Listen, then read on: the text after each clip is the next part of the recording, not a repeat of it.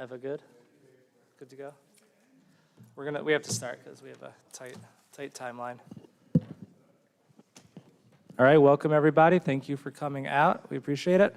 We're going to call to order the Narragansett Town Council work session, interviews for Planning Board and Zoning Board. We're going to start tonight with our Planning Board interviews. We have two applicants who we'd like to interview. And what we did was each council member submitted their choices for anyone from the application pool that they wanted to bring in to interview. Other people that have applied are still eligible, of course, to be appointed, but these are who we thought would be best to bring in for interviews. And then at a future meeting, we'll be doing the appointments. So we're going to start with Planning Board. So could Dr. Joseph O'Neill please step up? Yep, right there at the podium. We're going to also stick to a pretty strict time limit per applicant. So we want to stick to 10 minutes maximum per person because we have a executive session at 7:10. So Dr. O'Neill, if you could just get us started, just with kind of a brief introduction on your background. Is that better? Yep. Well, as you probably know, been on the planning board a long time, and maybe too long.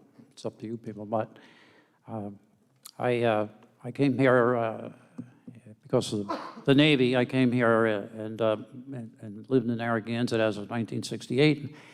A few years later, as you know, we lost the center of town. One of the fellows, you may remember his name, Don Goodrich, approached me and he said, "I know you're a physician and you're busy and everything else, but are you the kind of person who's going to say, geez, what happened to the town, you know, over the years, or would you do something about it?" And I said, well, he said, no, tell me. So in any case, that's how I started out at that time. They were looking for somebody to join the planning board, and I've been on there ever since. I think it was somewhere in the 70s that I started out. And I love Narragansett. As I say, I live here. It's my home, my family, my kids grew up here. And I think I'm fair. I don't have any reason not to be. I'm not in the business of competing with people or developing anything. I have an office, or I did for many years, opposite the South County Hospital. But other than that, I don't develop properties or anything. And nicely, the town educated us, as you may know. We take courses and things. And so I had the opportunity then to increase my knowledge, and time went by, and we got to meet a few people again and again before us on the planning board, and I realized there's a plus and a minus about being there for a while.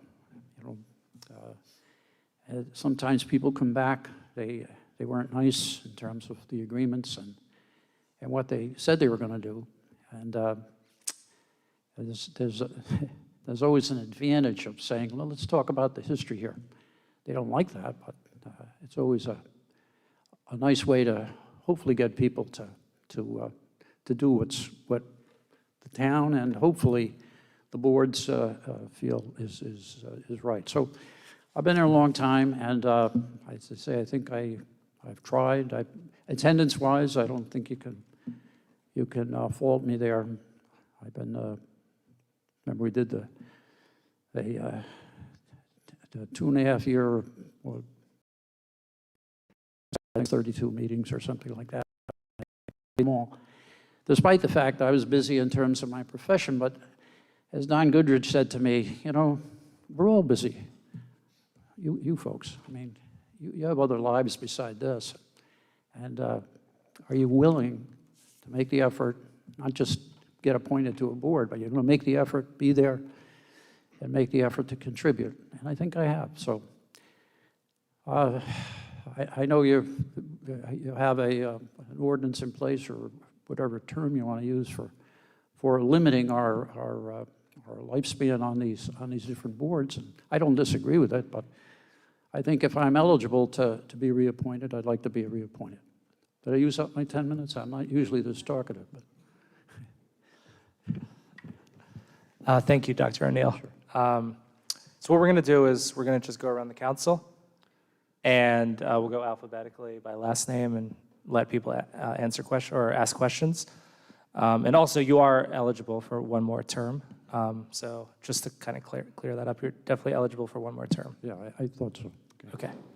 All right, Susan. So I'm just going to say thank you, Dr. O'Neill, for your service to the board. It's an incredible length of time, and I'm happy that we have a mechanism to codify the terms. And so I think maybe you can have another term, by our rules of boards and commissions. So I'm happy about that. So thank you for your work. And I just have one general question on the planning board. Can you just elaborate on your sort of philosophy or vision that you've had in all the years with all the wisdom and experience on that board? Summarize that for us just in a few sentences, what you believe the planning work has been for you in that board. Well, I've already touched on it in my objectivity. As I said, I don't have an axe to grind. That's just where I come from and who I am. Maybe my profession too, but I think it's, where I come from. I think you get that from your mom and dad anyway. I don't think you get that from school. So I think I'm fair. Okay. Thanks. Right. All right, Eva. Yeah. Thank you for your service, Dr. O'Neill. I heard nothing but great things about you. I think a lot of the people who are really engaged and follow the meetings talk very highly of you. So, when you've had disagreements where you haven't really agreed with decisions, like how have you handled that? Or if there's, somebody thinks one way and you're thinking another, how do you handle that? Well, sometimes too abruptly, but I don't think I picked up the whole question. So how do you manage, like, if there's a conflict in like when you're discussing things for the board, how do you address that, like in the group that you're in currently? I guess I'm not understanding the question. How I address the person proposing or the board Just itself? if there's like Well, if there's like disagreement among members, or if there's like just like obviously you- it's not just- going to be 5-0 all the time necessarily. No. Just like Our board? Our board. I say it's the wrong board. I guess I am publicly critical of other boards that are 5-0 straight across the board. Yeah. But, our board rarely well, I shouldn't say that. We've said, some things that are obvious. So when somebody approaches us, and we even compliment them. There was a lovely person from down the southern end there who was adding on a garage, and it all fit the property, and she made the effort so that she didn't have to ask for this big exception here, the big thing there, and imposing on her neighbors and asking for exceptions and variances. But I don't think that I'm abrupt when we have a conversation. I may be a few instances where it's just absurd, but I try again to understand. And I've said that many times publicly. If I was standing where you were standing, it would be a different conversation. I would be asking. But you're asking the town of Narragansett to respond to your request, and I think we have to represent the citizens. Thank you. Thank you. Okay. Thanks, Eva. Deb. Good evening, Dr. O'Neill, and thank you for your service as well. I was just curious if there's, what maybe the most important thing you've learned through the years of working on this particular board. Again, my hearing isn't as I'm good as yours. sorry. And I talk in a very low voice. I apologize. I said, if you could think of it, what is the most important thing that you've learned during your years on this board? Again, I'm not hearing the whole question. What is the most Important thing that you have learned? that I've learned? Yeah. People. I just, well, that's part of my profession too, but it's so interesting over the many years, the people who come before us and the projects and the variety and the variance. And again, I'm sure you have people standing here. I don't attend a lot of your meetings, but I'm sure you have people that we have a wonderful variation in town here, you know?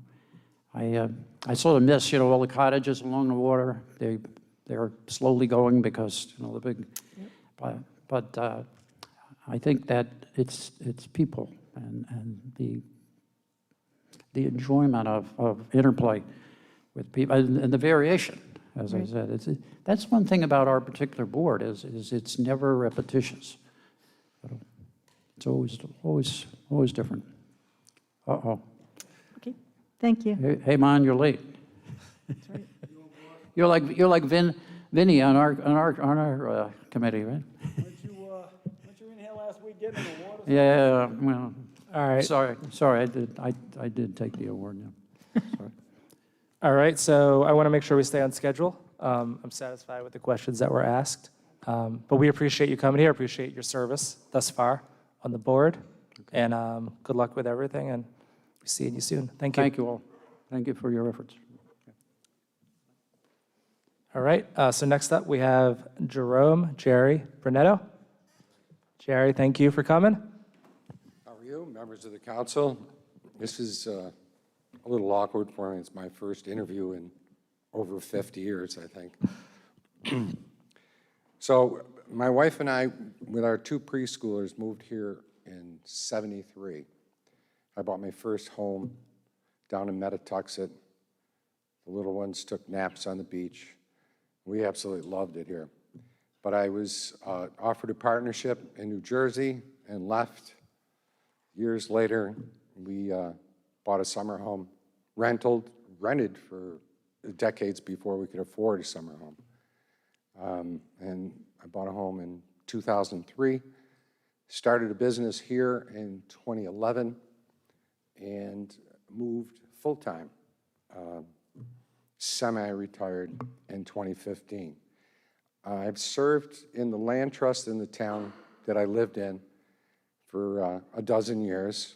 I'm a big land use advocate, open land, which was a real problem in our town. And that's why I've been serving on the land trust, I think now almost 4 years, 2017 I started. And I love my position there, but I think that I can contribute to planning. I have a lot of experience in retail, running retail businesses. And, you know, I saw these small New Jersey towns where I had all my centers. I had 5 centers throughout New Jersey. And I saw some of them develop for the good and some of them not so good. Our town, we had 5 working farms when we moved in, and they were all gone by the time I left. And there was just no stopping that kind of development. So I'm big on the responsible planning for the town of Narragansett, responsible growth. The town is going to grow, as we all know, but I'd like for it to keep its charm as long as possible. Thank you, Jerry. You're welcome. Susan, you want to start? I don't have any questions, Jerry, not tonight. Okay. All right, Eva? I always ask what skill sets you can bring, but you pretty much answered those in your introduction, so thank you. No questions. Good. Deb? I guess one question that I would have is because you have been, you know, involved in land trust for a long time in 2 different locations, which is great, and I hope it's been rewarding for you because it's so important. Is there anything that you would bring to the planning board from the land trust in terms of, you know, what's valuable and what you think could be transferred to the planning board? I'm surprised how much I'm learning about the town. And I've been on so many pieces of property working on the trail system throughout town. I don't know can you repeat that? Just I was wondering if there was anything that you learned working in land trust that you would, you know, transfer to the planning board. That we have to protect certain parcels of property. and some of them are not protected at the present time.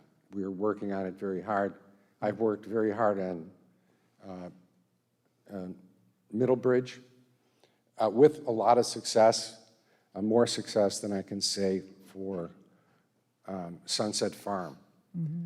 So we are still trying to acquire as much property as we can within the limits and confines of budgeting, et cetera. But I'm for trying to protect as many of these parcels that really aren't buildable now, but I fear that someday they might still be built on. Gotcha. Thank you.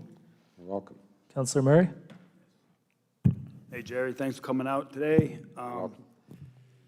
Ocean access, over the last year or so, we've been, like the Intercontinent and Pilgrim Avenue there, we trying to, keep encroachment on those access points of, state access points that the town is supposed to manage, and we haven't. What's your feelings on that as far as, because it seems like, it seems to fall to the wayside in the bowels of some committees that, these are protected areas that should be, protected, relished. So, what's your feeling on? Well, I've followed that issue right along, and, I'm not a surfer, but I believe strongly that the public should have access. I'm a fisherman, a shore fisherman, never owned an ocean vessel, and I've fished Newton, Hazard, Bass Rock Road. I used to crawl through the wild rose down by Black Point before there was anything down there. The fishing was fabulous. So I'm absolutely for it, and I'm also for people not encroaching 4 feet here, 10 feet here. So yeah, I think there should be parking. I don't know all the issues, but I do know that we should have access. The surfers have been going there forever. So Thank you. Thanks, Patrick.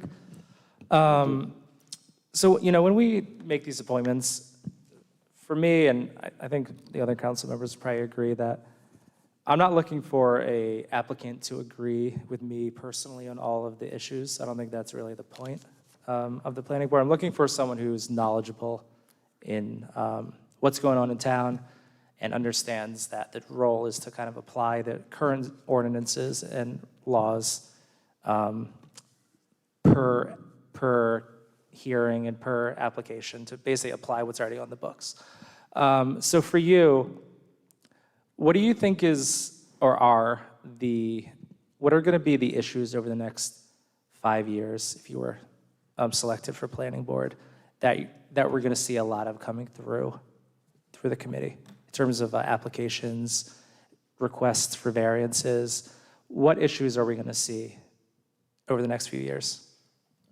I think commercial development, I think one of the issues that is going to be addressed over the 5 years is affordable housing. I think that's a real problem here in town. And I think there's just going to be more and more condominium use. I'm a little concerned about Airbnbs and all the new uses, the student housing. I could not have afforded my house when we bought it in 2003 without renting it for summer rentals. But, I don't know where we're going with, I don't want to just talk about one subject, but Airbnb is kind of a mystery. Because if you have 8 bedrooms, they're putting 3, 4 families in there over a weekend or over a week. And then on the other hand, we're restricting students to 3 or 4 per resident. So I think the students is a big problem. Also, I think that we're losing some of our beach, and I think that has to be addressed now, as opposed to when it's too late. All right, thank you, Jerry. We'll see you again in a few minutes for the zoning board. Okay. Because you did apply for that as well, Yes, I right? did. Okay. Thank you. All right, thanks, Jerry. Thanks, Jerry. All right, so we're going to move on to the zoning board interviews, and we'll start with a member with a current seat on the board. That's how we're going to do this, and then we'll go alphabetical after that. Actually, he is A anyway. So Chris Alman. Mr. Alman, thank you for coming. Good evening. Nice to see you all tonight, and thanks for inviting me in. So I'll start with my background. I think my parents bought their first home in Narragansett in 1971 or 72. I was born in 64. So we started coming here when I was very young, and I fell in love with the town, as my parents did. We came down every summer. I grew up in Smithfield, Rhode Island, but we were down here every summer. I moved down here full-time after I graduated from law school. So I went to college at the University of Notre Dame and went to Boston University Law School, graduated in 1989, and clerked for the Rhode Island Supreme Court for my first year after I passed the bar. And it was around that time that I moved down here year-round. After clerking for the Rhode Island Supreme Court, I took a job at Partridge, Snow and Hahn in Providence, and I worked there for about 4.5 years before moving to an in-house position at Fleet National Bank. So that was in 1994. I worked at Fleet until we merged with Bank of America in 2004. Was fortunate enough to keep my position post-merger, and I am currently still employed by Bank of America as an in-house attorney. My primary role there is commercial workout and restructuring. I manage a team of 4 other lawyers and 5 paralegals that are spread out all over the country supporting what we call our special assets group that handles all of the problem commercial loans for Bank of America. So as I said, I moved down here right after I graduated from law school. I am absolutely in love with the town. I plan to retire here hopefully in the next few years, we'll see. And have been a member of the zoning board, as you guys know, since 2016. I started as second alternate. I am currently the first alternate.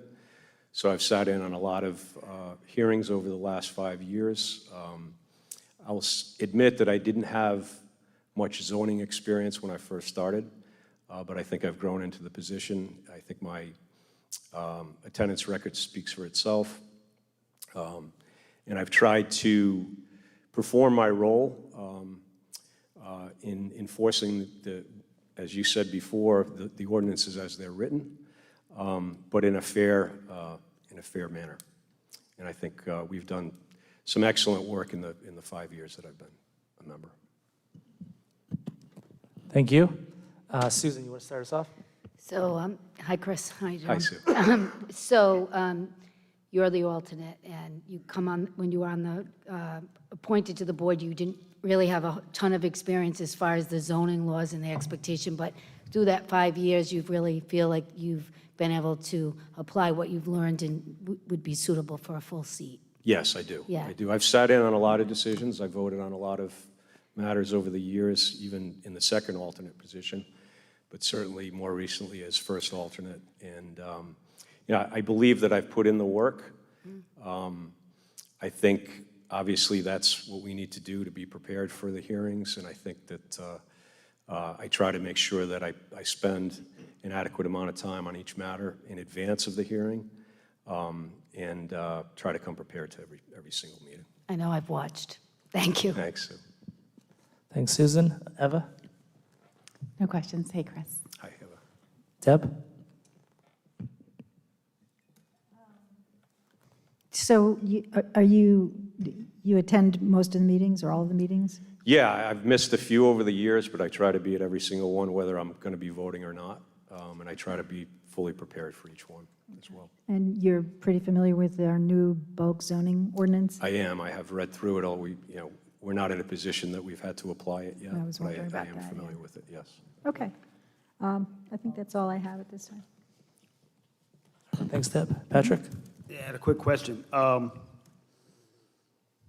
Over there at Bank of America, do you give loans to commercial properties with non-conforming use? We would have to have all of the zoning in place in order to entertain what the development is Well, going to if be. it was for a particular residential lot, Yeah. non-conforming, would you give them a commercial loan? If it was a commercial operation that's been grandfathered? Is this gonna, I don't know if this is proper to ask this question to a sitting member. It's knowledge of zoning. Is this, would this, I think it's a reference to something upcoming tonight. Right. That's my guess. But I'm not really in a position to answer that question because Thank you. I'm not responsible for underwriting. Okay. That's all I got. Thank you. All right, thank you. just a quick one. So I don't know if you're gonna have a perfect answer for this, but I'm gonna go back to the bulk zoning question that Deb asked. So that's in place now, as you know. Yes. And, I know it can be complicated based on the formula and some other factors, but just based on your reading of it, can you think of like any kind of obvious reasons why somebody would be granted a variance if they were outside of the restrictions in bulk zoning? Well, I think that's the reason why they come to us, right? If they don't meet the requirements of the bulk zoning ordinance, then they're coming to us for relief. So we will entertain an application along those lines, and it's going to depend on exactly the relief that they're looking for and whether or not they can meet the requirements for a variance. Right. And have you thought of any like scenarios, hypotheticals or anything like that yet? Well, we've seen some recently that have come in prior, that were applications that were submitted prior to the passage of the Yep. bulk zone, and whether or not those would have passed, we've discussed a bit, not during the meetings, but subsequent to. Right. And I think it's going to be, we're certainly going to see some challenging applications in the upcoming months and years. Yeah, yeah. That, stuff that would have passed before that is going to be very challenging under the new ordinance. Okay, all right. Thank you. Thank you. Appreciate it. Thanks. Bye, Chris. Good night. All right, we're gonna move on to Jerry Brunetto. Jerry, thanks again. Jerry, you love. All right, now, same thing, but now zoning. Zoning. Yes. Ditto. Okay, in 2017, when I filled out the forms to volunteer to serve on any of the boards, I put in zoning, planning, and the land trust. Now, after 4 years of working on the land trust, I clearly am more qualified to serve on the planning board than I am the zoning board. I'd be more than happy to serve. I'm a quick learner. I'm conscientious. I have an open mind. I have my own positions on zoning. I feel that while I'm empathetic of some conditions, I don't like developers circumventing zoning to serve their purpose. So I think the Board of Appeals is for dealing with certain issues beyond the applicant's control. Is to me an ideal situation, as opposed to being able to put 8 units instead of 6 units, or 4 units instead of 2 units, like we had on Boone Street at the church, at the old church, which turned out great. We got 2 units instead of 4. All right, thanks, Jerry. Susan? No, I'm good, Jerry. I'll see you at Affordable Housing at the 22nd. Yes, yes. Eva? Good. Deb? I don't have any questions, Jay. Okay. Patrick? Ditto. Okay. Just like I guess a straightforward question. So based on what you just said, would you consider yourself, if we had to give you a label, as kind of like you would be more of a hardliner in terms of the sticking to the ordinances and, No, I feel that I'm very open-minded, but I have strong convictions. And if I'm not in the consensus, then I accept and I move on. I'm accustomed to that working in my business. You can't get your way all the time. As much as I'd like to be the king of Narragansett, you know. sorry, I didn't mean, so I apologize. I didn't mean a hardliner in terms of being rigid in your decisions. I meant with, when it comes to applications for variances and requests outside of the zoning regulations. You know, one of the complaints that you hear when you're on the council is that planning and zoning over the years have granted too many variances or allowed developers to do too many things. And some people consider themselves to be very strict if they sat on that board and would say, I'm not gonna grant a variance. We have our rules for a purpose. Do you see yourself anywhere on that scale? If it was a scale, I would lean towards being a little bit more strict than liberal and open. Okay. Because that's the purpose of the zoning laws. Right. I think. Okay, great. Okay. Thanks, Jerry. Thanks. Thank you. Okay, next we have Thomas Callahan.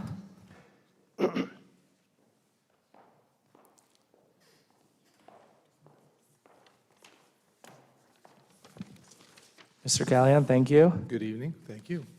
So we had you in here a few months ago to interview for the planning board seat. I So we remember got it a well. we got a good idea of your background then Yep. for in planning. Yep. But if you want to start us off and just give us a little info on how you would, what you would do or why you want to get a seat on the zoning board, that'd be great. When I filled out the application, it was either for zoning or for planning. Like Jerry, I would probably be a better candidate at this moment as a planning board member. But zoning is important. I followed it pretty closely on a number of issues here in Narragansett. I have a strong background in civic engagement in the places that I've lived, in different roles, whether it be a school board member, member of a large conservation organization.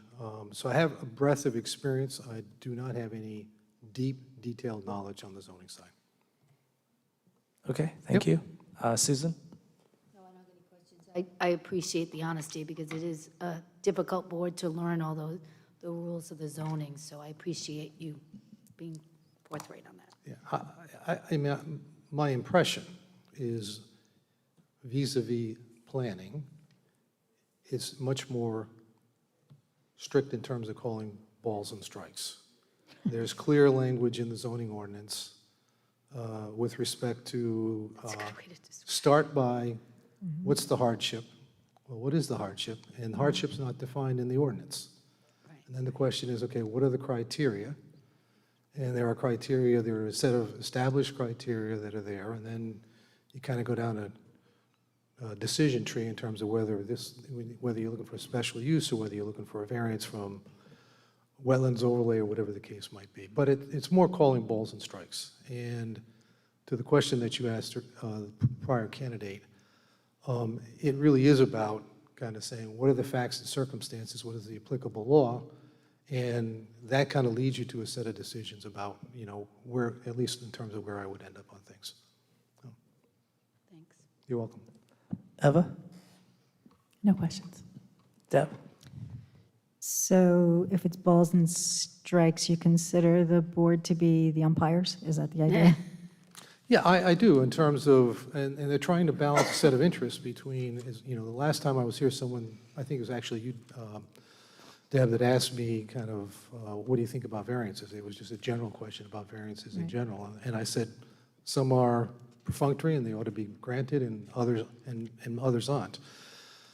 Typically, you can tell, in terms of those two big buckets, there's stuff that falls in the middle, but in terms of those two big buckets, One is essentially something that is a relatively minor dimensional, looking for dimensional relief, perhaps for a shed on a kind of a corner or something on a, and whether or not there is, you know, the proper groundwork has been laid with neighbors and things of that nature will determine what comes to the board and what level of controversy it will have on something relatively minor and perfunctory. On some of the issues that I've had more personal experience over the last 3 or 4 years, these are not minor variances. These are variances that have to do with threats to natural resources, and those need to be taken seriously. I will say this. One of the things I've found that both the planning board and the zoning board are not frequently in what I'll say the more controversial matters that are decided by expertise and expert witnesses, that the boards rely very heavily on the expertise of the applicants. They do not have their own independent folks doing their analysis. This, the council passed in the last year or two language that allows for the boards to secure their own expert at the developer's expense to basically have an independent peer review of the work that's done. Work like that, I think, is important going forward. Both boards should avail themselves of that and avail themselves of that. Thank you. You're welcome. Patrick? No questions. All right, I have one question, 1.5 questions. So the way I look at the planning and zoning boards through, I guess, my experience over the last few years is that they both should objectively rule based on the ordinances and the zoning rules in town and the comprehensive plan. What's already written, they kind of follow that. But if you're going to compare the two, I would say, in my opinion, that the planning board has slightly more ability to be subjective, while the zoning is more really just read the rules and apply those. Does that sound about right That's to you? kind of what I meant when I was calling balls and strikes. Right. Yep. And I want to get your opinion on one specific situation. And I'm not looking for an answer that's right or wrong. I just want to see what you think.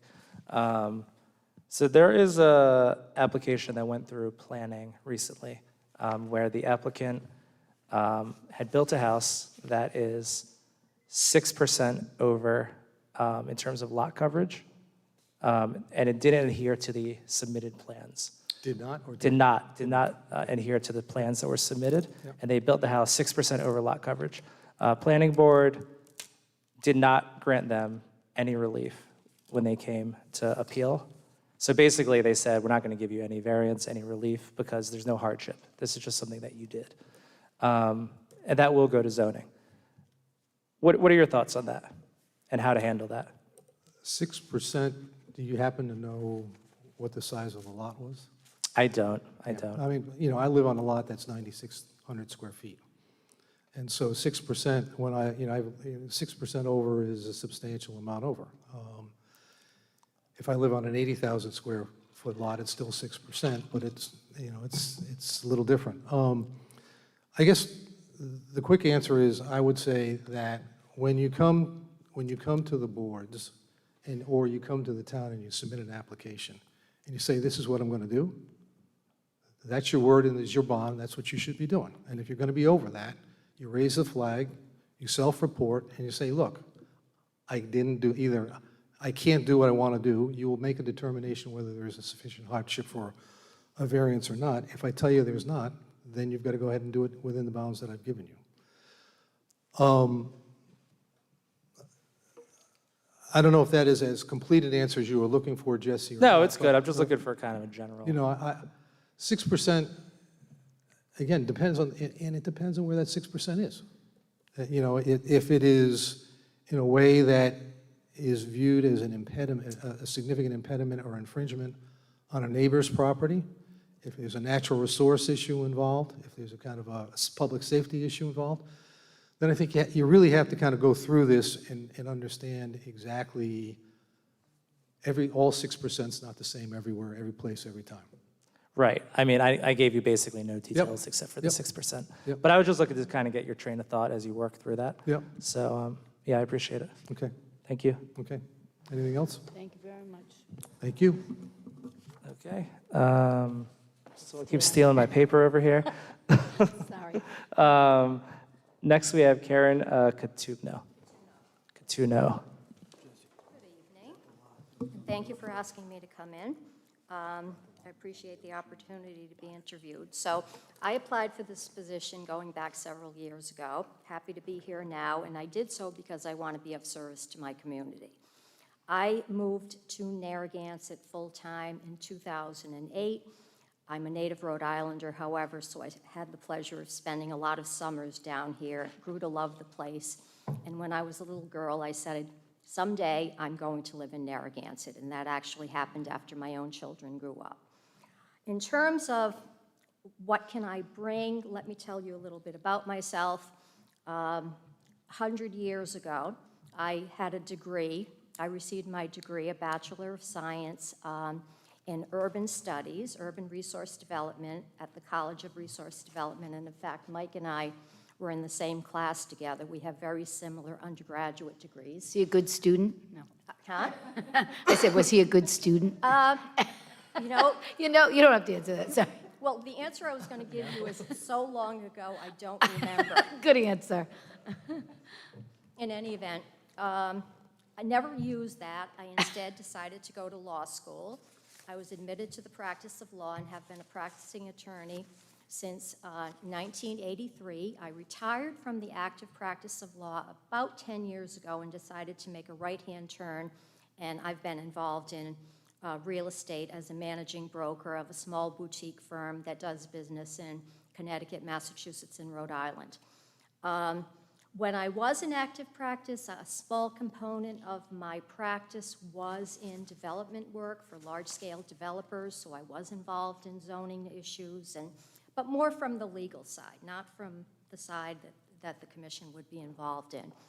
My current job obviously puts me in touch with land development issues, zoning issues, use issues. Most of what I do is commercial. I don't do residential personally, so I'm dealing on a boots on the ground, from a boots on the ground perspective with issues relating to zoning on a day-to-day basis. And I think with my education and my law experience, I bring a lot to the table in terms of what I can offer to my community.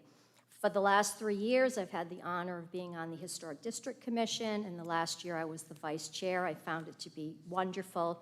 I've enjoyed every minute of it, and I'd like to continue to work in some capacity for the town. Thank you. Susan?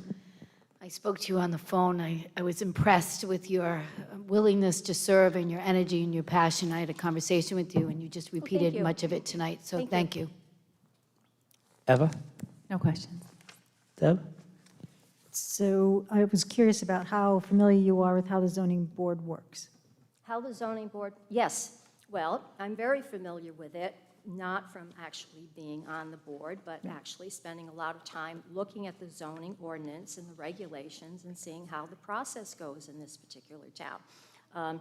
What I would say is what we do here in Narragansett is not very different than what's done in a lot of other towns in Rhode Island. You have a process, you have a procedure, you give due process to the people who come in, you give them an opportunity to be heard through the public hearing process, and then hopefully the members take all of that information, go to the regulation, look at what the regulation directs them to do, and then reaches a conclusion. So I'm very familiar with it. Okay, thank you.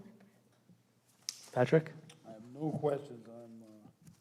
This All right, thank you very applicant much. All right, very well. Oh, thank you. I'm sorry? have a Just a couple question? questions. So I just want to check on any potential conflicts of interest. So you're the broker, Yes. right? Yes. For your firm or agent, brokerage. Do many of the sales that you're involved in go to, or have they over the years gone to zoning? the people that go to zoning is typically the buyer, not me. Okay. I am giving them information on the background, referring them to their attorney, because even though I am a attorney, I am not their attorney in the context of the transaction. In terms of conflicts with Narragansett, we have never had a commercial sale in Narragansett. We've never had an opportunity at my company to come before either planning or zoning in any type of contested proceeding. And if that were to be the case, obviously I would recuse myself. Right, so anything involved in your brokerage, right? Yes, correct. Okay, great. And then just one more question. I'm trying to ask different questions. Sure. Since it's public and everyone can hear the questions, you got to come up with new ones for each applicant.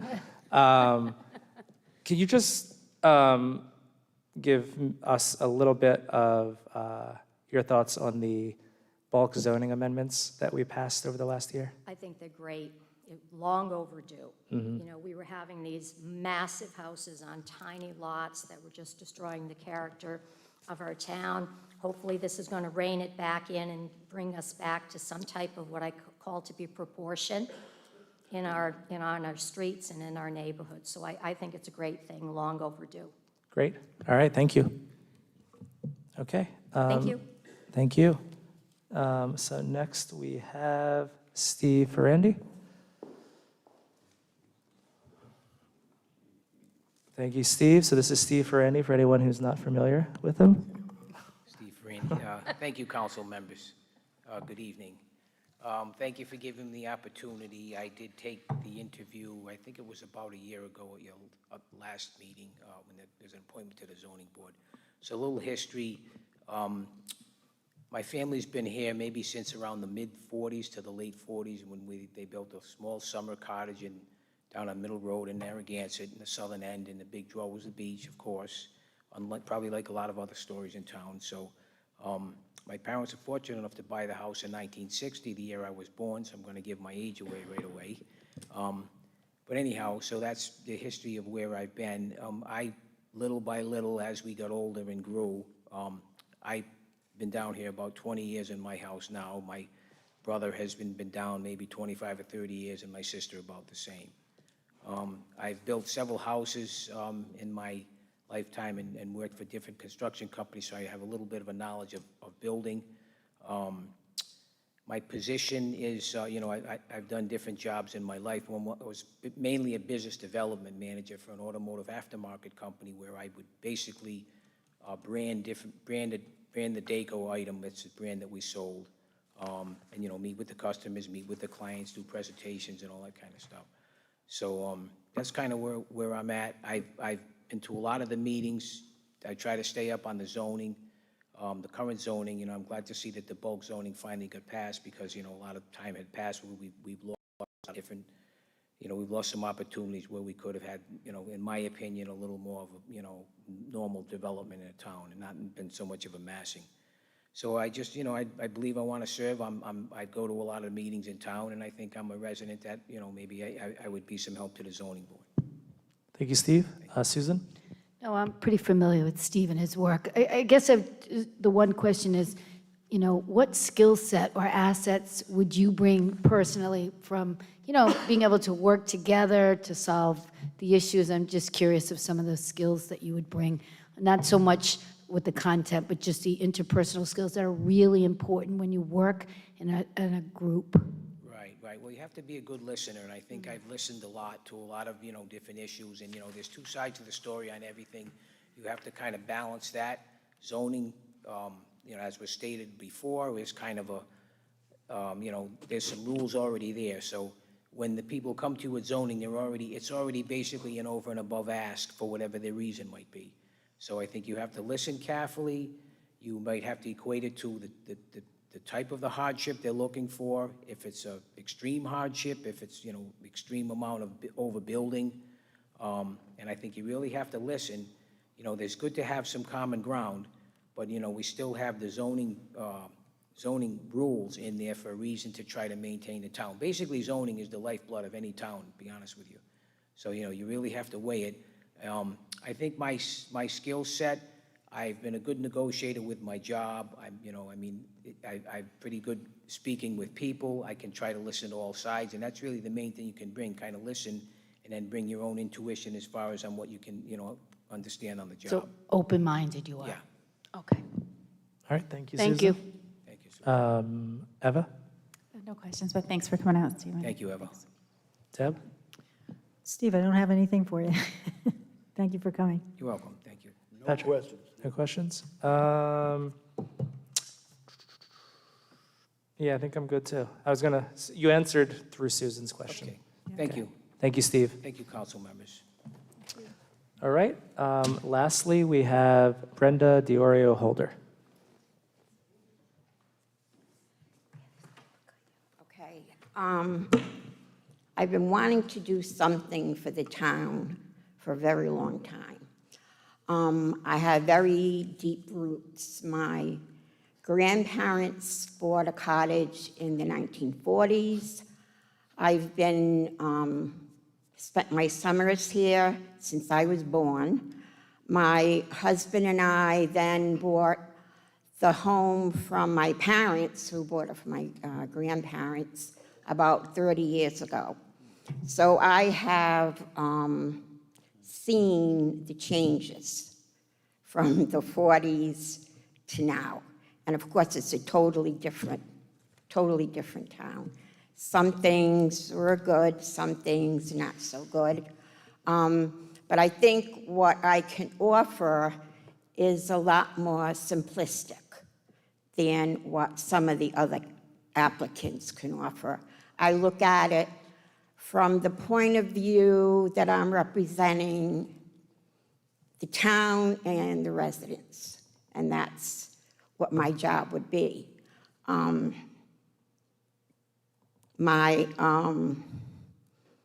think one reason why how can I put it? I came to a meeting, I think it was a zoning board meeting, regarding the hotel, the extended stay hotel across from Scarborough. And the developer wanted to put kitchens in this hotel and rent it to the students from September to June. And we would have 100 students with 100 cars on the corner of Desano Drive and, I don't know what the, Angel Road. That's a disaster. But really what bothered me the most is kind of the developer himself. And everyone here was against it, and he said, well, the students are coming, and there's nothing you can do about it. When I heard that, I said, what are we, captive? And I think a lot of developers kind of feel that way. They're not invested in the town like Prakashanti with Galilee. I mean, some of these ideas are like outrageous. And we have to fight hard, and it's not too late. And I was thinking to myself, is it too late? But it never is. I mean, if you drive down Desano Drive, you'll see the cottages, and you'll see this big, high house. You can't miss it. I don't know how that happened. Maybe they did follow the rules. Maybe they got a variance. I don't know. But I've been seeing a lot of that. And I just don't know why some things are done. And, I guess I don't know the background of the variance, but I don't know. And I'm going to say something, and I don't know if I probably shouldn't, but when I saw the addition to the Coast Guard house, and I have to say it, and I was driving down Ocean Road, and I looked at the towers, and I looked at the Coast Guard house, how it infringed on I felt like crying. It looked awful. And it takes away from I mean, that's Rhode Island, the towers. And when I saw that, I don't know how that happened. and I don't think it should have. And I know probably why, but that's another story. But those are the things. I just don't like that. We have to protect. We have to protect things like that. There's a lot of areas that we have to protect. And like I said, that's what I can bring to the table. I mean, I've been here since the 1940s. And there's no one that has more roots, maybe Susan, than, This guy's the old guy. yeah, than I do. And there's no one that probably cares more about the town than well, I'm sure there are, but I really do. It's a very personal thing, but I'm also able to work with people. I was a mental health counselor for 20 years, so I learned how to work with all types of people, and that was very challenging. I was on the jury for Dan Doyle with the University of Rhode Island. I know he had embezzled money. It was the longest trial in Rhode Island. It was 12 weeks. And I learned how to negotiate. It was like a course.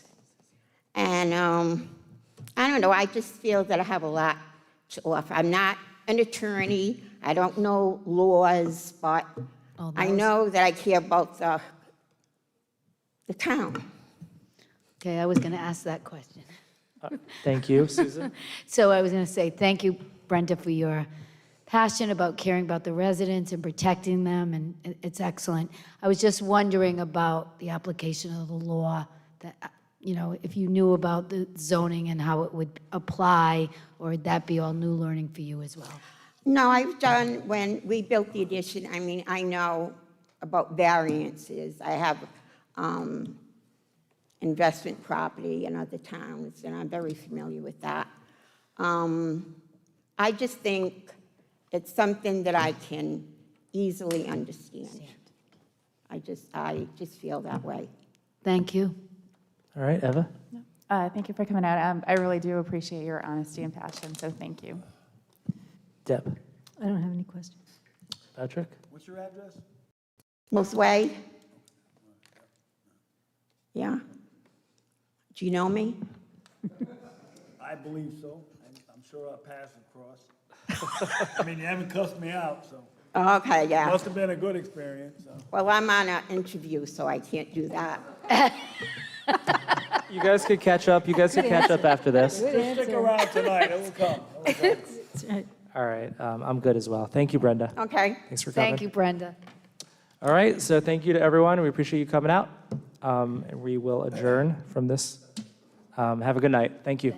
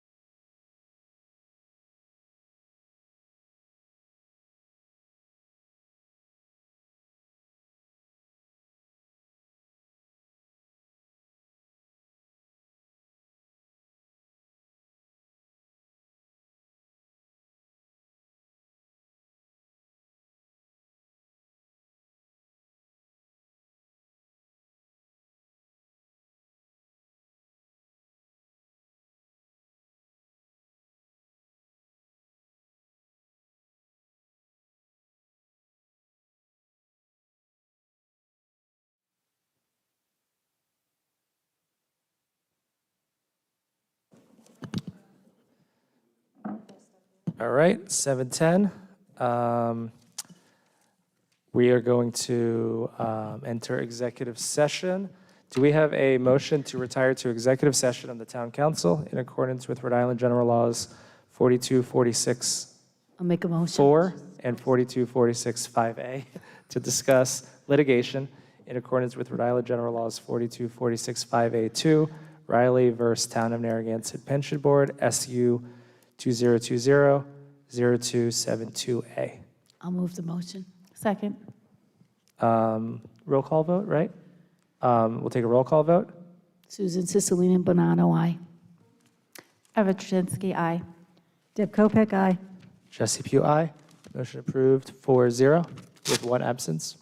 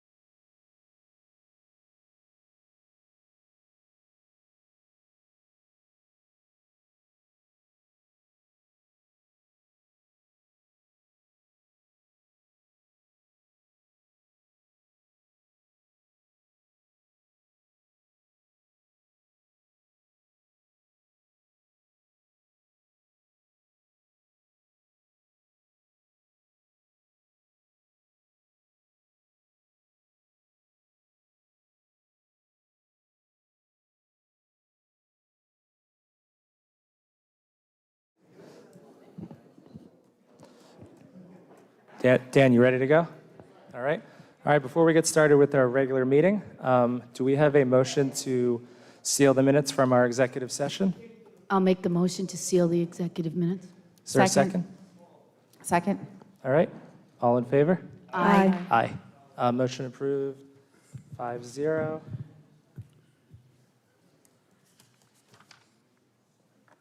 All right, now we're going to call to order the Narragansett Town Council regular meeting for December 6th, 2021 at 7:32 p.m. Please stand for the Pledge of Allegiance.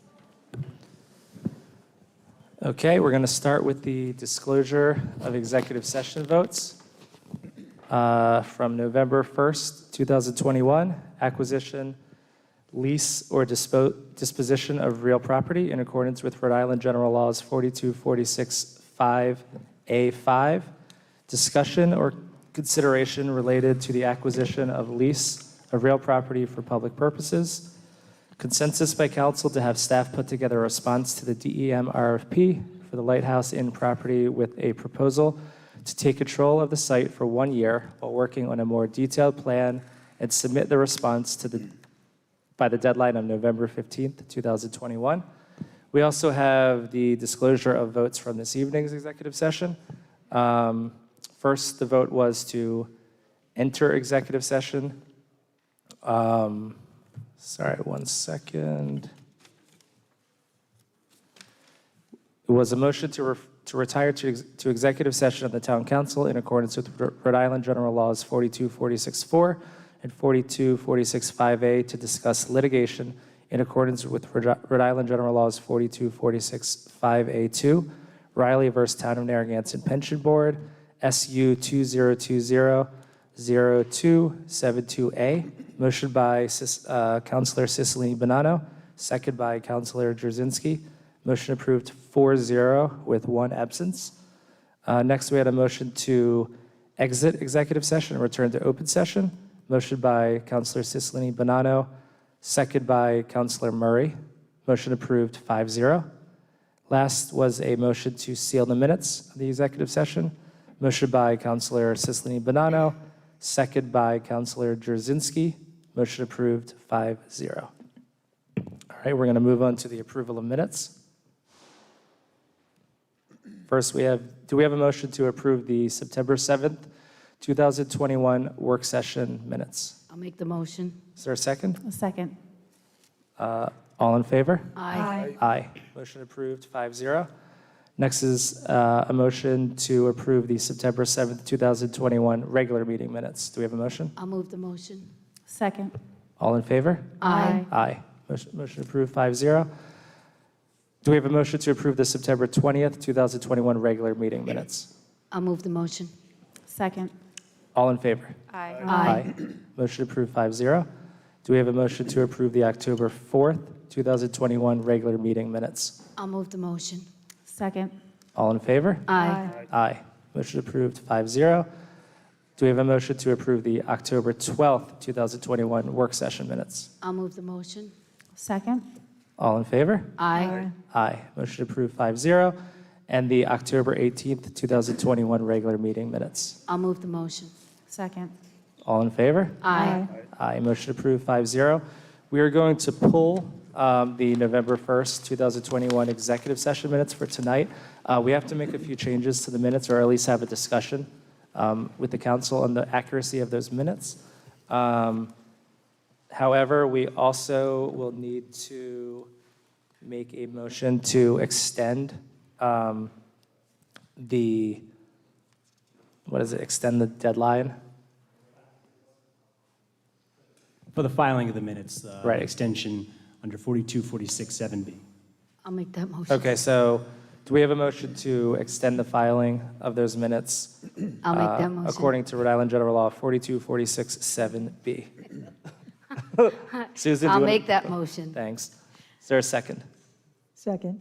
All right. All in favor? Aye. Aye. All opposed? All right, motion approved, 5-0. Okay, next we have an announcement, or sorry, actually a presentation from the Rhode Island Municipal Resilience Program, Rhode Island Infrastructure Bank representatives. I'm gonna pass it over to Councilor Kopak to introduce our representatives for that. Good evening. I'd like to introduce Kim Coryath and Sean O'Rourke from the Rhode Island Infrastructure Bank to do this presentation in preparation for a motion that will come up a little bit later in the evening. Welcome. Great, thank you so much. I'm Sean O'Rourke, Managing Director at the Rhode Island Infrastructure Bank. I wanted to thank the council tonight for the time to present a very brief overview of the Municipal Resilience Program. It's been a terrific collaboration to get to this point over the last couple of months on trying to bring a greater awareness around this program to the town of Narragansett, and we look forward to looking to support the application from the town to the program. Next slide, please. The Municipal Resilience Program started 3 years ago. We're now going into our 4th year of the program. We have 20 municipalities that are currently participating in this program, so Narragansett would be in good company. I'm going to introduce my colleague Kim Coryath in a couple minutes here, who's going to go into more of the details on the program itself, and then we'll open it up to questions. But there are some key characteristics of the program that I think are really important to kind of frame about why would Narragansett benefit from participating in this program. When we started this program, coming up 4 years ago, one of the things we identified statewide as we went around and talked to town managers, mayors, town officials, we heard clearly that climate change is affecting all of Rhode Island's municipalities. And when we asked, how are you tackling those issues? How are you preparing for a changing climate? A lot of opportunities arose, but there was a lack of prioritization on projects in terms of identification, prioritizing them so that they could be shovel-ready or ready to receive an influx of federal and statewide funding that we're seeing right now. And so this program is all about getting projects shovel-ready and ready to receive money so that we can accelerate the implementation. And working directly with the town through this program. And this program is a direct collaboration and partnership between the Infrastructure Bank and the Nature Conservancy. And it consists of a number of parts. So the Municipal Resilience Program works with municipalities to identify resilience projects that support the community, that will support Narragansett. We'll prioritize projects that come out of a workshop process that is facilitated by the Nature Conservancy. The Infrastructure Bank will then take all of that work that was collected through this process and prioritize it through a pipeline of projects. And that gets to that key opportunity of making sure that we can make the case to state leaders, to local officials, to the federal government to say, Narragansett has a lot of work to do. Here's a prioritized list of projects that we think could be ready to move forward quickly.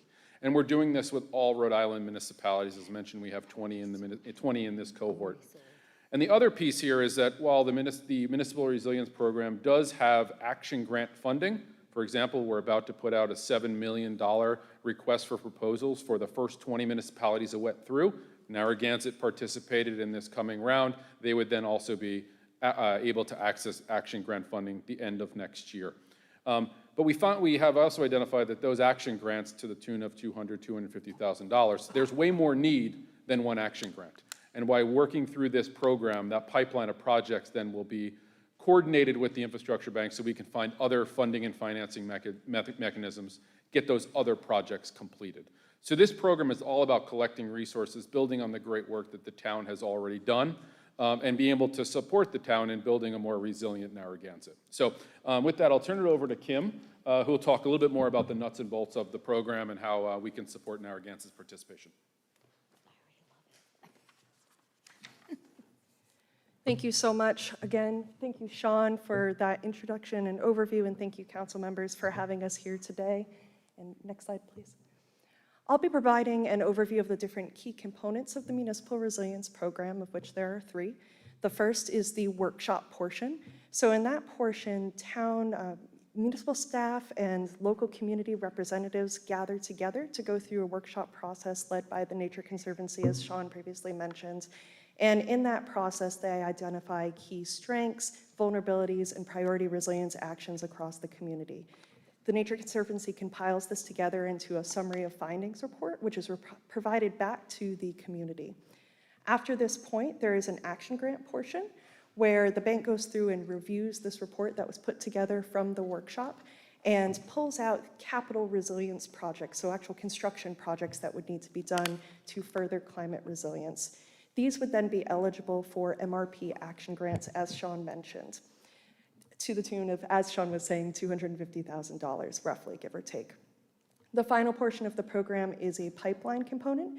So there are a number of priority resilience actions that are, of course, identified in the workshop process that may not be capital projects. They might be plans or studies. And while these wouldn't necessarily be eligible for the action grants, they are, of course, eligible for other funding and financing sources. So what the bank does after compiling together all of these priority resilience actions is help to connect the municipality with additional funding and financing sources to get as many of those priority resilience projects done as we possibly can. Next slide, please. So I'll be delving a bit deeper into the action grant component, as that's the part where you all would get money to get things done. So I want to go through a couple of example projects and just in general some of the projects you would be able to fund with the MRP action grants. So we've seen a wide variety of different project types. We've seen coastal restoration and erosion control. We've seen stormwater management projects, dam rehabilitation projects, berms around pump stations. So there's a number of different project types that are available, and I've highlighted a couple of here. One was done in Bristol. It was a watershed restoration project where they were working on a municipally owned golf course to essentially do some wetland restoration and restoration of natural hydrology to prevent flooding in a downstream neighborhood area. On the right, you can see a project from Portsmouth that was recently completed. This was along the Melville Dam area, which had become completely overgrown with vegetation to the point where they couldn't do their safety inspections. So they actually utilized their MRP action grant to remove that vegetation and restore that area so they could get in there and do the safety inspections they needed to do. Next slide, please. And as I mentioned in that pipeline component, there's of course a number of other projects that are funded or financed aside from the MRP action grants. And I've got a couple of them listed here. These projects or plans are often not supported through the action grants just because either they're a little bit too large or they might be, like I said earlier, plans or studies that wouldn't be eligible for the action grant process. But of course, we do still work to find funding and financing options for those projects. You can see a couple of examples here. Warren's been doing a large project along the Kickamuit River, doing some dam removal and restoration of natural hydrology through there. And you can also see on the right a plan that Barrington has been implementing. It's a flood management plan, and this is in addition to their hazard mitigation plan that they've been doing. And they applied for a FEMA BRIC grant in order to do that flood management plan, which was an action that was prioritized through the MRP workshop process. And both of these projects, or this project and this plan, were elevated for the funding sources that they ended up receiving through the MRP workshop process. And that's something that we hope to achieve for all the priority resilience actions that are identified in this process. Next slide, please.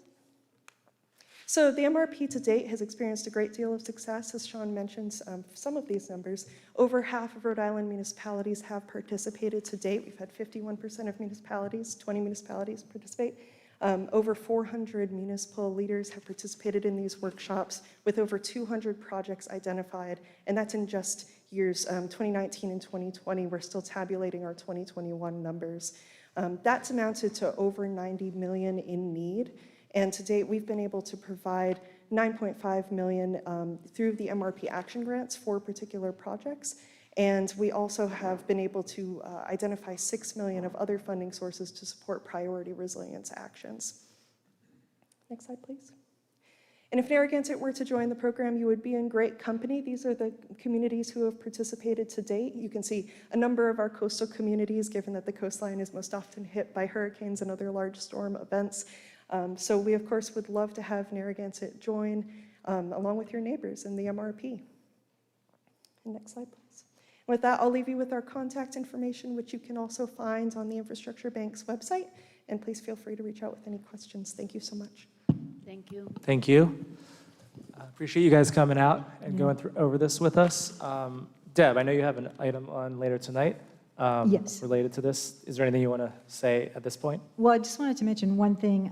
Narragansett has a hazard mitigation plan that's been in place since 2019. And along with other parts of the plan, there are several identified issues that have been prioritized. I think there's, Mike, you can correct me, I think there's either 4 or 5 that are considered high level. Those would probably be the ones that we would, that we would bring to workshop and see what we can do for, in terms of them. And then the other piece is that there's, as Kim pointed out, there's other financing out there that we could possibly do one or another of the projects through as well. So it's a great opportunity for us.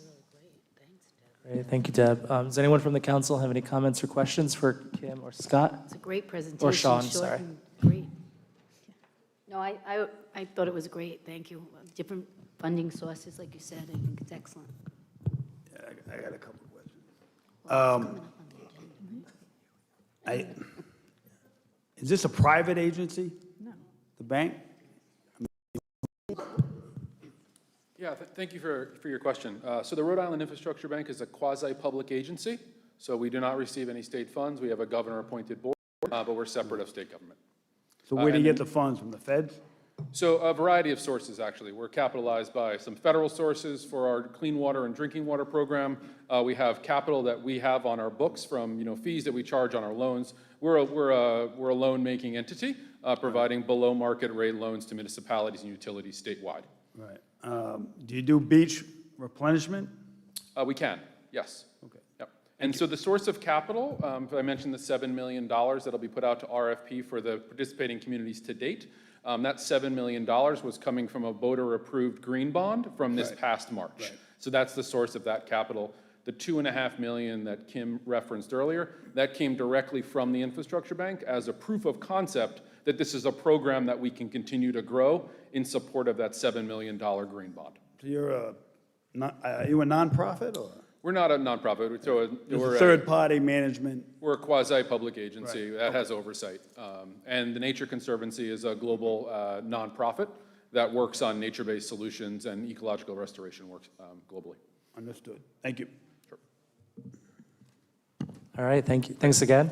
Thank you. And we'll be discussing this program a little bit later in the meeting as well. All right. So we're going to move on to the open forum public comment portion of the meeting. So for anyone who's interested in speaking on any topics that are not on the agenda tonight, now would be the time. Please keep your comments to 3 minutes, and we will start with Mr. Vangermesh. Please state your full name and address. Yeah, Richard Vangermish, 55 Osceola. I'd like to follow and go a little further here, that the town of Narragansett should start the state of Rhode Island's plan to mourn the Great Swamp Holocaust of December 19th, 1675, with a formal mourning ceremony to be commiserated on the day December 19th, 2025, which is the 350th year of the Great Swamp Holocaust. And I think this is just. It will bring, I think, joint responses from Hopkinton and Westerly, which has a Canachet heritage as well as us. And we can really stand out as a true friend of the Narragansetts and Wampanoags and say, this, by the way, is a world event because of the tie-in between Canachet and Roger Williams, Roger Williams being a giant world figure. Canachet has sort of joined Roger Williams as a giant world figure. So it's a chance for Narragansett to really stand out in a leadership role. Thank you, Richard.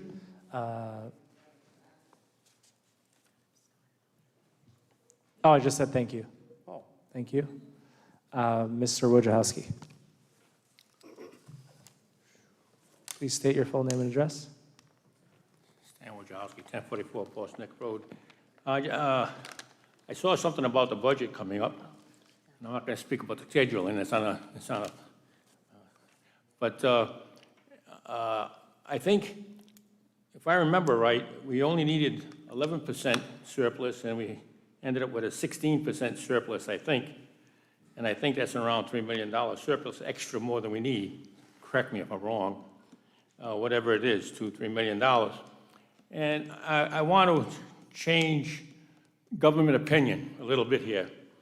The federal government, Biden wants to give away money. They want to give money to people. And that's nice. It's nice to give people money. And I agree with that. Let them have a good idea. However, I would like this town here to not take money. In other words, this excess surplus money could now cause us not to increase our taxes at this next budget time. Let's see a 0% increase. Don't take money away. Never mind giving us money or giving somebody money. Don't give somebody money. Stop taking away excess money that you don't need. Government taking away money that they don't really need offends me. The taxpayers.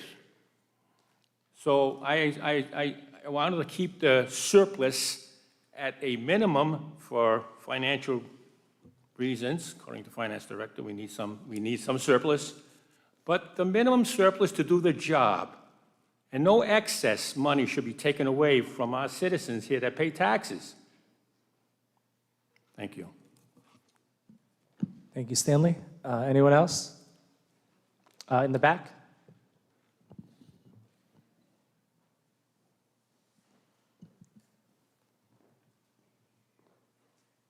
Please state your full name and address.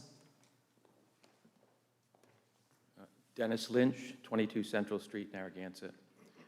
Wanted to say a few words about the value that the town receives from the citizen committees and boards that we have in Narragansett. Over 20 boards and commissions, scores of volunteer residents that participate, bringing all types of expertise and ability to extend the knowledge of the town and to do a lot of detailed work that the town council might not be able to do on its own. Having said that, I do want to say how troublesome it was last week at the newly formed Economic Development Committee, where the committee decided to oust the chairman, Paul Zonfrillo. The EDC is a new committee, newly reformed. It's just about 6 months old. A few months ago, it put together its charter. And to take an action that precipitous, and I was there, and that confrontational and adversarial really goes completely against the spirit of what volunteer resident organizations should be about and do. And I would further say that it was troublesome that the town council liaison, Councilman Murray, took a lead role in that ouster. As a matter of fact, the very first meeting that the EDC had, Councilman Murray attempted to install, as a first order of business, it wasn't successful, but install his choice for chairman of the committee.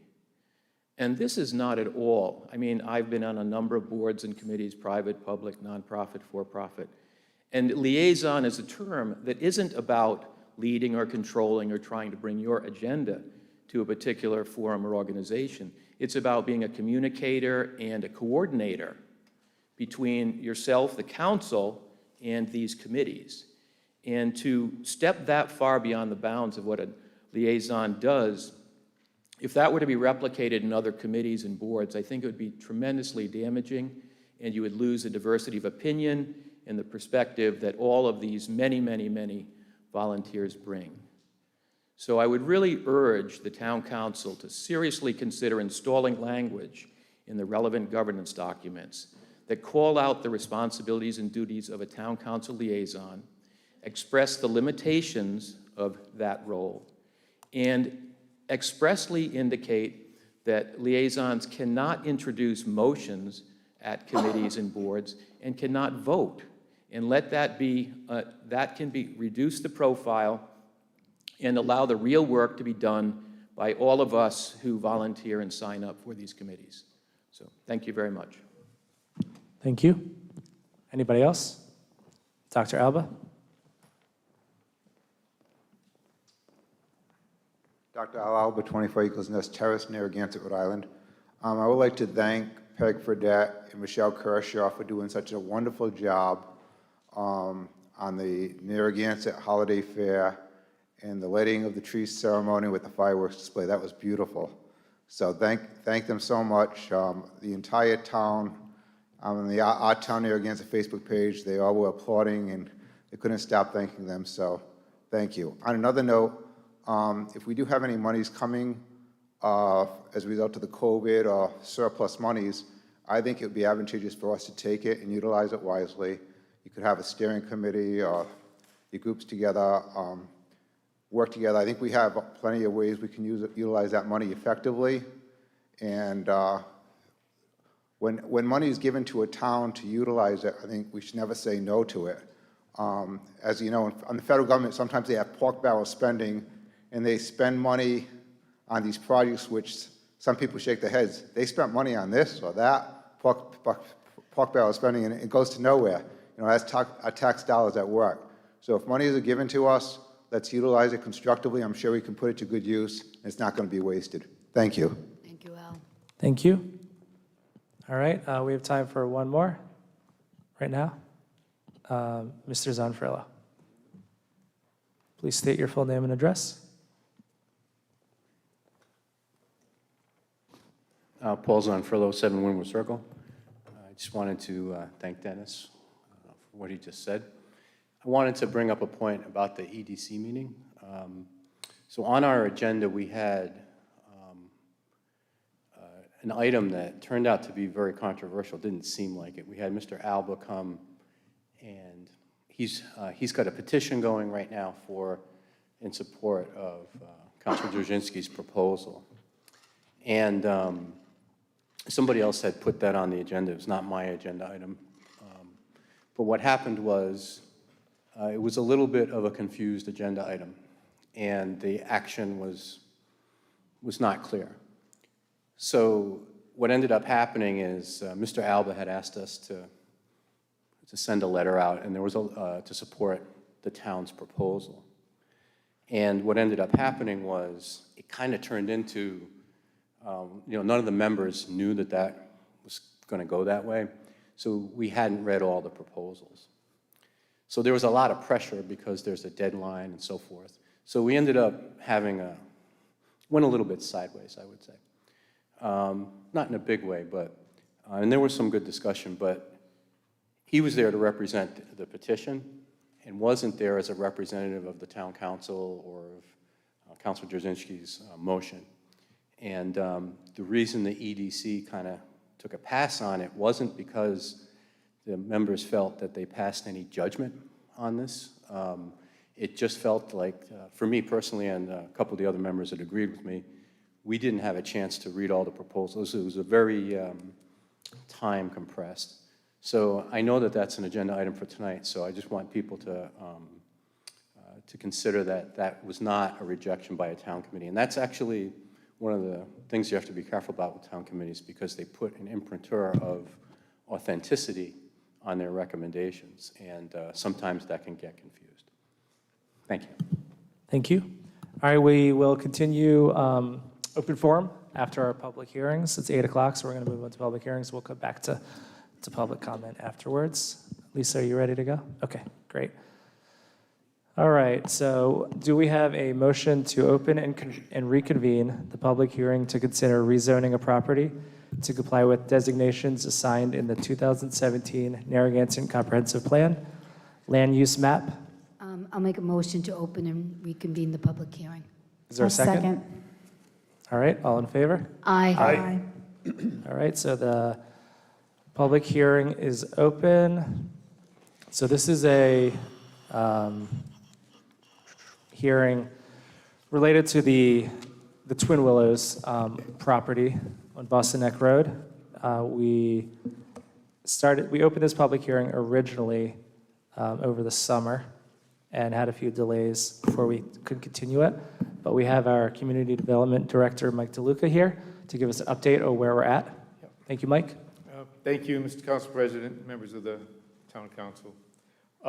Yep, as you mentioned, we opened this hearing in August. It was a lot warmer than it is today. And then it was continued a couple of times through the month of September, and then re-voted to continue to tonight.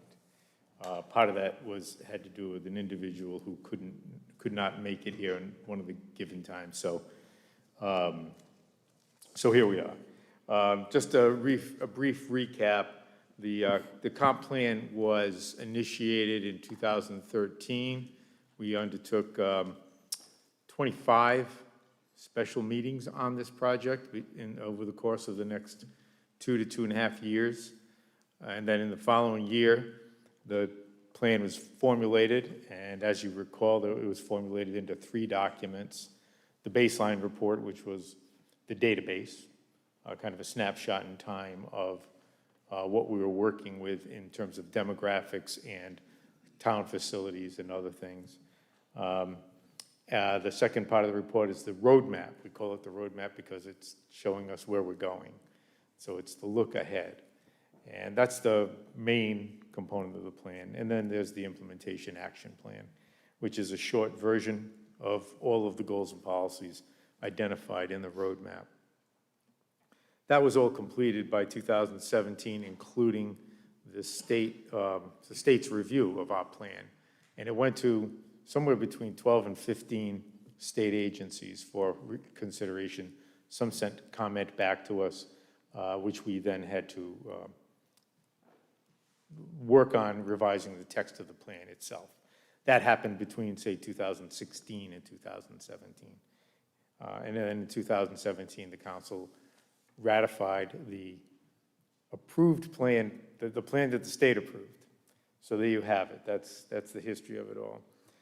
One of the key things that we have to do, and all communities have to do with a new comprehensive plan, is to make certain that any proposed properties that are designated for a change in the land use map will also be designated an appropriate zone. So in the plan itself, we articulated 9 particular sites that were what we call mismatches.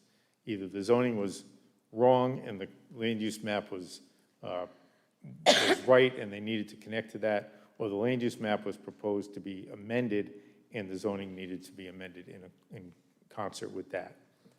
9 of these sites were brought to the town council at the time, and at that time the town council voted on them. I don't believe they approved every single one, to be honest. But one, unfortunately, was, let me stop my show here. One site in particular was left out, and it was the Twin Willows site. You see it there, it's outlined on the map on the screen, and everybody knows that site. It's, well, the building is here in the bottom corner. There's their parking lot, the intersection between Metatux Road and Boston Neck Road right there. And here's the land use map. Land use map is color-coded map. Red means commercial, brown and yellow mean residential, blue means institutional.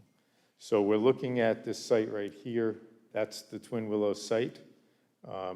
You see that it is incorporated within the Bonnet Shores Special District. And it's colored red. I would also like to remind the council that it was also colored red in the previous plan we approved in 2005, and no action was taken at that time. So the state law we have use plan match. This plan with designation, meaning commercial, was vetted, went through some number of those 25 special meetings the planning board had. Not every meeting was about commercial, obviously. Vetted here, but with the council, with your predecessors, You held workshops, you held full public hearings, and we discussed commercial rezoning. So everyone accepted the map as it is.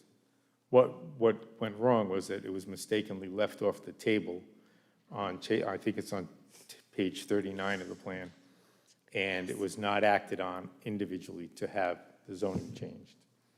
So this year, in discussions with the property owners about some alternative uses they might want to do or some expansions they might be considering, we looked at the comprehensive plan, and this is when I was, to my own dismay, reminded that this site was indicated as a commercial site, and it clicked in my head that we needed to take action on this.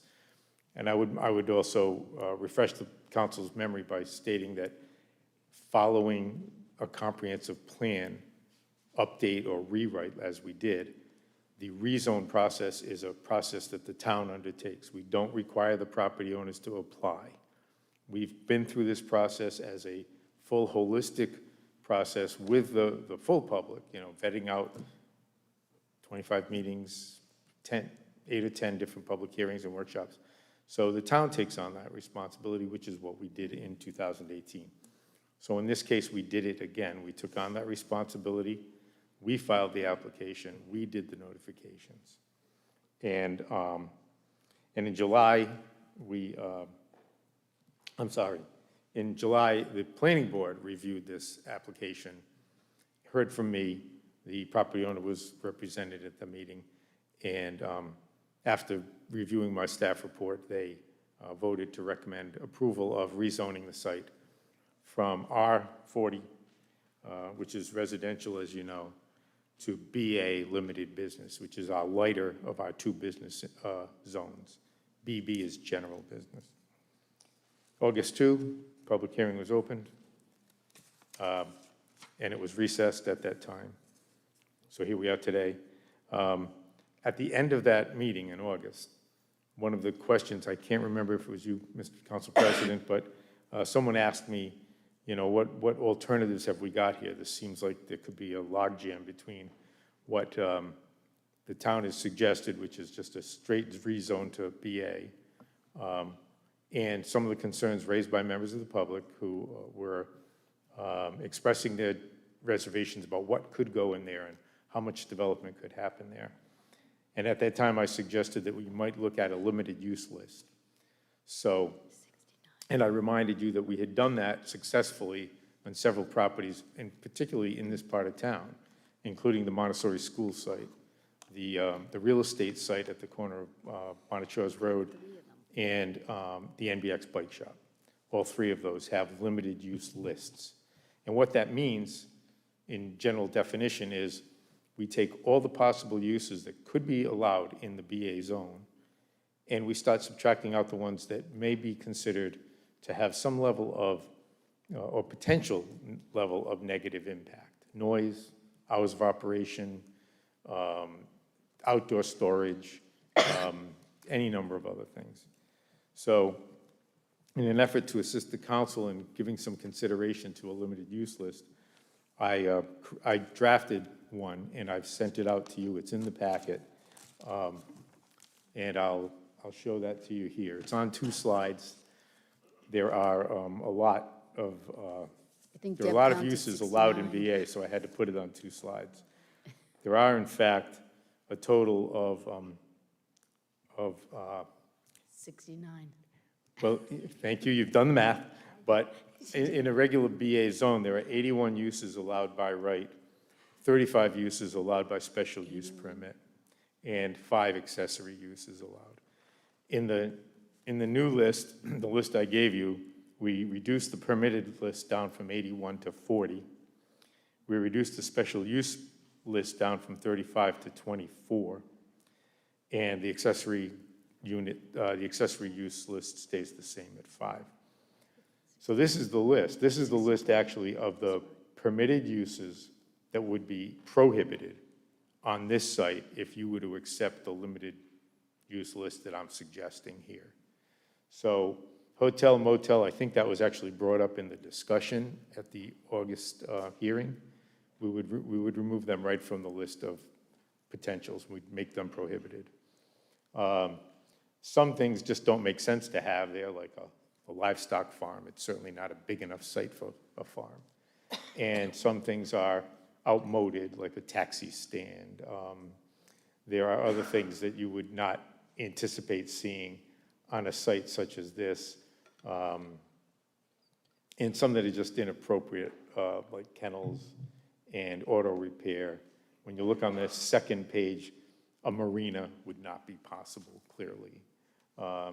Churches, hospitals, museums often need much more land area than the 2 acres the Durgan zone. So, but many of the others could physically fit on the site, but have other traits, characteristics that might make them difficult to assimilate into the area and may cause some disruption. Recreation facilities, bowling alleys, furniture stores. They often have a lot of deliveries and lots of coming and going of large trucks. So Mike, can I ask something about this this is the list? suggested list to come off the permitted list. Yes. Can I just ask a question? I think I remember the last time we spoke about it, Jesse had asked about that piece of property having to stay in one piece or could be split. So you could have 2 or 3 businesses on that one piece? Well, one of the distinctions between BA zoning and R40, R40 dictates the size, 40,000 square feet, and you've got 2 acres there. So you could possibly get 2 1-acre lots. An acre is 43,000 square feet. So in the R40 zone, you could get 2 residential home lots. Okay. In the BA zone, you're only required to have 20,000 square feet. So it could potentially be divided into 4 lots. Now, that's a suggestion. So there have been suggestions that not be allowed, but I don't know that the town council has the authority to just stop a subdivision. Subdivision law exists in a different part of the state law, and it's exercised by the planning board. But you could conceivably require that it be a site for single use only. But 2 houses or 4 businesses, really? That's what you said? That's, if we would just look at the base regulations. I just want to make sure I understand it. You're right. I think I got it. Thanks. If we were just to look at the base regulations, that is correct. Thanks. So I put this list together. I didn't put the list together of all the things that would be allowed. It's all the other things on the list that you have in the packet that you've had a chance to review. And I thought this might be a good compromise position that could allow the Durgan family a potential of 69 possible uses, as opposed to 116, and allow them to be zoned commercial, which reflects the nature of the use on the site today. So with that, I will open to questions further. Thank you, Mike. Anyone from the council have any questions for Mike while he's up? Start with you, Susan. Well, I just asked one. No, I'll hold off. I'm good. All right. Eva, any questions? Mike, did you talk to the Let's just owner? go in order here. Eva, all right. Deb? Early on, you made a comment about, I thought it was a state requirement to make zoning and land use plans match. Yes. What happens if we don't do that? Good question. And I'm glad you did, because it was going to be my closing comment, but I'll give it to you now. Sorry. No, it's great. It's, the state requirement stands. So planning, the land use map, as you saw before, the colored map, has to coincide, I should say, with the zoning. If we're not going to make the zoning coincide with the land use map, then we will have to go back and make the land use map coincide with the zoning. So we would have to make an amendment to the comprehensive plan and amend this map that you're looking at here and take the little red blotch off there and return it to a brown blotch, which is high density, medium to high density residential.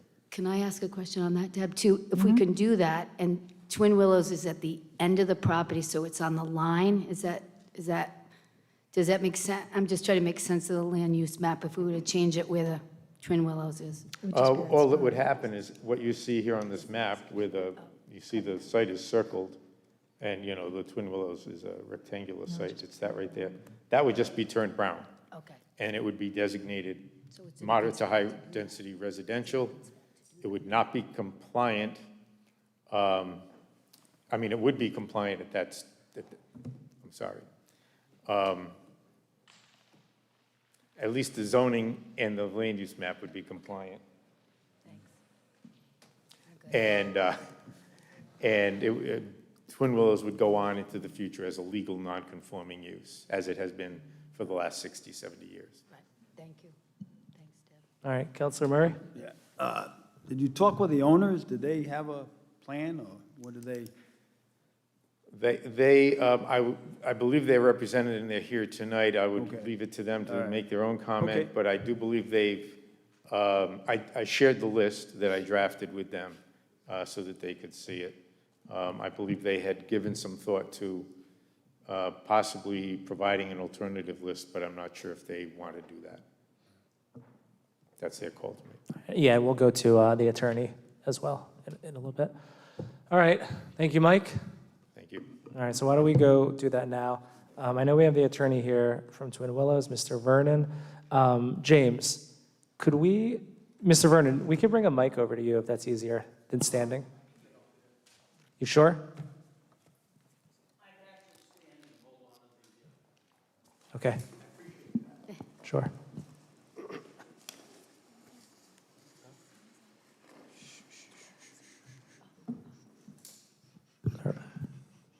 All right, thank you. I do. Please state your name and address. My name is Charles H. Vernon, 68 Shady Lee Road in North Kingstown, Rhode Island. And could you just go through some of your qualifications and your resume you submitted today? Okay.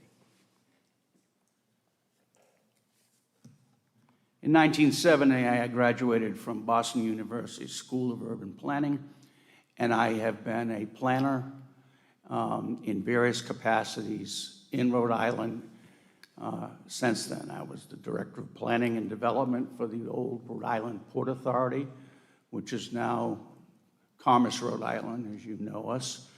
I was on the Planning Commission in North Kingstown. I was a director of, Vice President Director of Real Estate for J.T. O'Connell, Newport Harbor Corporation, and I have provided planning and zoning on matters of planning and zoning expert testimony to various communities, which I have listed in my resume, state agencies, federal agencies, and have done this for the last over 40 years. I have been accepted as an expert in Narragansett, Rhode Island on matters of planning and zoning in the past, and I ask that I be accepted, I accept for that tonight.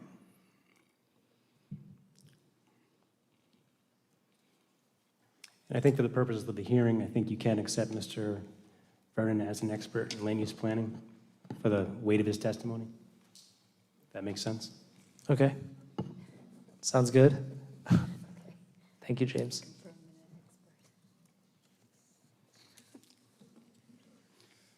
For the record, I am not an attorney.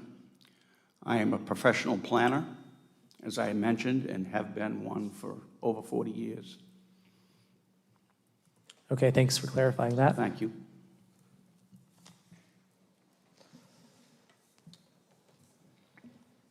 So, so I don't know if anyone has any specific questions for Mr. Vernon, or if you just want to make statements on behalf of who you're I representing. could do either.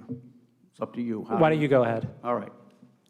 Let me start by saying I appreciate you having me here tonight. I am the one that took a while for it to come. I've had back surgery, and I was working from a bed in the hospital and things like that, but I appreciate you. It had nothing to do with Twin Willows. This is not anything that they have done or anything like that. It had everything to do with me. I want to start by just looking at your agenda, where it specifically says to consider rezoning a property to comply with designations assigned in the 2017 Narragansett comprehensive plan and land use map. And then it says a motion to approve or deny the rezoning request. I want to make sure that everyone understands this is a request from the town of Narragansett. This is not a request from Twin Willows Restaurant. So as we go forward, I ask you to think two things in mind.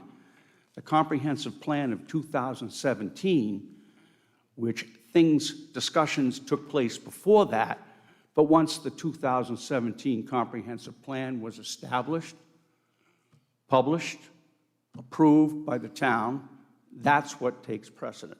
That is what we're here to talk about. A quick background, the Community Comprehensive Plan published,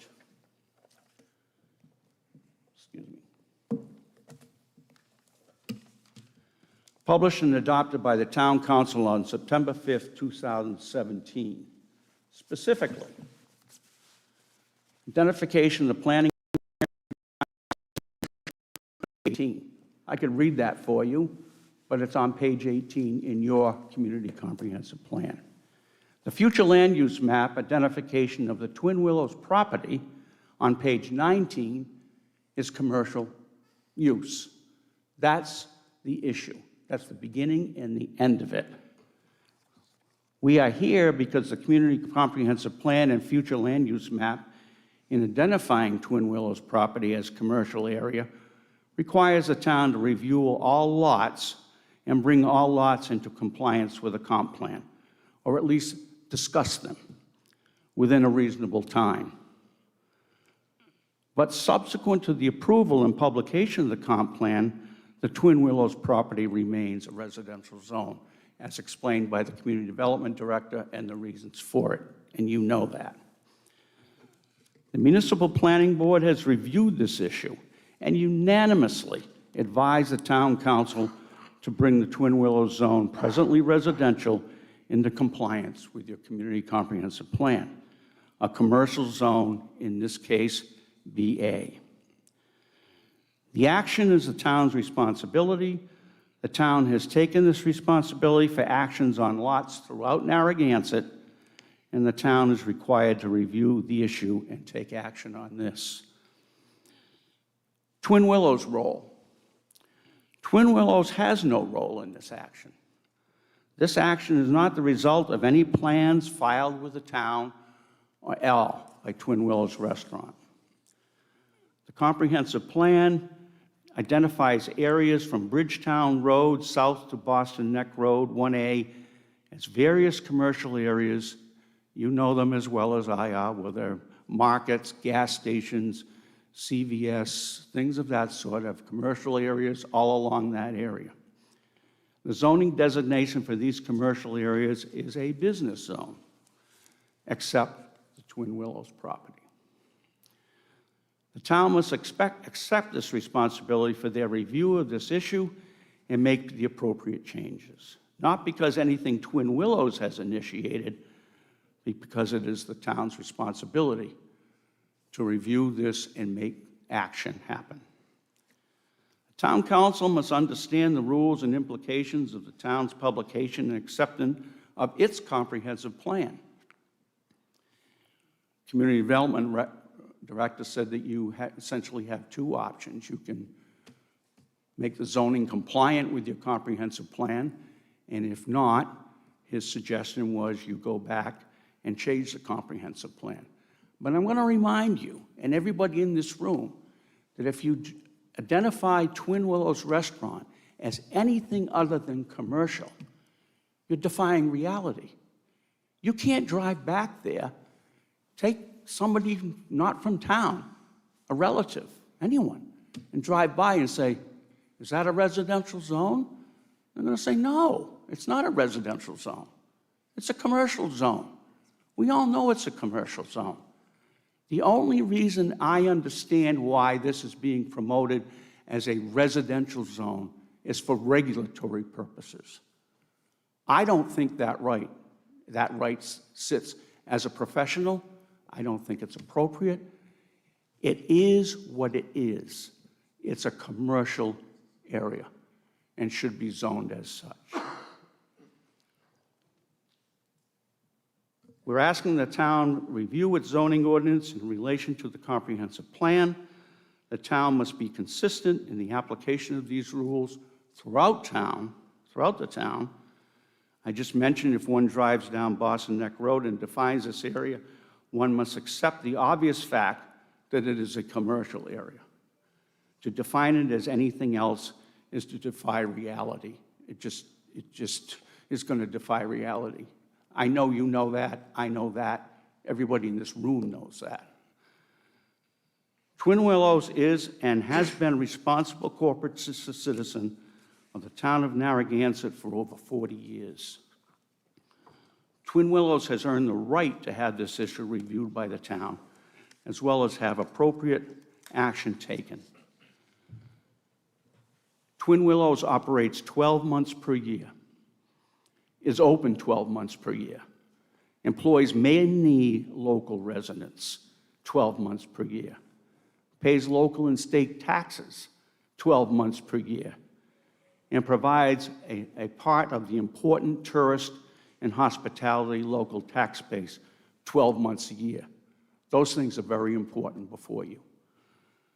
Twin Willows is not merely a citizen in this town for 3 months a year. They're here 12 months a year.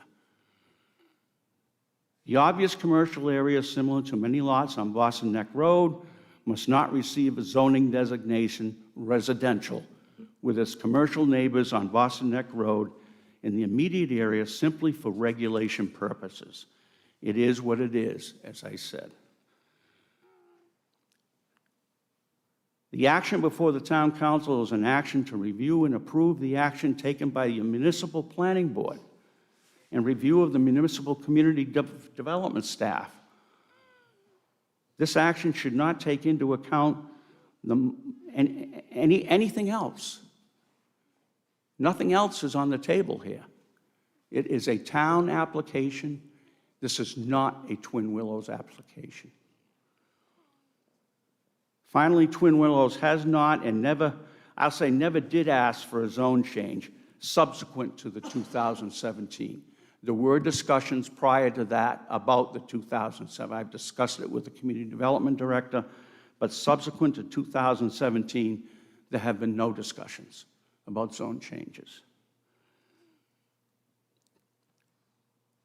We would like you to take the action and make the zone change in accordance with your municipal comprehensive plan of 2017. This is why we are here, and we ask that you act accordingly. Questions? Thank you, Mr. Vernon. Any questions? Thanks for coming out. Thank you. And I understand your position. Would the owners be agreeable to a commercial BA light, even like? We have reviewed them. My direction from the owners is they would like you to act on a BA. Now, is that to say we would not accept some use restrictions? I don't think that's to say that. I don't think I'm here saying that. But we would like you to consider the BA. It's going to be your decision. Understood. They don't really want that any more than any other lot up and down Boston Neck Road, which may have that. I know what was mentioned was the Montessori school and things like that. Twin Willows is a destination organization. It does not contribute to traffic. People don't drive in and out of there like a gas station or a Dunkin' Donuts or a CVS. You go there to have a meal, or whatever you're going, you go there. That's where you're going. And the comprehensive plan clearly discusses that, traffic. Twin Willows doesn't have anything to do with that. I understand. But anyway, to answer your question, yes, we have seen the list. We think it's our right not to have uses to control things like that any more than any other BA use. But that's going to be up to you. Understood. Thank you. All right, any other questions? No? Okay. Thank you, Mr. Vernon. Thank you. Thanks for having me. For sure. and putting up with me. Right now, I don't think there's any score on the football game yet, so. Oh, yeah, thanks for the update. And glad that you're up and moving around, so that's good to see. Sorry, a month ago, I was not, but I'm in PT now, and it's the worst football coach I ever had in my life. So, thank you very much. Thank you. Thank you. All right, so we also have the attorney from a resident group. So why don't we go ahead and have you come up? If you like. I would like to, yeah. Thank you.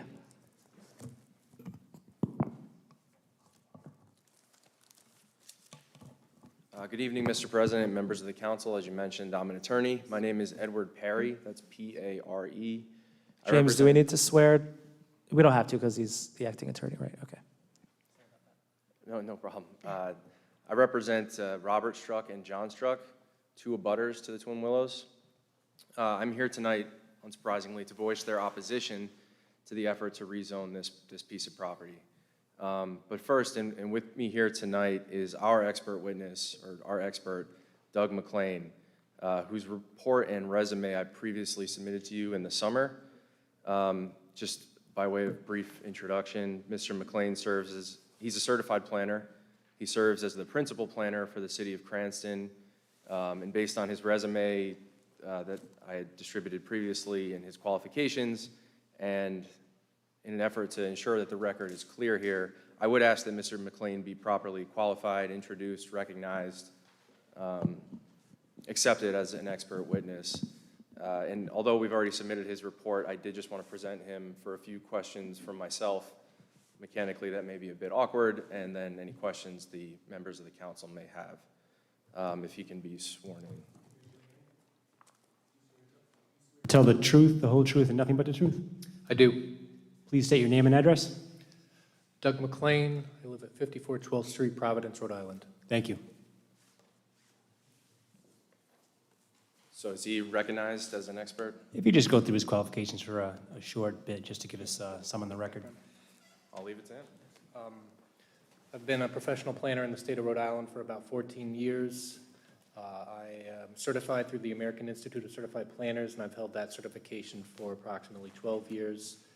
I have worked in the municipal realm, private sector realm, currently work with the city of Cranston, and I have appeared as an expert witness in front of multiple boards and councils in the state of Rhode Island, although I've never been in front of the town council of Narragansett. If there's any questions, I'm happy to answer any questions on my background or qualifications. Okay, thank you. James? If you have no questions or qualifications, you can qualify him as an expert in land use planning as well. Thank you. All right. So is he I would He like does, to, but we have an expert in front of us. Thank you. Thank you. I just wanted to be sure. So I just want to ask Mr. McLean a few questions. I'm going to take a step back. Sure. I'm going to project.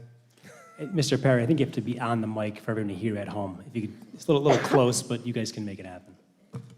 So Mr. McLean, did you submit a report relating to the proposed application to rezone the Twin Willows? Yes, I did. And in preparing that report, Mr. Perry, you want to use the mic?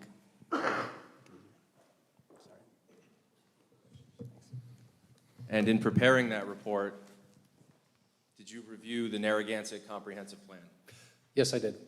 And did you review the proposed application to amend the zoning ordinance? Yes, I did.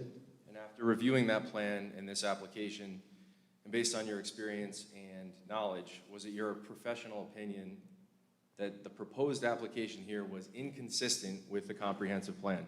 Yes, that was my professional opinion, that the proposal was inconsistent with the Narragansett Comprehensive Plan. Since you submitted that report, has your opinion changed? No, it hasn't. Have you had the opportunity to review the new proposed limited use schedule provided by the town last Thursday? Yes, I have. And is that new proposal, in your opinion, consistent with the comprehensive plan? No, it isn't. Why is that? I would say for two reasons.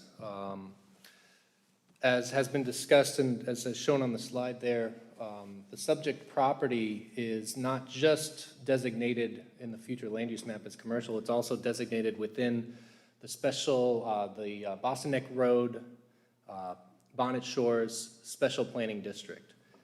That weights this property and provides very detailed vision of this property in addition to it being designated as commercial. Additionally, the property sits as an important transitional property between commercial and residential. The plan speaks in many ways to how to deal with the sensitivities of properties that serve as transitional areas between commercial and residential. After reviewing all of the comprehensive plan language, including what's on the future land use map, including all of the policy framework, it's my opinion that the comprehensive plan holds a very high bar for what must be achieved to rezone properties in circumstances such as this. And it's my opinion that the latest document, the limited use, does not meet that high bar in terms of the vision of the comprehensive plan.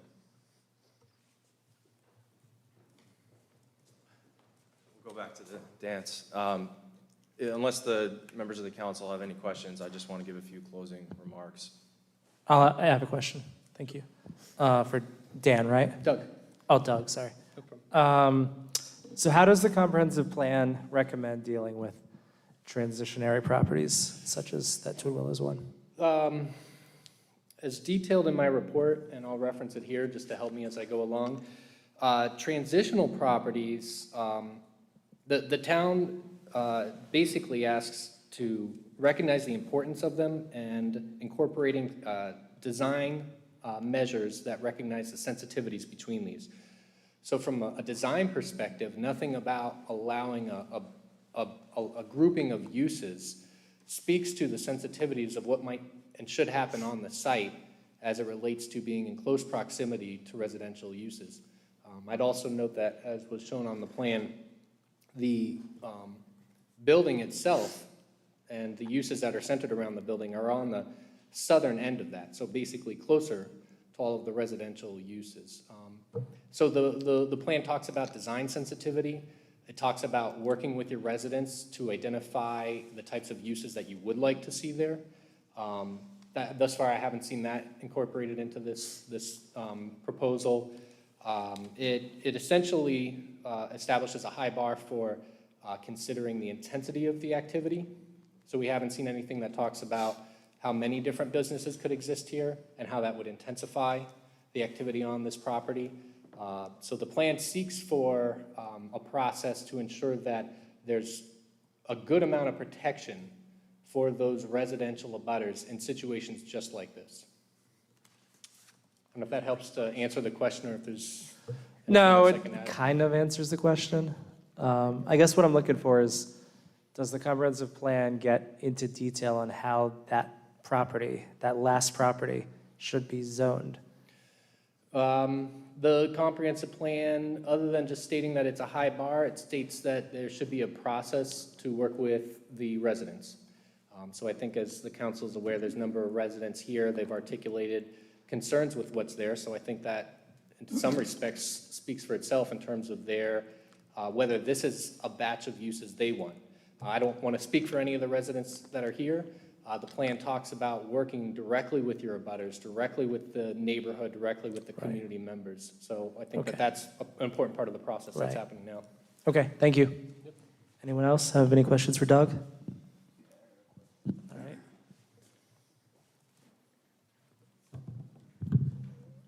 right. The scaled down list of BAUs for this zone, wouldn't that put it more compliant as being a transitional property?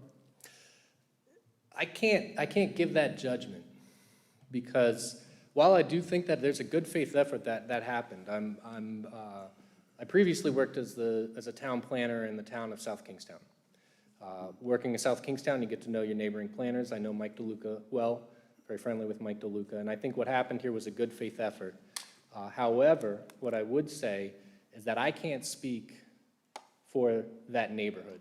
I can't speak for those abutters. I can't speak for the issues that they live with on the ground. I'm not as intimately familiar. I think that's what's critical here, and those are the voices that should be considered. And those voices are actually in the comprehensive plan brought up to be central and critical to finding the right zoning mix for a property like this. Okay. Mike, could you bring up the aerial shot?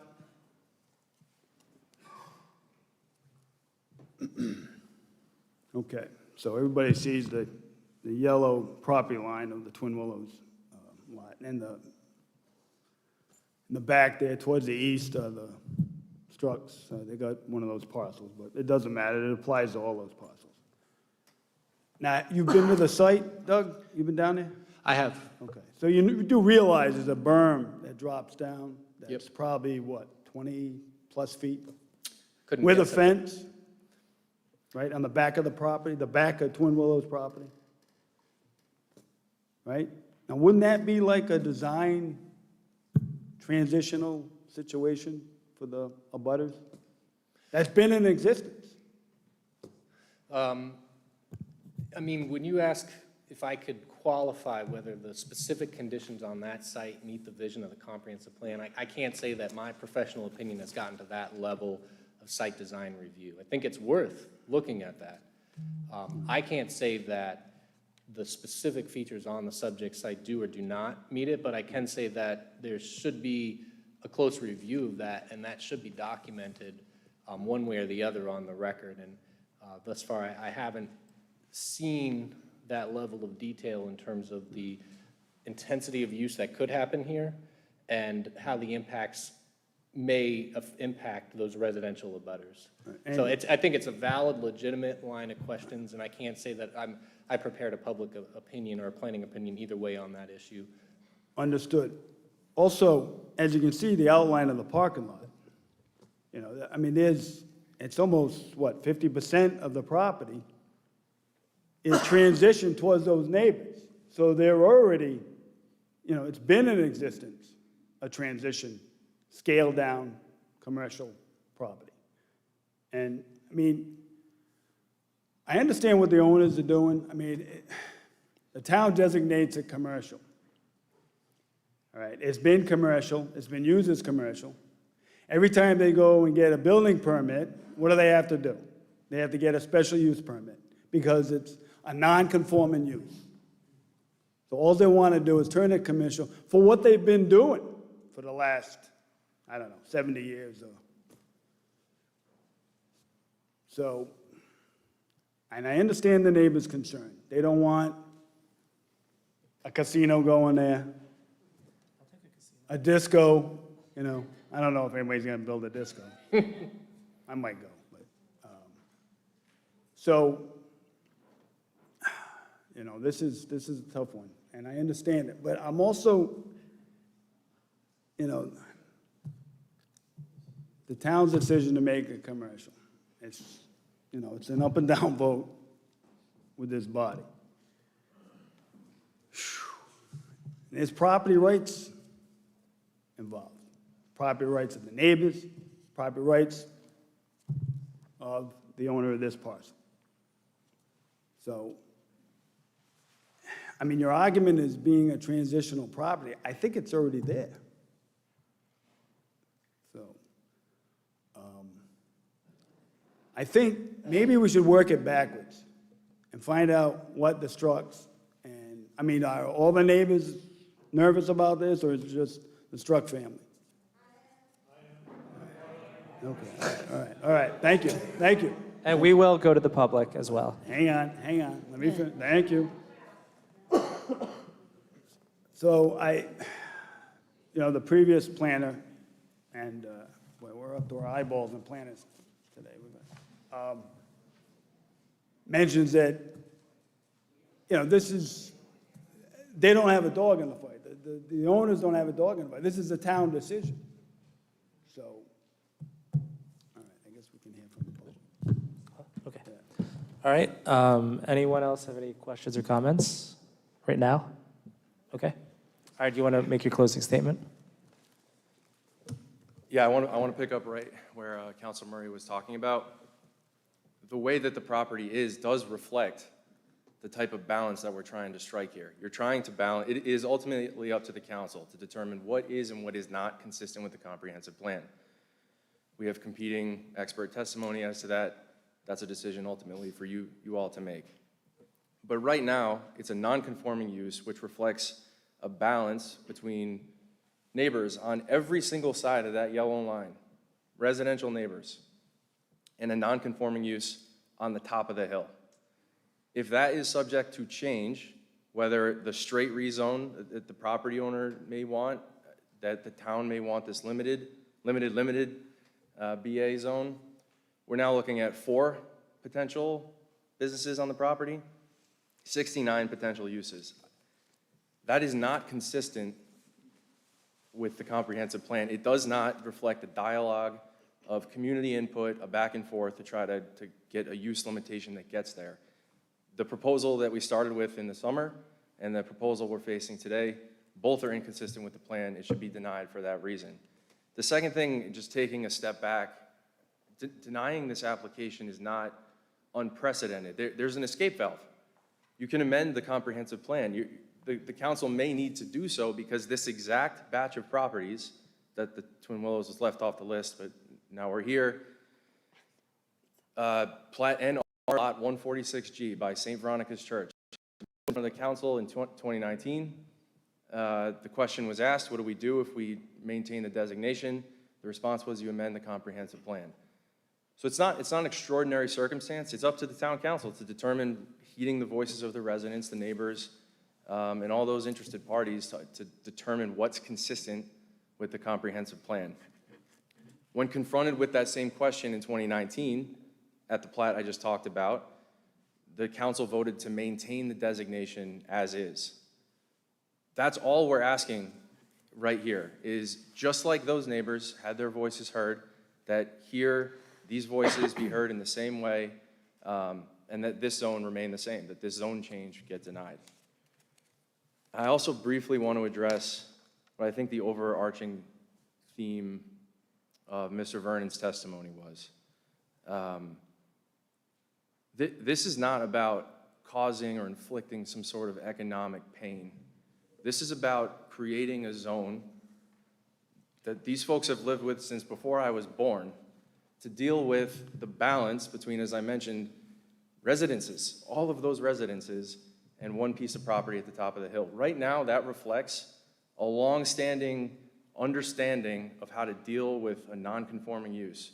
Everybody knows when the restaurant is open and closed and all that. What we don't know is if you rezone as originally proposed or as amended to be proposed, what's it going to look like then?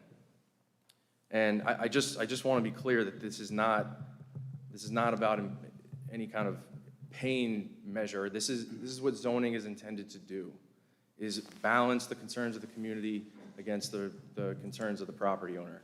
And we think the concerns of the community here are best reflected by maintaining the designation as is, and the status quo ensures that balance.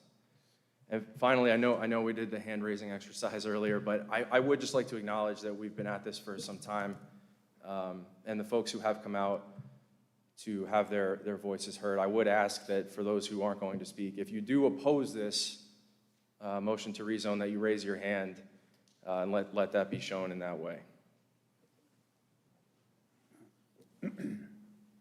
So mindful of the voices in opposition, that the key question that the plan as presented originally and as the limited plan that we now face, that both fail to meet the baseline legal standard of consistency with the comprehensive plan, and the recent precedent from just 2 years ago where the council denied a rezone attempt as part of this very same batch of properties. For all those reasons, we respectfully request that the council deny this motion to rezone. Thank you. Thank you. I want to say one more thing. Yeah, that was a vacant lot. That wasn't an existing commercial operation for the last 70 years. And then, the contour of this property. Again, anybody who, say they sell it and they want to put something else there, say 4 units, commercial units. I don't know what they're going to put in there. I mean, what do we got? A beauty shop. I mean, they're limited in town. I mean, nobody's going to make any money doing certain commercial like a strip mall or something. What do you put in there?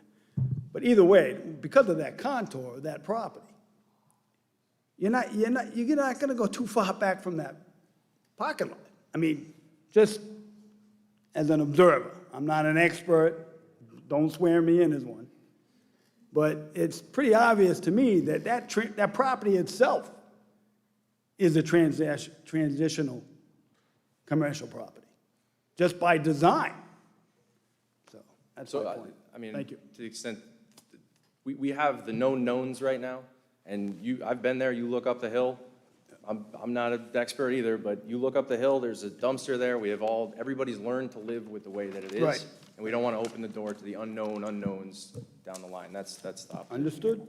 Understood. So, thank you. Thank you. All right, we're going to go to the public, take some comment. Please raise your hand if you'd like to speak. In the back. Yep, all the way in the back against the wall.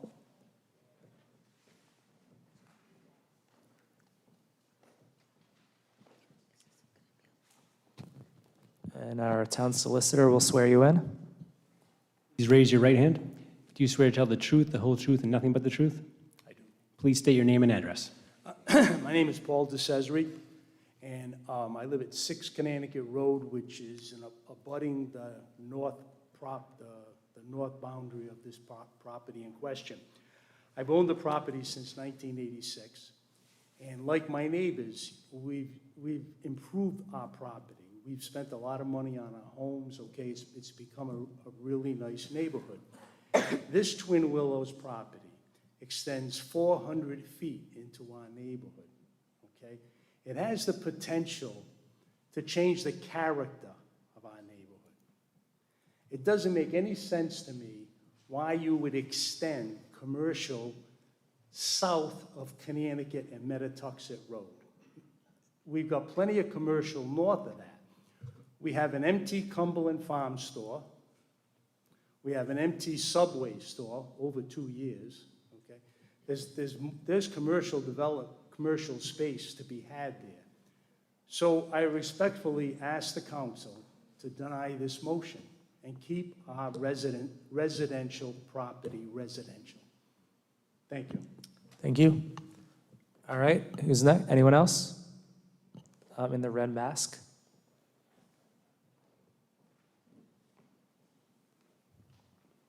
I'll take the mask off. It'll be a little easier. All right, and the town solicitor is going to swear you in. Please raise your right hand. Do you swear to tell the truth, the whole truth, and nothing but the truth? I do. Thank you.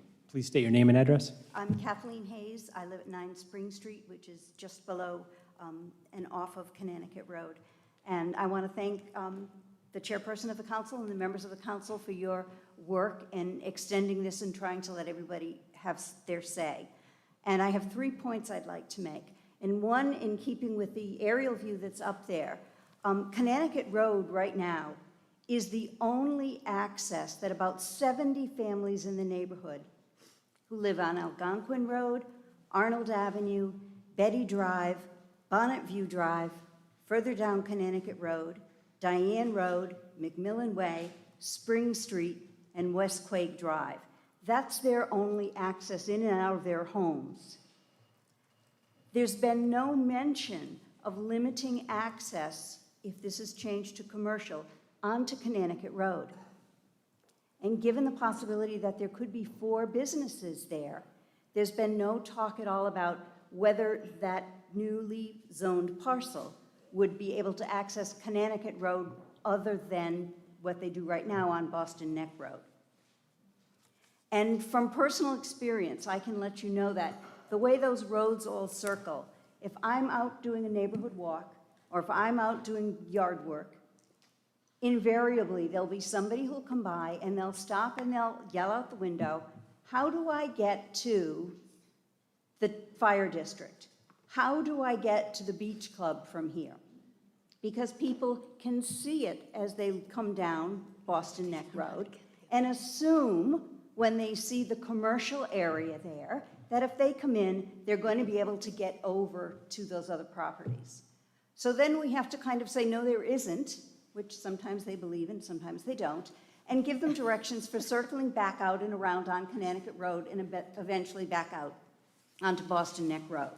And if you've been in the area, you can appreciate how narrow those roadways are and how close homes and lack of sidewalks and things like that, that would make really any increase in traffic, something that would impact our neighborhood. The second thing is, and I'm not sure if the council is aware, there's a school bus stop at Connecticut Road and Boston Neck Road. And I can tell you, as I'm sitting having my coffee in the morning, that there are kindergarten students, first grade students, elementary school children who have to walk through our neighborhood to get to their bus stop at the top of Connecticut and Boston Neck Road. By extending the commercial zone across Connecticut Road to the parcel that we're talking about, those children now would be going through a commercial zone in order to reach their bus stop every day.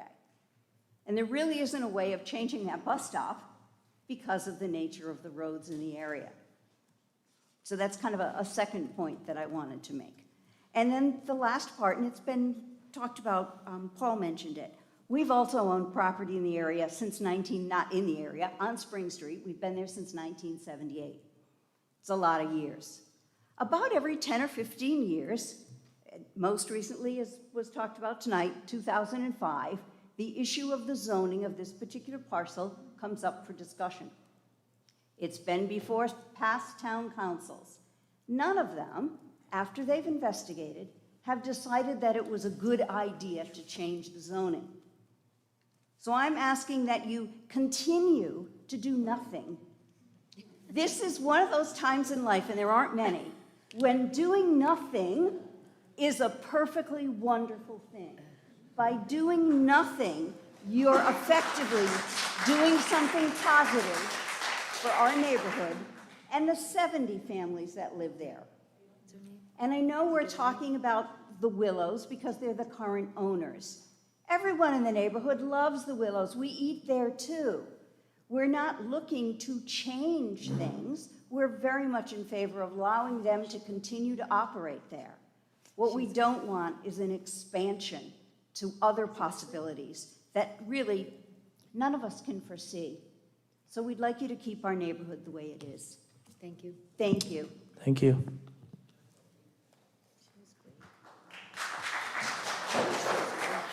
All right, anyone else looking to speak? Right in the middle, yep.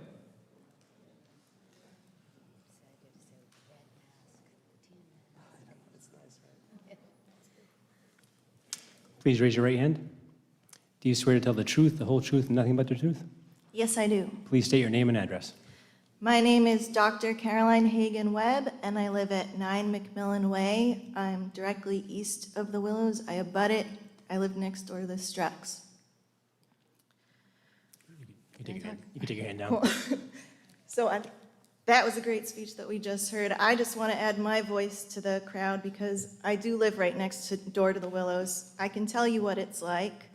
So far, they're a pretty decent neighbor.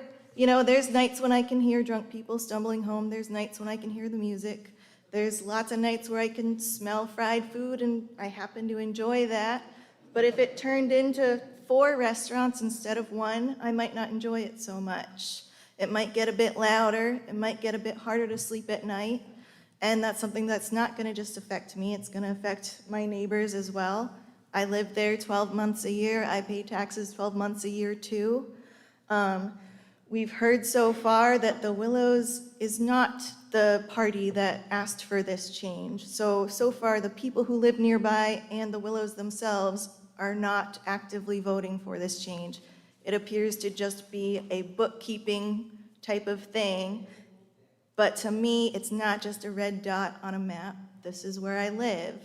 So it's not just, are we going to change it so it complies with the code? It's how is it going to affect my life? How is it going to affect the lives of my children 30 years from now? Because that's all going to be in play. This is a future land use map, not just a today land use map.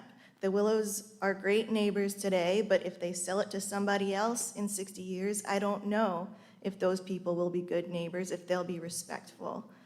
It was originally a residential area, and that has worked for us for 50 or 60 years. It isn't broke, so don't fix it.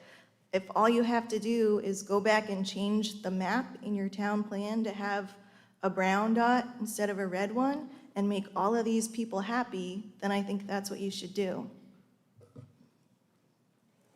Thank you.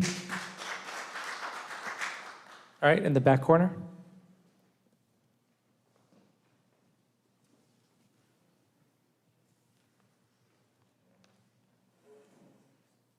Please raise your right hand. Do you swear to tell the truth, the whole truth, and nothing but the truth? I do. Please state your name and address. George Logue, 2 Summit Ave, Narragansett, Rhode Island. Thank you for your time and your diligence on this work, first of all. A couple of things I'd like to say. First of all, in support of Twin Willows. They are excellent people, an excellent restaurant, an excellent company, and this is really not about them, but it's really about what you're seeing on the map. The fact that Twin Willows exists does not negate the fact that this is a neighborhood. If you look at that map on every single side, houses, kids, families that have been there for a very, very long time, as has the Willows, and been a great part of this neighborhood. I am very much in strong opposition of any change here, any change that would affect these families. But there's one particular item that caught my attention in reviewing all of this, and it's not about how many businesses, what might go in, what those businesses might be. But one of the things I realized, and I'm a relatively new resident of Narragansett. I moved here in 2004 on 2 Summit Ave. But in doing the diligence on looking at that area, I was astounded to see that this area has the highest percentage of head-on automobile accidents in the town of Narragansett. Due to the topography and the geography of that area, it's also listed as one of the 10 most dangerous intersections in town. And I really think there should be some consideration there where this is, how that street, how Route 1A goes down through these neighborhoods, and all the intersecting streets that you can see coming into 1A. I really believe this is a really important fact I'd like you to consider.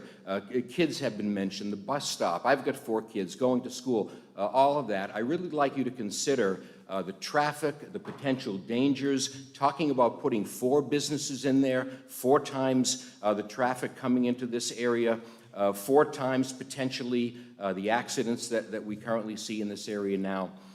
So I think that's just another point of consideration that I'd like you to make in leaving status quo and leaving the situation as it is and keeping this residential zoning.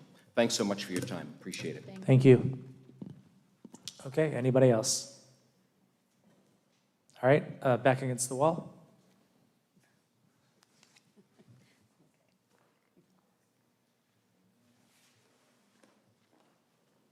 Please raise your right hand. Do you swear to tell the truth, the whole truth, and nothing but the truth? I do. Please state your name and address. My name is David O'Keefe. I live at 69 Connecticut Road. Thank you for taking the time to talk to me tonight. I wanted to make a couple of points. Kathy Hayes mentioned all the houses that are basically on the left-hand side of Connecticut Road. There's also Johnson, Summit, Jenks Court, that are all also feeding out just below or on the southern side of the Twin Willows. And that's the only access in and out of that as well. To Councilor Manning's point about the slope down the back, wouldn't it be possible for a developer to come in, put a retaining wall there, backfill it, and then build? If that's possible, the sun sets obviously in the west, we all know. The houses behind the Twin Willows would start to have shade at 2 in the afternoon. That's a fact. So I'm here because I've gotten numerous emails from, I'm the head of the West Quake Beach Association, which is all of the homes south of Connecticut, down through Johnson. And they've asked me to come and speak because many of them are gone for the summer, for the winter. They were here in the late summer, but are now gone. So they've asked me to come and represent them.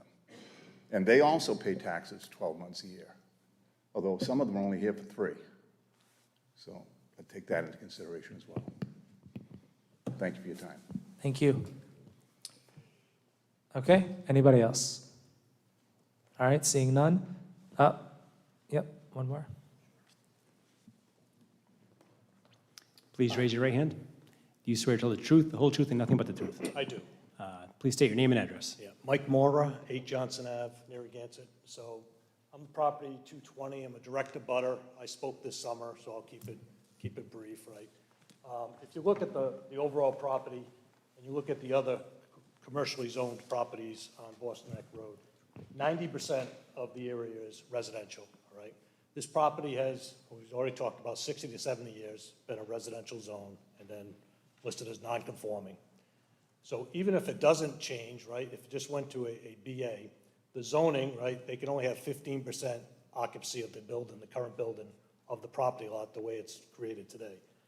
Say they don't change the zone. I'm a big supporter of Willows, had this conversation earlier, been going there since I was a teenager. They can now go to 30% of that lot. We talked about the ingress and egress traffic, and I do want to know the zoning because that is listed as one of the highest traffic accident spots in the area.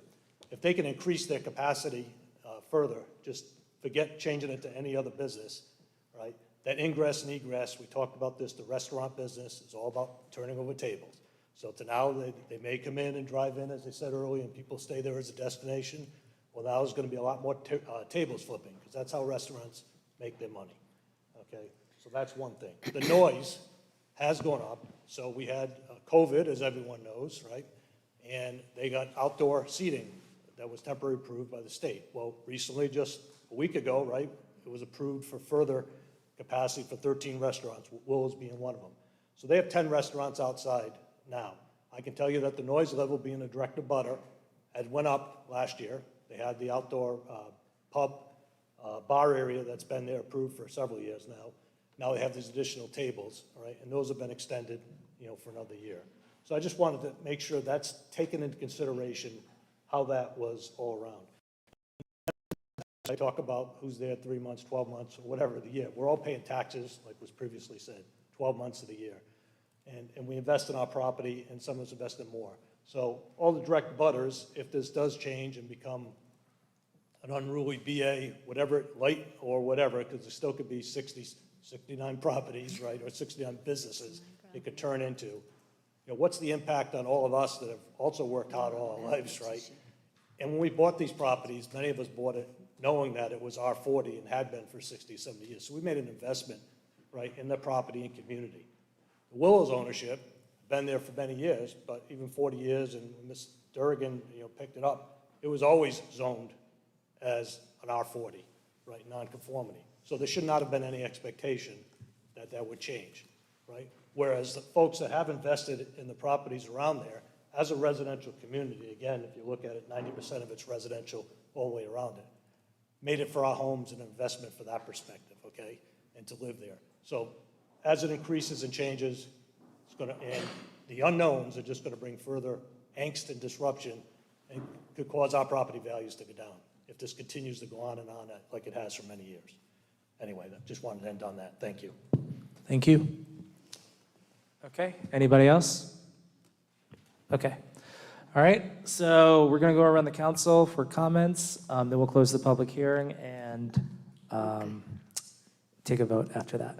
I'm going to start with Susan. Okay, so like many of the residents, I love the Willows. I go there often. I love the owners. I would say I'm friendly with them. I do, however, think that it is the town's responsibility to review the comprehensive plan and make the changes, and it was overlooked. Changing zones in Narragansett are extremely complicated. The planning board voted 5-0, and I usually support their votes as well. But I am really concerned about the potential risks of changing that zone. I just think it's too great. We talk about 4 commercial properties that could be there, 2 homes.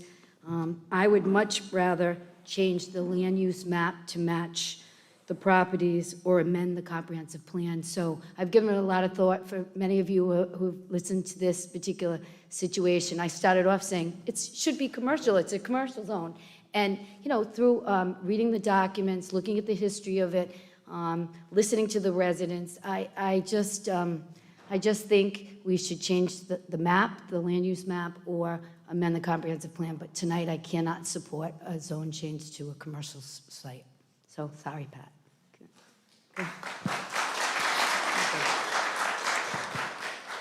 Eva? Yeah, so I've listened to both sides. Both sides have good arguments to change it, to to update it. But then, just hearing everybody and just thinking how I would feel. And I know a lot of it is about peace of mind and not letting go of that peace of mind. So I think in this case, I understand that, the comprehensive master plan should be updated, but at this point, I feel like doing nothing is actually where I would stand. All right, thank you, Eva. Deb? Well, first of all, I'm old enough to remember when Twin Willows was sitting there by itself, and none of those houses were there. And I think that is an important point, because now those houses are there are families there, there's people who have to go back and forth, and streets that are limited in terms of where they can go. And so I think I have to agree. The logical, the logical action, I think, would be to make the change to commercial, but I don't think that's the best thing to do. So I also agree that we should, it's been residential for the, 50 or 60 years that the Willows has been there. Why not just, not do anything? All right, thank you, Deb. Mr. Patrick Murray? Mike, I got a couple questions for you.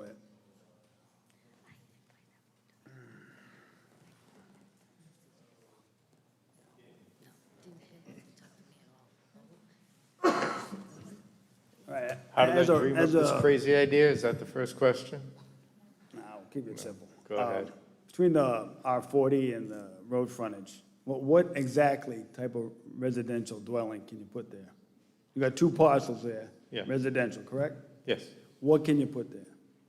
2 single-family dwellings or a single 2-family dwelling? Right. Okay. Now, what about? You would have to divide the land to do 2 single-family Right, dwellings. right, correct. On each 1 acre lot, approximately. Correct. Yeah. Now, what if you added affordable housing? The state can come in and do what? Well, the state doesn't come in and do affordable housing per se. What happens is a developer develops a plan and requests approval of a development. It could be 2 homes. But on that property, that wouldn't work financially, so they would more than likely be requesting a significant density increase. What that number is up to the applicant. But if the percentage, the ratio of affordable units to market rate units is favorable, the town planning board will give consideration to some level of density increase. Right. Well, whether the town does or not, the state can come in and cram that down, correct? And increase the density. No. They can't do that. No, the state can't do that independently. What happens is, and you've seen it in a couple of occasions here in the town of Narragansett, developer comes in and proposes a particular development plan. In one case, I won't mention the location, but in one case they chose to, applicant wanted to add 22 units to a site that already had 36 units on it. And the town, although the planning board was supportive of the density, the planning board did not like the development design, so they denied it. The applicant then went to the State Housing Appeals Board, which is a court-type arrangement. Right. And they got that denial overturned. Right. So then it returned here for preliminary approval. That plan was denied for other reasons at preliminary plan. But there are cases where the state would approve higher density because of affordable housing. Yes, and it would be, again, the process would be a local review process for the planning board under the process called the comprehensive permit process. Right. And then if say the planning board felt the application was egregious and denied it, the applicant has the right to go to the State Housing Appeals Board. It's not a guaranteed overturn, but, you know, the State Housing Appeals Board is in the business of finding homes for people with low mod incomes. Now, if there was 4 commercial units there, Yes. right? Which I don't know what you put in there, but wouldn't the access be from Boston Neck Road? They wouldn't go to Connecticut's. Well, if there were 4 and it was 4 separate lots, 3 of them would only have access to Boston Neck Road. The one on the corner of Connecticut might have access to Connecticut Road, but Connecticut being a town road, the DPW has the right to deny a Right. curb cut permit.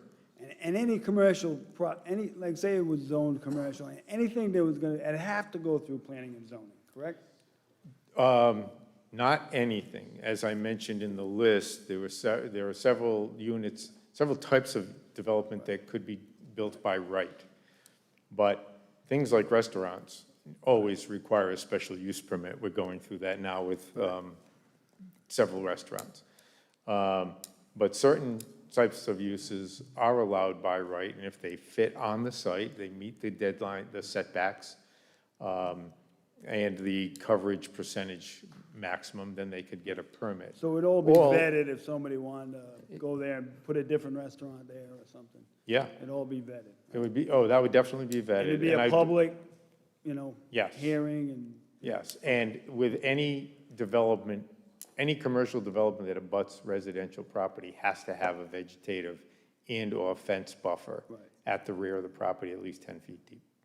So that's something that is It's a given. yeah, that's in the regs. Yeah, okay, all right, thank you. You're welcome. Thank you, Patrick. I'm good, Mike. Okay. Wait, you still, oh, you have more questions? Okay. Is it possible for me to make a Sure. comment? Yeah, go for it. I just want to point out, my colleague, Mr. McLean, you know, suggests that you draw a conclusion that this is not in compliance with the comprehensive plan. You would imagine that I vociferously disagree with that. And I want to point out that while I understand his line of thinking, speaking about the Bonnet Shores Special District and the need to vet properties to, and developments in that district to be appropriate to the district, the foundational element of all of it is the zoning. That is the base. What you assign, what zoning you assign to it is the base.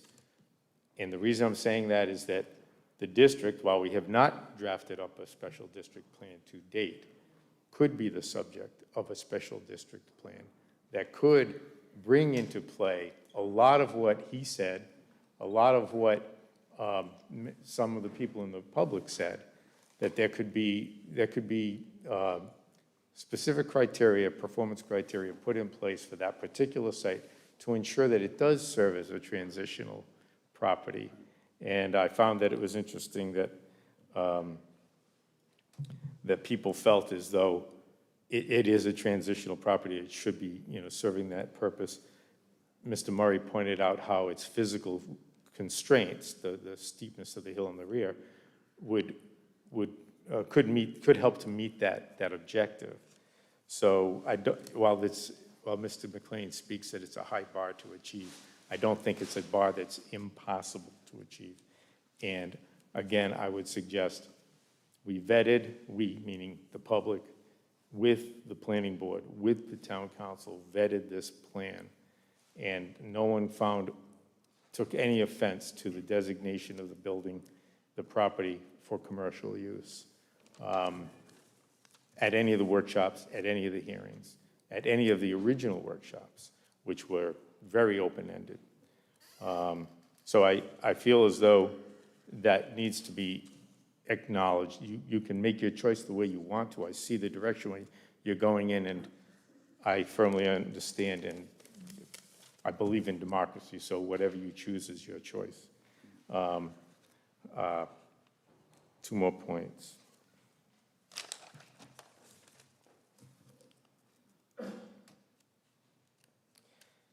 Oh, I just wanted to also remind you, one of the speakers said that, the future land use map is the future land use map.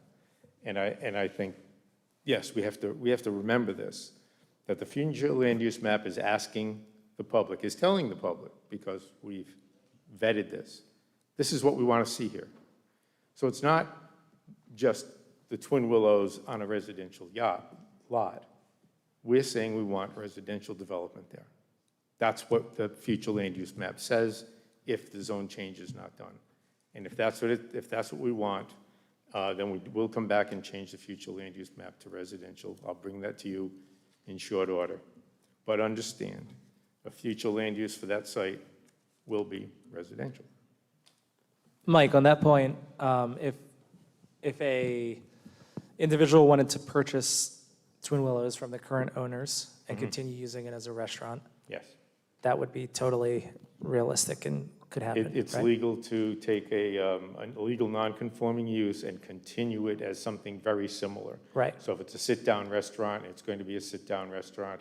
That is allowable under the law, yes. Right. So even if we amended the future land use map to be residential, it could continue to be a business. Right. Yes. Okay. Thank you. All right, well, this is a tough one for me. We're talking property rights of the owner, property rights of the neighbors.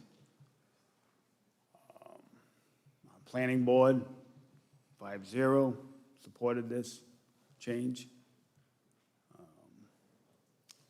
Yeah, this is not a popular decision for me, but I'm gonna have to bite the bullet on this one. I'm gonna have to support the comp plan and the planning board. So that's it. Anybody want to boo, now's the time to do it. So. Thank you. All right. Thank you, Patrick. All right. So like Susan, I thought this, a few months back in the summertime when this went through planning, I thought it was very straightforward. Sorry, I mean to scare you. It seemed straightforward. I listened to the meeting on Zoom. It didn't seem like there was much pushback in that meeting from the public, and it was a 5-0 approval from the planning board, and it seemed like it made sense to just be consistent with the future land use map. And actually, until we started getting emails from the neighbors, a lot of people who are here tonight, I wasn't really, I guess, that well informed on the issue. And I think that shows how important it is to email and get in touch with your, local government officials when you have something to say, because it does work. We all listen. And even the idea of dividing the lot, I don't even remember that being brought up during the planning board meeting. Well, no, sorry. It was brought up at our last public hearing, but during the planning board process, I don't remember that being brought up. But I do remember someone emailing us with that potential eventuality. And for me, that's the most compelling aspect of this. I was less concerned with the property uses than I am with the ability to divide it into 3 or 4 lots, because I think that completely changes that area. We've seen what it does. Actually, if you go north towards Walgreens, Dunkin' Donuts, Rocks, you have all those curb cuts. And it's just not a great situation there. It's really, it's dangerous. And that's exactly, I think, what would happen if you divided it into 3 or 4 lots, because you'd have to make those curb cuts. So that is my concern. And I moved to Mettatuxet from the Pier when I was 12 years old. So I've been going to Twin Willows since I was, 12 as a kid, just like everybody else. And for dinner with my parents. I don't want to get anybody in trouble. But I played Mortal Kombat in the back corner, the claw game. I wish they would bring that back, actually, for the kids. But then also, I would walk from Mettatuxet to Cristofaro Park to play tennis in the summer. And when I was doing that in the early 90s, you had Bonnet Market and the funeral home. And that's pretty much, I guess, I don't know if the gas station was even there. There's basically nothing there on Boston Neck Road. But development happens over time, and it's inevitable. So if we change this zone Eventually, it will get subdivided. It might not happen right away, but it will happen at some point over time, and it'll get built out because that's just what happens. And if you allow it to happen, it will happen. And that would be this council's, would have to be accountable for that decision. So that property has worked for what it is for the last 40 years for Twin Willows, and more than that in general. When the restaurant was established, it was residential non-conforming. And it's exactly what should be, in my opinion, in that location. There's basically 2 sit-down restaurants on all of Boston Neck Road in the north end. So those are the only 2 options to go out and eat with your family in that whole part of town. And by changing this, you're going to potentially change that too, because if it gets divided, that restaurant might not even be there in the future. So we know if we keep it as it is, we know what we have. We have either a restaurant, which has been successful and everybody that I talk to is happy with, or you have it be potentially 2 residential lots. So that's it. It's one of those 2 things. If we rezone it, it could be anything. And to me, that's a dangerous, that's kind of a dangerous potential, both metaphorically and physically dangerous as well. So I am definitely against the change in zone.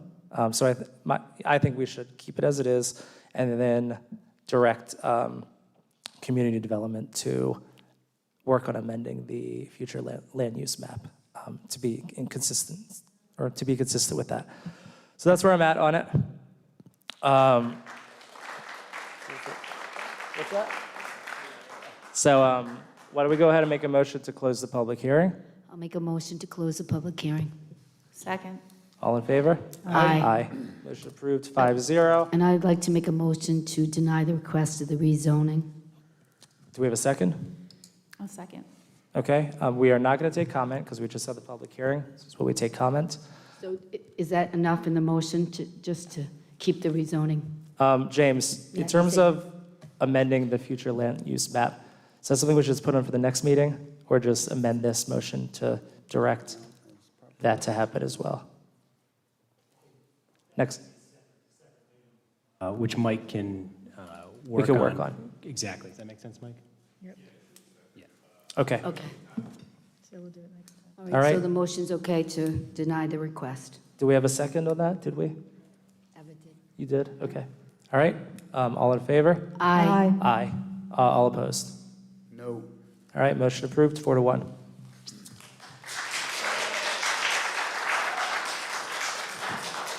All right, if anybody is interested in leaving, we could take a couple minutes for a break. So we'll take a break for 5 minutes.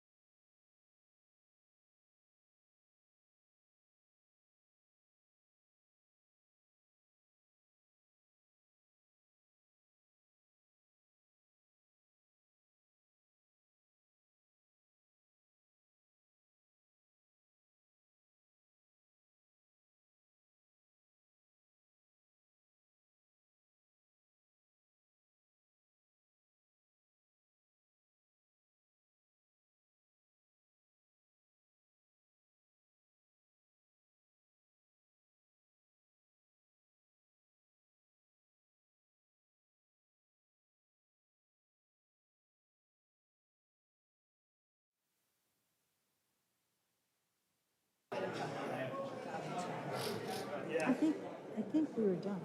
But, okay. Fortunately, there's only 10 people left, so chances are they've already spoken.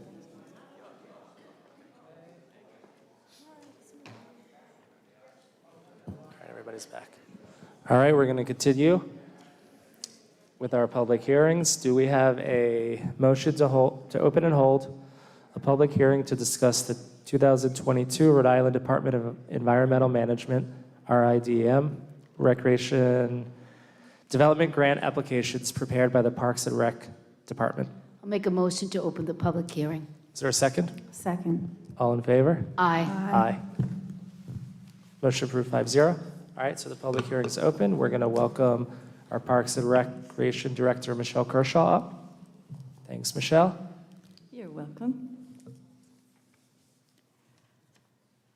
There's a significant DEM grant that's out there, and the Parks and Recreation Department has been preparing the grant for several weeks. This is a developmental project grant. It's a $400,000 grant with a 20% match. Part of the grant, we have 4 items that'll be part of our grant. Hi, Michelle. Could you just state your name again? Sorry. I'm sorry. Just for the record, sorry. Michelle Kershaw. Michelle, 20% grant from the grant? Is that what you said? Correct, is a 400, 20% match. Thanks. The grant that we are developing is for our number 1 project, which is a linear park. The second project would be for a pickleball court. The third project would be for a splash park. And the fourth project would be for a covered pavilion at Dominic Cristofaro Park. So again, all 4 items are going to be part of this grant and submitted to the State of Rhode Island Department of Environmental Management on or about December 17th. If you'd like additional information regarding these, I can speak about that briefly. I will let you know, though, I do have some cost estimates to present to you. The linear park, an approximate cost would be $300,000. A new pickleball court, depending on the size of the court, if you're looking for a new 8-court pickleball court, and we do have a site lined up at Dominic Cristofaro Park, down below in the dirt parking lot, which is across from the soccer field. That would be our chosen site. The splash park would be approximately $30,000. Yeah, the cost of the pickleball. I'm sorry, the cost of the pickleball, again, depending on the size, if we wanted to try to build an 8-court pickleball court, it would be upwards to $400,000. The splash park, again, the location of the splash park would be at Clark Road, 170 Clark Road. And again, depending on the size, design, and possibly, the structures that we wanted to have, the cost would be between $30,000 and $100,000. And the covered pavilion, which we would hope to have at Dominic Cristofaro Park. Again, there's no shade or coverage at that park whatsoever at this time. There's no picnic area where you could sit under the shade and have lunch or watch your kids practice. And a pavilion of the size that we would request would be between $50,000 and $100,000.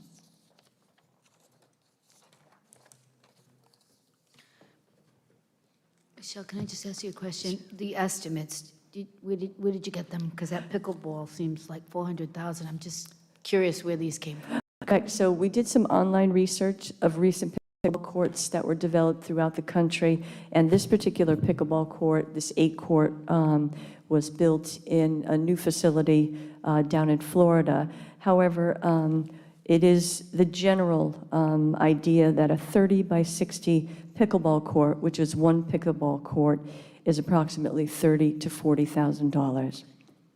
Okay. So again, if we did get grant money, I'm not saying the town needs, I'm not sure if the need is there for 8 new pickleball courts. Maybe we could compromise with 4 and reduce the cost. Thank you. Okay, any other comment? So Councilor Kopak is, I'm going to recuse myself from this because of my involvement with the linear park. okay. All right, Eva or Patrick, do you have any questions for Michelle?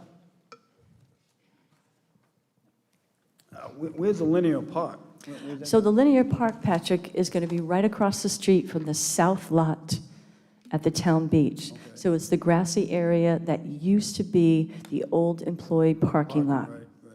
Correct. So a few years ago, the Beta Group had presented a plan idea for the park, and that's where we got our cost estimates from. Now, of course, the price has increased since 2018 when those initial figures were given to the town. But the reason why we chose the linear park as our number one project for this DEM grant is because the grant is supposed to be for outdoor recreation. So again, with the work that is being done and has been done for over 10 years by the Friends of Canachet Farm, our local tree society, as well as our parks maintenance crew, again, we feel that with the removal of the invasive species and vegetation and the work that's been done by the Friends of Canachet, as well as the identification of native plant species, identification signs in the area, we feel that the development of a linear park with walking trails, a planned fishing dock, a kayak boat launch, as well as a covered pavilion would almost act like an extension or a hopeful extension of the bike path, having cyclists come down Kingstown Road, sit, they could lock up their bikes. We'll plan to have bike racks there. Signage also having people continue on through the park and then eventually onto the trails to Canachet Farm. We plan to have signage about the history of, again, Canachet Farm, the old Robinson farm that it used to be back in the day, which eventually came to be, obviously, the Sprague Mansion. So again, a lot of history to the area. Again, if people were utilizing the bike path, or even just people coming into the area, they could sit, picnic, shop, get lunch at the local restaurants, or just simply lock up their bike, walk across the street, and hit the beach for the day. What's the linear length of that project? So it's about 2.5 acres. So basically, it would run at the corner of Narragansett Avenue and Boston Neck Road and continue north to Ann Hoxie Lane. And then we'd have a couple of phases throughout the project. We'd have a phase 2 and a phase 3 that would stretch a little bit northward, again, up to the area, pretty much where the cabanas are and where the Dunes You Club could is. fish anywhere along there? Yes, sir. Yes, sir. So our plan would be to have a fishing dock in phase 1 and 2. We obviously have the existing dock on Ann Hoxie Lane. That would need to be redone. Again, that's getting in pretty rough shape. So that would be part of another phase in the project. Okay. And as far as I know, the only person present in the room that has kayaked to the little island on Lake Canachet is Mr. DeLuca. And he admits that? Yes, he does. I was there when I was a kid. Michelle, can I ask Not another much question? there. So the deadline to submit the grant is December 17th, and then in the spring, they'll do the award of the grant. Do you know how many people apply for it? Like, what are the chances of you getting the grant? I don't have those numbers. I would assume with such a significant grant, there's probably going to be a lot of applications. And that's why we wanted to make sure we included as many projects as we could to draw their attention, in particular the linear grant. But again, I'm sorry, I don't have those numbers. And again, the decision would be made in sometime in the spring of 2022. And then we, hopefully, if we won the grant, we would move forward sometime after the new fiscal year. I do have money in the budget to assist with initial plans, additional plans for the park, or revised plans, since the plans that we have previously are quite a few years old. Thank you, Michelle. Thanks, first of all, for being on top of this and getting these, applications ready. So it's appreciated. So it looks like you just said, we'll know this spring if any of these get approved or awarded. We have 4 listed here. Is there any plan to have money in the budget for any of these projects if they're not awarded through a grant? Like, for instance, that splash park is kind of low-hanging fruit in terms of cost? It is, and that is something that I will ask additional money for in the budget fiscal year for 2022, 2023. We recently had to submit our budget requests to Christine by last Friday, so she'll be reviewing that in the near future. But again, sometimes, projects like this, because of budget constraints, need to be done in phases. So certainly a splash park could be something that could be done in phases, as well as the linear park. The pavilion itself, I would like to budget, if I don't receive DEM grant money, with our capital budget, because I do think a pavilion is needed up at Cristofaro. There's no real place to sit and enjoy, the cover of shade to watch your kids play sports. And also looking towards the future, if we do have the skate park, that does eventually come to fruition, and or a pickleball court. Again, that's another area where people can sit and relax in the cover of shade and enjoy those sporting activities. Right. Yep, that makes sense. Okay, great. Yeah, we'll be talking more about that during budget season. All right, thank you. You're welcome. Anyone from the public interested in commenting? Mr. Vangermesh?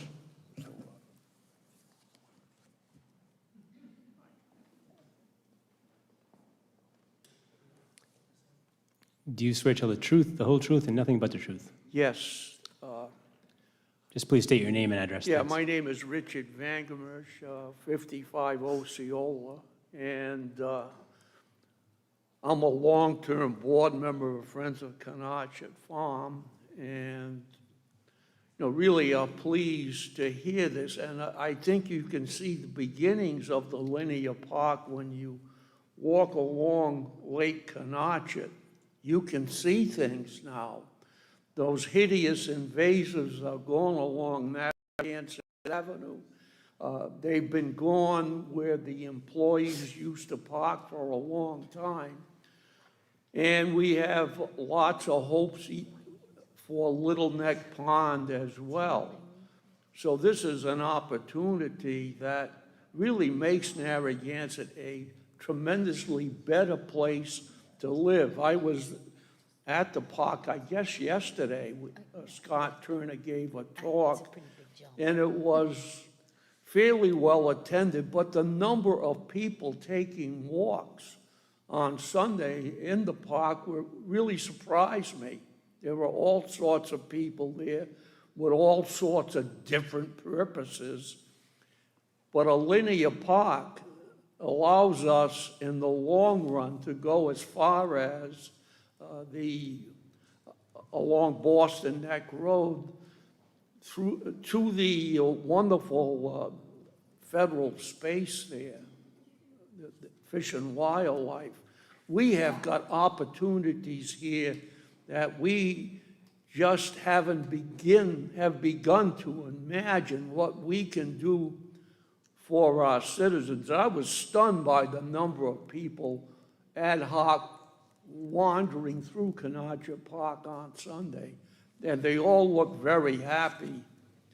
And so let's go on this. We're ready to go. We have plans already, and we want to go. Thank you. Stanley?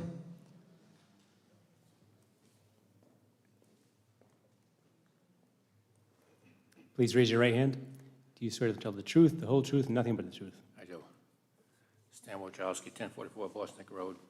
I guess I'm just a little confused. What is the taxpayers' bill on this? How much money? 20% we would match. 20%, but is that how much? It depends on the project. It depends on the project. Because when I heard 400,000 for pickleball, That would be courts, 80, and I the was linear just- park would be 60. Yeah, and that would be if there were. I don't mind the others. The only one I had concern with, a pickleball court, $400,000. That kind of scares me a little bit.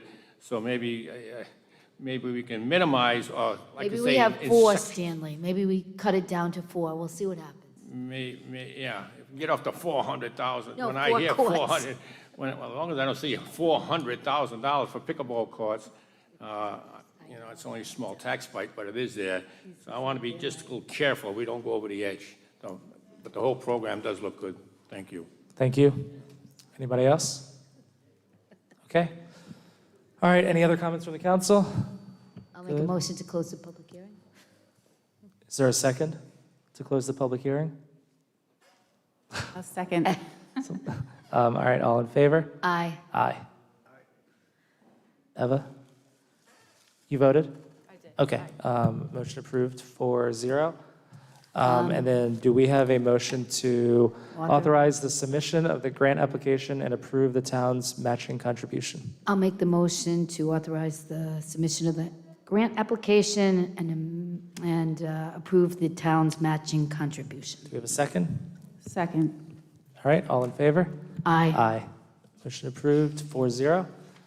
Next, we have a motion to open and hold a public hearing to rename the North Beach Clubhouse to Canachet Clubhouse. Is there a motion? I'll move the motion. Second. All right, all in favor? Aye. Aye. Am I not hearing? All right, Sorry, motion approved 5-0. I know, everybody sounds tired. All right, so the public hearing is open. We're going to start with Michelle, who is going to give us a little background on this issue, or on this topic. Thank you. In researching clerk base and also some old records with the Parks and Recreation, I'm sorry, Michelle Kershaw, it's me again. Again, going back into clerk base, researching clerk base, going as far back as it will go online, also researching records at the Parks and Recreation Department. It was learned that up until the 50s and 60s, what we now have been calling the North Beach Clubhouse was, of course, the Canachet Club. It was always called the Canachet Club all the way till the end of the 80s and into the early 90s. I spoke with the former director of Parks and Recreation, the now town manager of the town of East Greenwich, Rhode Island, Mr. Andy Nada. I spoke with him this morning. He came on board in 1991. In 1990, the South Beach Pavilion was developed. Soon thereafter was the North Beach Pavilion. And somehow, in some way, the Canachet Club started being called the North Beach Clubhouse. Mr. Nada says it was just a matter of happenstance where they would just tell people basically that it was just the way the buildings fell along the beach because the beach, the first pavilion is the South Pavilion, and as you move north, you've got the North Pavilion, and then you have the North Beach Clubhouse. There is no record or documentation that the name was ever officially changed through a council agenda or a council vote. Therefore, it is my stance on the matter that even though we have been calling that building the North Beach Clubhouse, it is the Canachet Club. All right, thank you, Michelle. All right, any comments from the council before we go to the public? Well, Yeah, We'll start with Susan. No, that's great. I'm glad you got the research, and it's called Canachet Clubhouse, so that's great. Thanks, Michelle, for doing that work. You're welcome. Okay. Eva, do you have any questions for Michelle or comments? All right, we'll take comments from the public in a few minutes. All right, Patrick or Eva? You all set? Well, I still remember, we used to call it Canachet Beach. Is that in the record? It is. In fact, Mr. Nada had explained that as well. Again, that area of the beach was also called Canachet Beach. Right. So we could do the same. We could just call it Canachet Beach and Canachet Clubhouse, right? Or Canachet Club. Where's the Canachet Club? Right. she's saying it is. So we're gonna change it back, right? No, we're not doing anything. It is that now. It is Yeah, I that, we know, don't have to make but it. that's not what it says on the side of the building.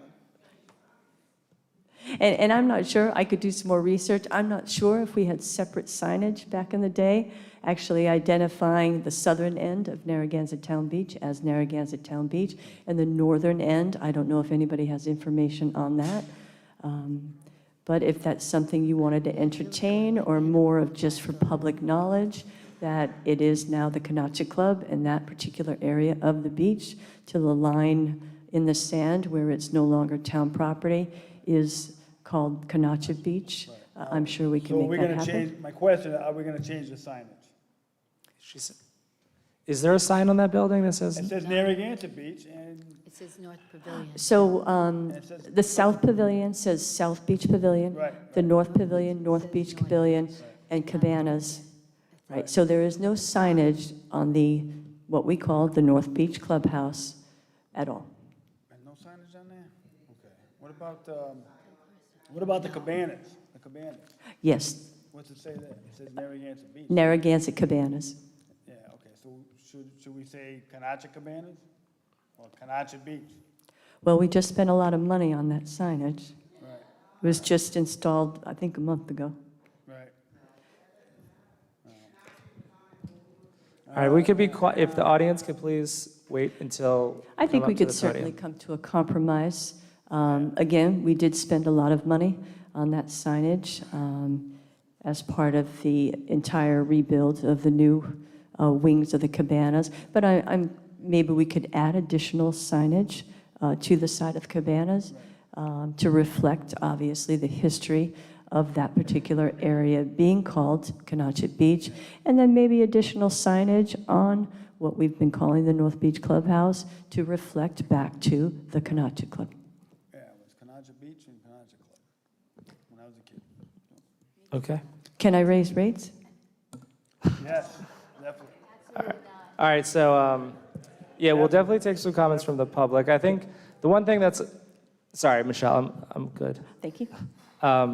One thing that has been missing from the conversation, and I think it's essential that we have it, is input from Narragansett Indians and Native Americans in the area.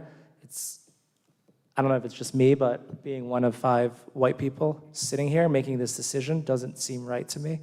So before we It's make not any just you. call, So Jesse, that's a, great comment. So we have the IDEA and we have Native Americans on that committee as well. And so certainly that is a voice, and tonight there'll be some voices, but I think anytime we make a change, as we heard tonight, the voices matter and of the people that are speaking. So I think that's something that we talked about in our committee as well. right, okay, yeah. So anyway, we could continue having the discussion. I just think that we have more work to do. But why don't we go to the public? Mr. Vangermesh?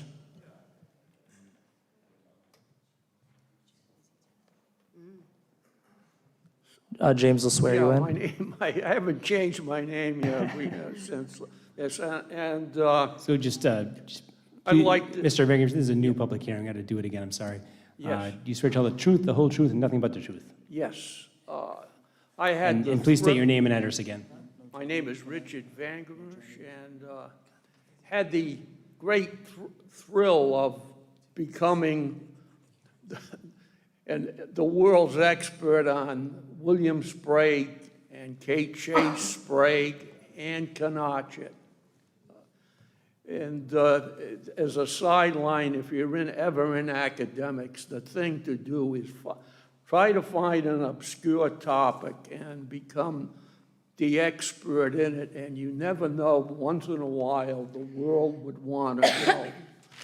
But this goes back long before, and it goes back to, I would say, about 1868, when Governor Sprague and his first wife, Kate Chase Sprague, decided to honor Canachet. And there is a letter on the Canachet letterhead sent, I believe, by Kate Chase Sprague to someone in 1868. And as I mentioned before, I always wondered why, because Canachet did burn down Providence after that horror show at the Great Swamp Fight. And I mentioned to you before why he became a national hero.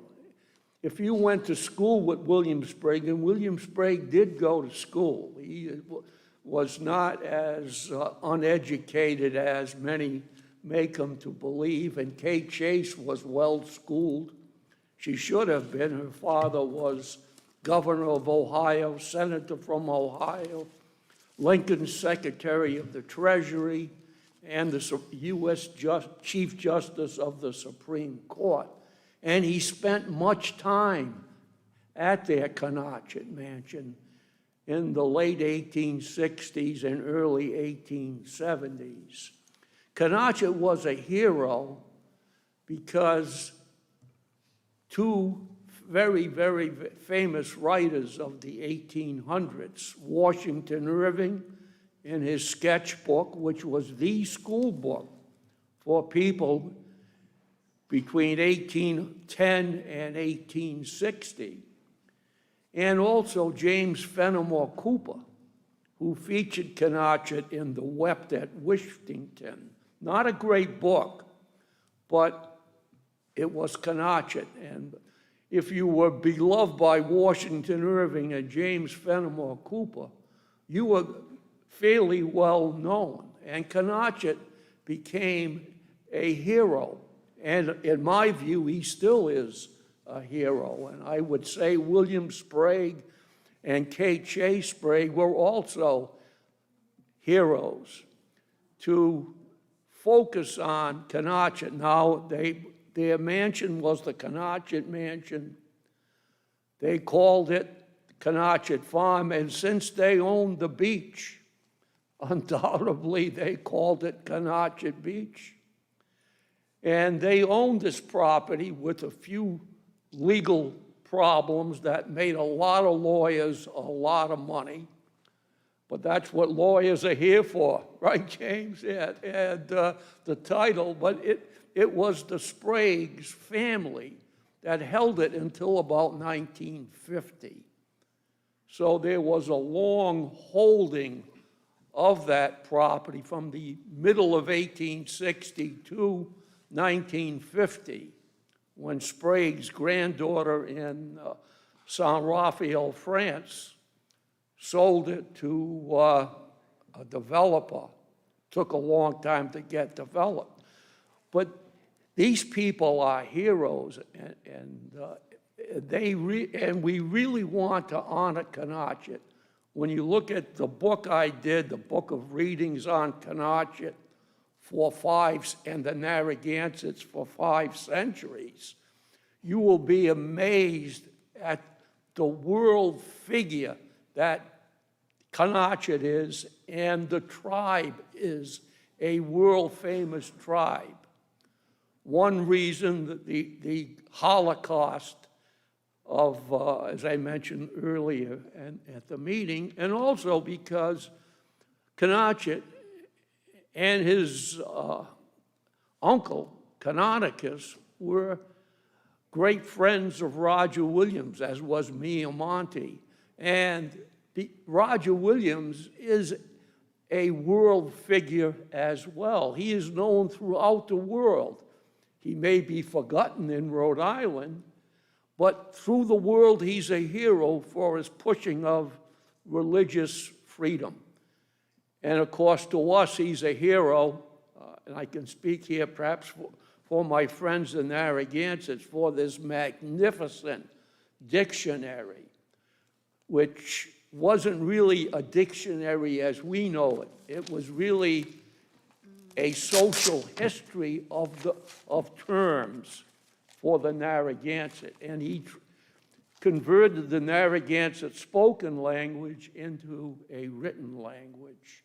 And a magnificent book, Roger Williams' Dictionary. Again, it's a sociological study of that great tribe, the Narragansett. So believe me, this is a good change, and as I mentioned before, I would hope that this council or later councils would take this in mind, because we want the world to know that a great tragedy happened here down the street in South Kingstown, and of course we were a part of South Kingstown then, that really shames this country. We always want to remember that we too committed a Holocaust, both in Mystic, Connecticut, and in the Great Swamp Fight. We burned people, and that is not acceptable.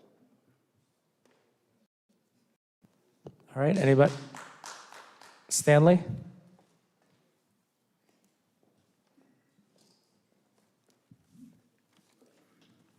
James will swear you in. Sorry. Please raise your right hand. You swear to tell the truth, the whole truth, and nothing but the truth? Yes, I do. Please state your name and address. Stan Wachowski, 1044 Boston Road.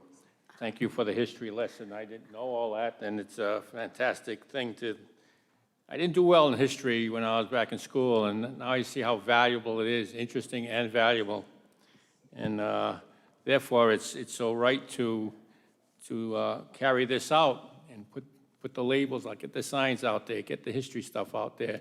I hope he puts a book out there so people could read as they come to the beach, read some of the history involved. So we can do all that.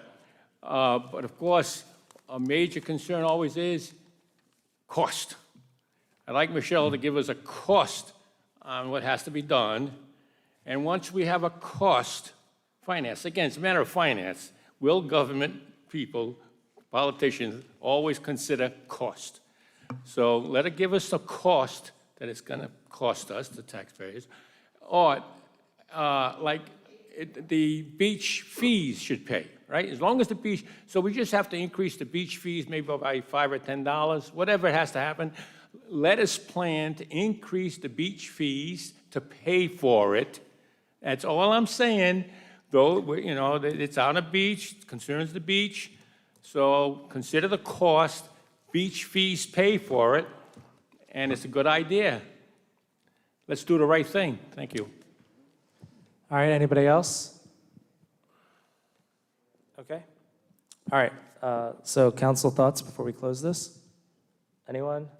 Susan, you had mentioned the IDEA committee. Yeah, I was just, saying that we discussed it there, but I mean, at this point, we could close the public hearing and just, it is as is, and we could talk about a motion for signage, but we have nothing to change.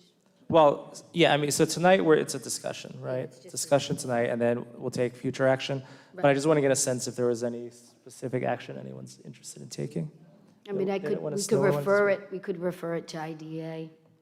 Not tonight, but in the future. Yeah, yep. All right, Deb, you have any thoughts on this? Just that I agree wholeheartedly that if we were going to change the name of the North Beach Clubhouse, we should really change the name of the beach, because I think that has much more resonance for the indigenous people of this area. A space is better than a building, so that's what I wanted to say. All right. Eva, any thoughts? Yeah, that was the intent, was to put the beach on there as well. Didn't get included. So. Okay, all right. So is there a motion to close the public I'll make hearing? a motion to close the public hearing. Second. All in favor? Aye. Aye. Motion approved, 5-0. All right, so we just have to finish up open forum because that was still open. Did anyone want to have anything to say in open forum or public comment? Okay. All right, consent agenda. Are there any items on consent that any council member would like to remove? All right. Is there a motion to approve the consent agenda? I'll make a motion to approve the consent agenda as is. Second. Oh, Lisa, thank you. All in favor? Aye. Aye. Motion approved, 5-0. Number 10, under Town Council, is a motion to introduce, read, pass, and accept as a first reading an ordinance amendment to Chapter 58, Retirement and Pensions, to add subsection 23K. Do we have a I'll motion? move the motion. Is there a second? I'll second. All right. All right, so this comes from Councilor Trzynski. Cicilline Bonato. Yes, so this motion, this council heard on May 17th, 2020, and passed it 3-2. It was a motion to recognize and reaffirm the town municipal employees at that time, and that they would have the ability to participate in the town pension program. For me, it's always been my opinion and the town's long-term practice that the library employees are part of the town. And so we passed it, and on the day after passage, the prior solicitor sent an email saying it wasn't quite clear enough and that it was going to still be kind of confusing. So I didn't want to leave it hanging. It's been kind of unclear for a long time, and there's a lot of history. So I asked this current solicitor to work on it, and I want to publicly thank you for your hard work on this ordinance, this draft, and the town staff that work with you to complete that. And so I'm going to turn it over to you, James, because I know you worked on it and you have some memos and some conversations. So if you could just walk the council through again and the public on the history of the town pension for library and town employees. Thanks, Susan. I think that the memorandum sort of lays it out in the packet, but basically in 1990, the town council added a section H, which added the library employees to the municipal classification for pension purposes. That section H was intact until 1992, when the town council passed a second amendment to the same ordinance, which added a second section H. So in effect, it replaced the section H. The strange part is that the two section H's really don't coincide in any specific way. The library is not mentioned, and library employees are not mentioned at all in the second section H passed in 1992. So at this point, there are, I think, a couple of employees who are library employees who receive pension benefits and are contributing. There are a couple that are employed and do not contribute and do not get pension benefits in the future. And this has been an issue at least for 20 years where different solicitors and different council members and managers have questioned whether library employees qualify for the pension as municipal employees. And it's the decision of the council. It's really your prerogative. Do you want to include them in the system or not? The question came up in previous discussions, what other towns do. And I just called around to the library directors to find out. It was not scientific in any way. South Kingstown has a slightly different system, but they're considered employees who do receive pension benefits. North Kingstown the same way, Jamestown as well. East Greenwich has a contribution plan for, it was called an IRA, but I think it's a 401k. And in that conversation with East Greenwich, the director there told me that she had previously worked in Cranston, where they are considered municipal employees for purpose of pension benefits. Warwick has a pension ordinance, which includes them as well.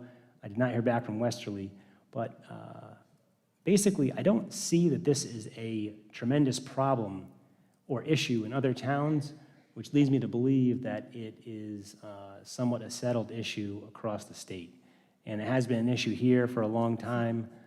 Unfortunately, I think due to that issue in 1990 and 1992, where Section H was incorrectly classified the second time, it should have been HI, or Section I rather than H. So that's what I read as it. I got information from the director of the Library Board of Trustees. They provided me a packet, which I had to go through. It took some time, but I think that's where it stands now. And again, it's up to the council how you want to treat this for purposes. And there are, of course, consequences. If library employees are treated as municipal employees, they will receive benefits and other considerations as a municipal employee. And additionally, as you know, the town council has little control over the Library Board of Trustees. So the Library Board of Trustees could theoretically hire, many employees. And if they qualify for 5 months of work over 20 hours a week, they could get pensions. And that's an issue, but I don't think that's an issue that this council can particularly control. One idea I had was to have a request that the Library Board of Trustees sign a resolution, which I drafted. I didn't really get a final draft, but regardless, I didn't put that in this package because the council itself cannot force the Library Trustees to sign a resolution giving some pseudo-control over employees. So that's the issue in full, and I can hopefully try to answer any questions, but I think that's where it stands right now. Thanks, James.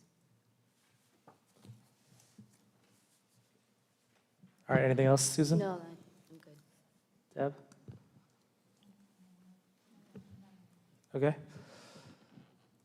Eva? So I just have a couple comments. So yeah, obviously the town council should clear up this issue and be definitive whether the employees should be eligible one way or another. But I believe under the current ordinance, library employees are not eligible, so it's timely and appropriate for this council to consider this amendment to the ordinance, especially in light of certain employees being recently added to the pension. And the precedent set has allowed employees to be eligible and collect benefits, but the policy has been contested by a past solicitor and some council members, and I believe it restricts eligibility. In any regard, we should be consistent, fair, and transparent. So I'm open to making employees eligible, but I did have questions that were more of a financial, from a financial perspective, and I was hoping that Christine, our finance director, would have been here to answer the questions. So some of the questions I had were that how many people might be potentially added to the town's pension plan, and how specifically does this impact both the pension plan and the OPEB reserve funding ratios? And is there any value to the town to consider the alternative of offering an optional IRA like in East Greenwich?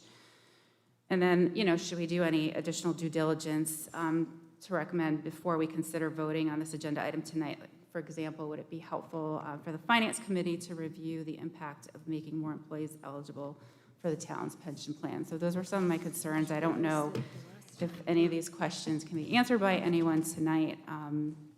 So those are my comments. Thank you, Eva. Councilor Murray. Okay. Yeah, we got Section H, 1990, Section H, and 92, and they conflict with each other. So we're basically hanging our hat on that.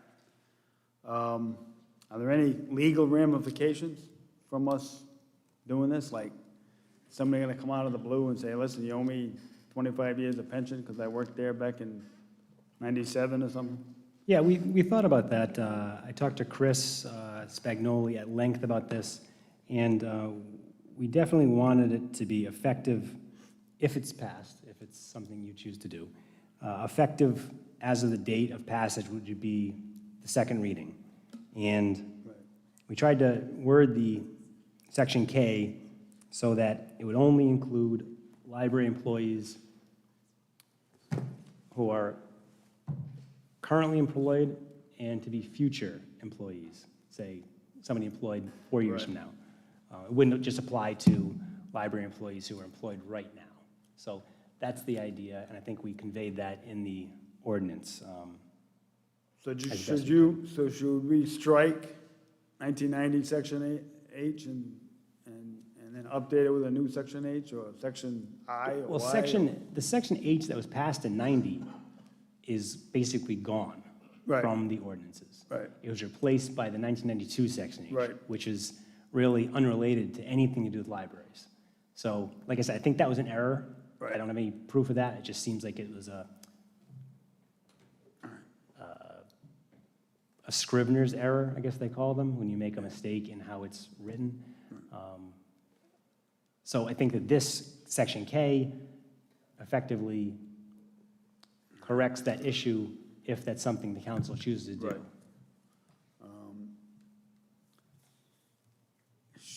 And we didn't mirror the language of Section H from 1990 because we wanted to make it clear. All right, so you answered that one. All right. So these pensions, if approved, it's something that can't be negotiated at, on the town side, correct? Like, we can't say, whatever the library trust chooses to do with their pension, we have no control over it financially. Like, we can't say, well, you can't do that because whatever. Well, it would be part of the municipal pension plans. Right. I think that they're governed by those restrictions, whatever those are. Right. It's not like there'd be a separate pension plan for library employees specifically. But there's no number of employees they could add. Right. Like you there's said earlier. Right, I don't think there's a cap on employees. You could say, we passed this, but you can only have a cap of 10 employees. I don't. And the town would have no say on that. They could, the only tool we have in the toolbox would be to defund the library. Right, you could defund it, but that raises other issues in terms of like Right.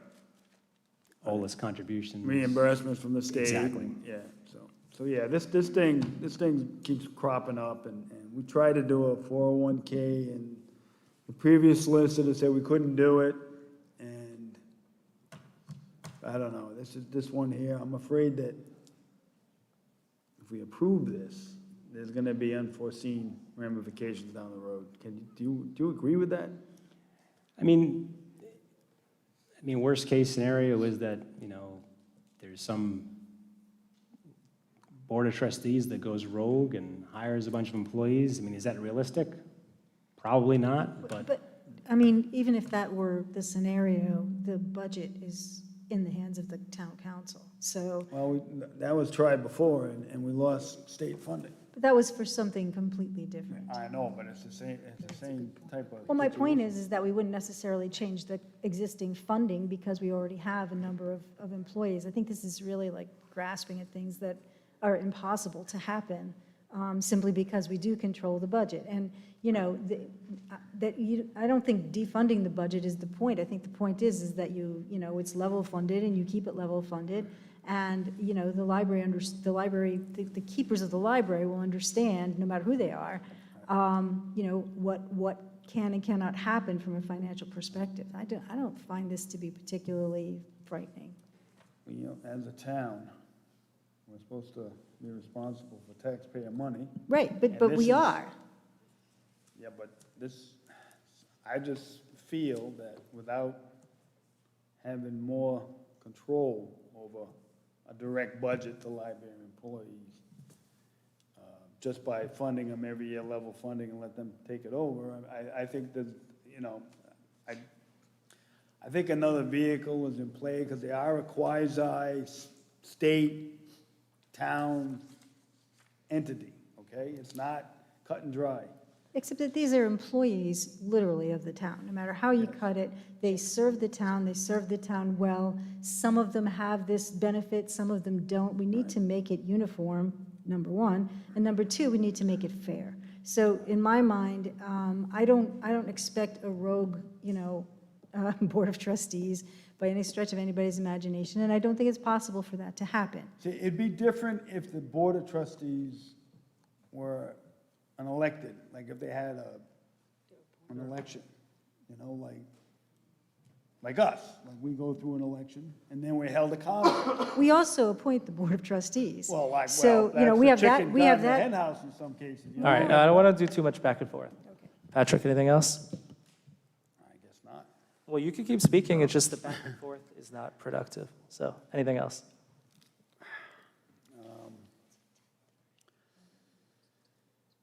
No, that's it. Okay. I mean, I think there'd be an opportunity to have a lot of these questions answered so that we can have peace of mind with just knowing the answers to the questions some of us have. And I'm obviously, I think it's important to clear up this issue. I'm not saying that people should not have, pensions. I'm just saying that there's questions that need to be answered financially, fiscally. That's just my... You just voted for an unknown on a commercial lot, possibility unknowns.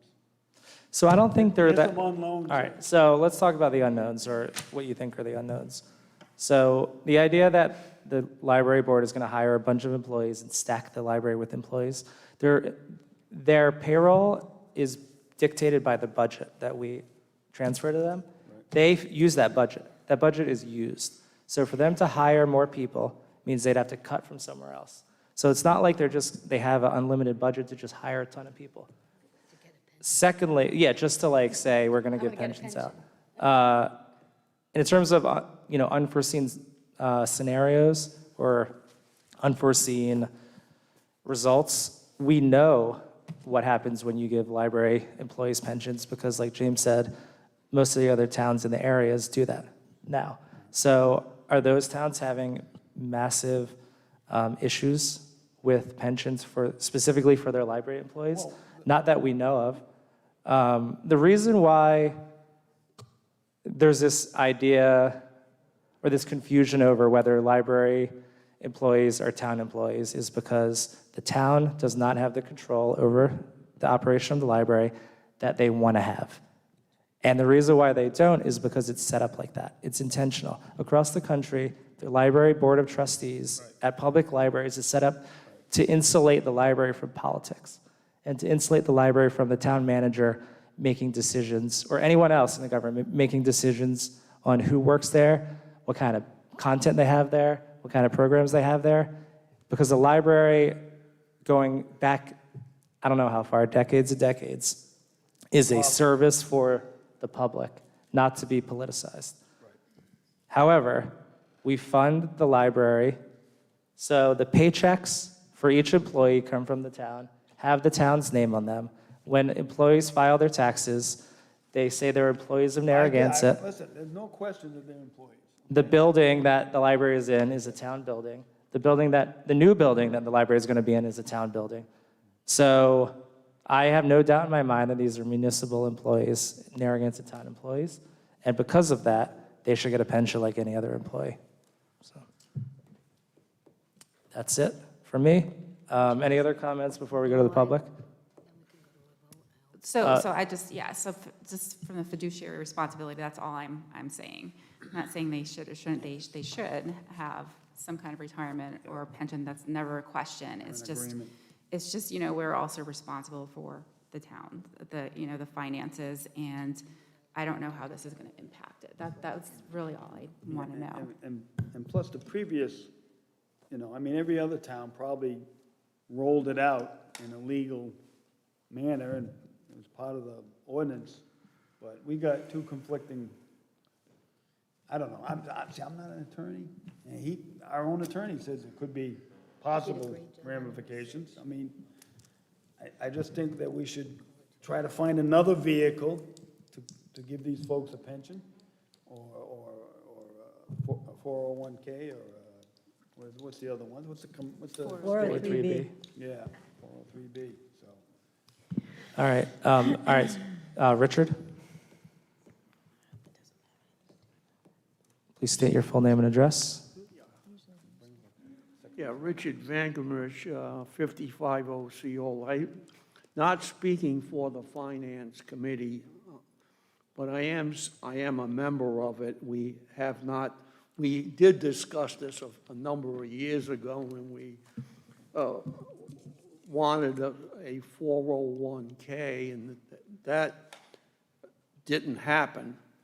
I went up and I read the big book up there, which is the thing. I looked up number 10, and there's no numbers there. We don't know the number of people.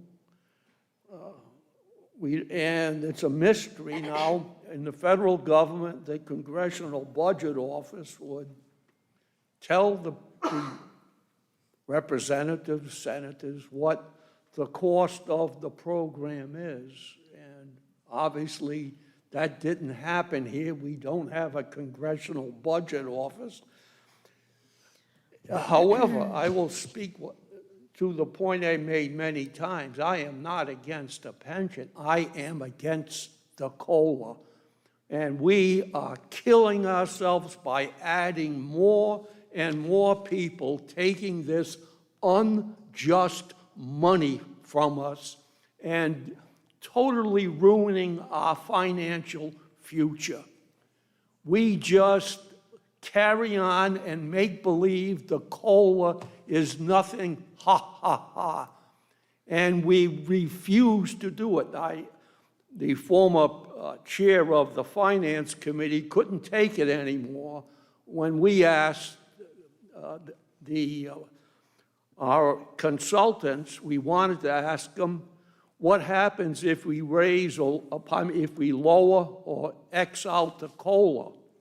And the council a few years ago said, no, you can't ask NIHOT that question. We were forbidden to ask, and Harris, rightly so, said, forget me on the committee. It is wrong, wrong, wrong, and unjust to stick us with this COLA and add more people, unjustly ripping us off, not only now, but in the future. Every single projection is a horror show. Why we are adding people with this unjust COLA is absolutely wrong. Thank you. Gloria?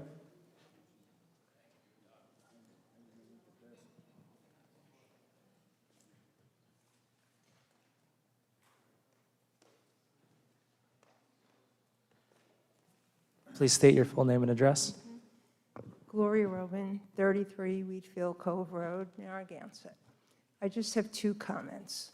One, this council, previous councils and previous finance directors have tried to find a different program for some kind of 401k, whatever you want to call it, and nothing ever materialized because they couldn't find it for a small number of employees. So that kind of takes that issue off the table. The other issue is, I don't understand why the cost of the pension and the OPEB is being talked about so much for library employees. We never hear that about any other employees. Or when it was talked about in the past, we've been told, well, they should join a union. I mean, who encourages their employees to join a union? So, or it's, you know, they're union employees and we have no control for other departments. So I think you really need to look at this in a fair and equitable way. These are town employees who should be treated as town employees and given every single benefit as any other town employee. Thank you.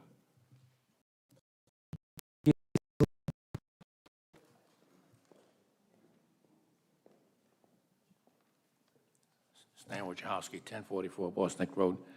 I commend you at least looking to try and see what the costs are.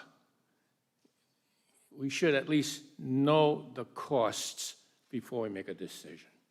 Please, government, know the cost before we make a decision. I heard that it's going to have level funded. So is the library going to pay all the pension cost at this level funding? I'm not so sure of that. Dr. Vangamish has been talking for years on pension problems. And this is obviously going to make pension problems a little worse. And we're going to have, it sounds like we're having less control over how many employees, costs,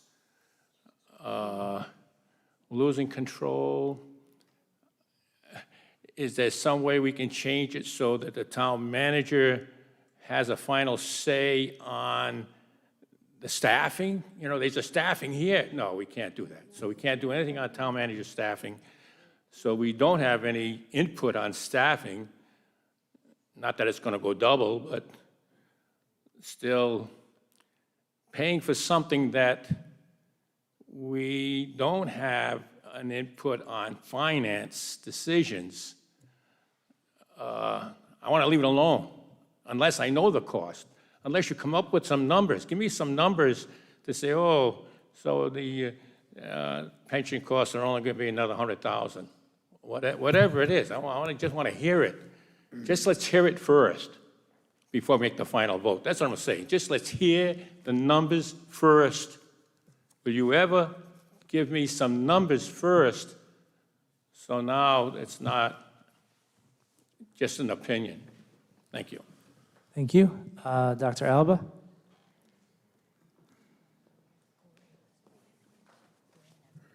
Dr. Al Alba, 24 Eagles Nest Terrace. I've been a state worker for over 32 years. When we had the pension reform deal in the state of Rhode Island, it wasn't equitable. You know, there were major adjustments made. Some individuals, such as judges, state police, they didn't really get affected nearly as much as other individuals. So I think we have to be fair if they are town employees, and if the pensions are available for the police department, the fire department, then whatever we decide upon, I think it should be across the board. Now, down the road, if they're going to be making changes, do it for the new hirees.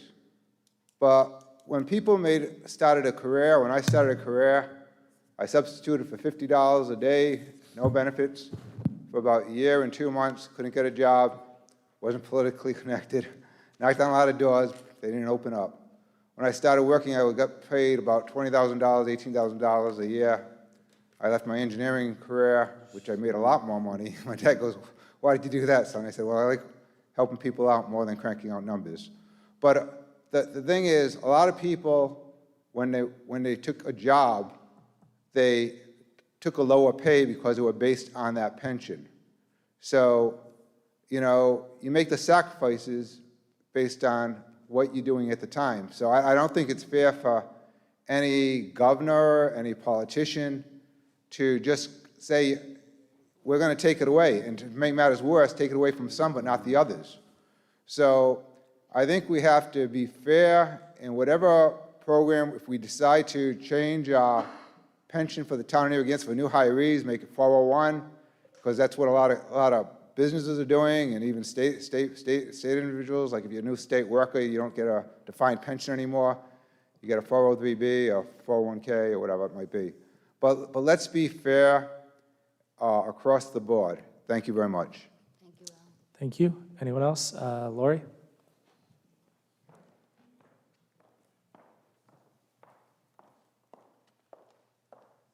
Lori Kelly, 444 Ocean Road.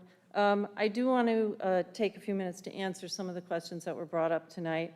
First of all, I also want to join with Susan in thanking you, the new solicitor, for such a, objective but also historical research on this to see what was going on. There are just a couple things that I wanted to make clear that seems to be a little fuzzy here. This is not an argument that's gone on for 20 years.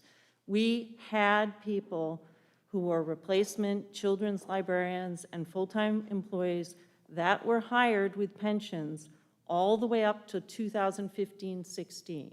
When we go through the budget workshops like every other department, and we present our budget, as you know, to the town council, and we say, we are, increasing our budget to this amount because we need another full-time employee, or we need this, we're put this in, but it's line by line like every other budget. So the control of the town is the same for every other department.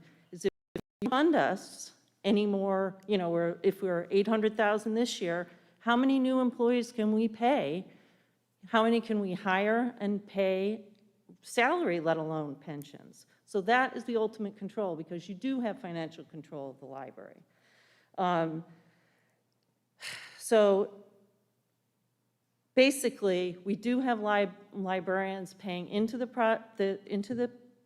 the system, and we have librarians collecting that. And I believe that Tim Haxton, who is on some of this documentation, was spoken to, and there was never any intention to disenfranchise the library employees with the mistake on the Schedule H.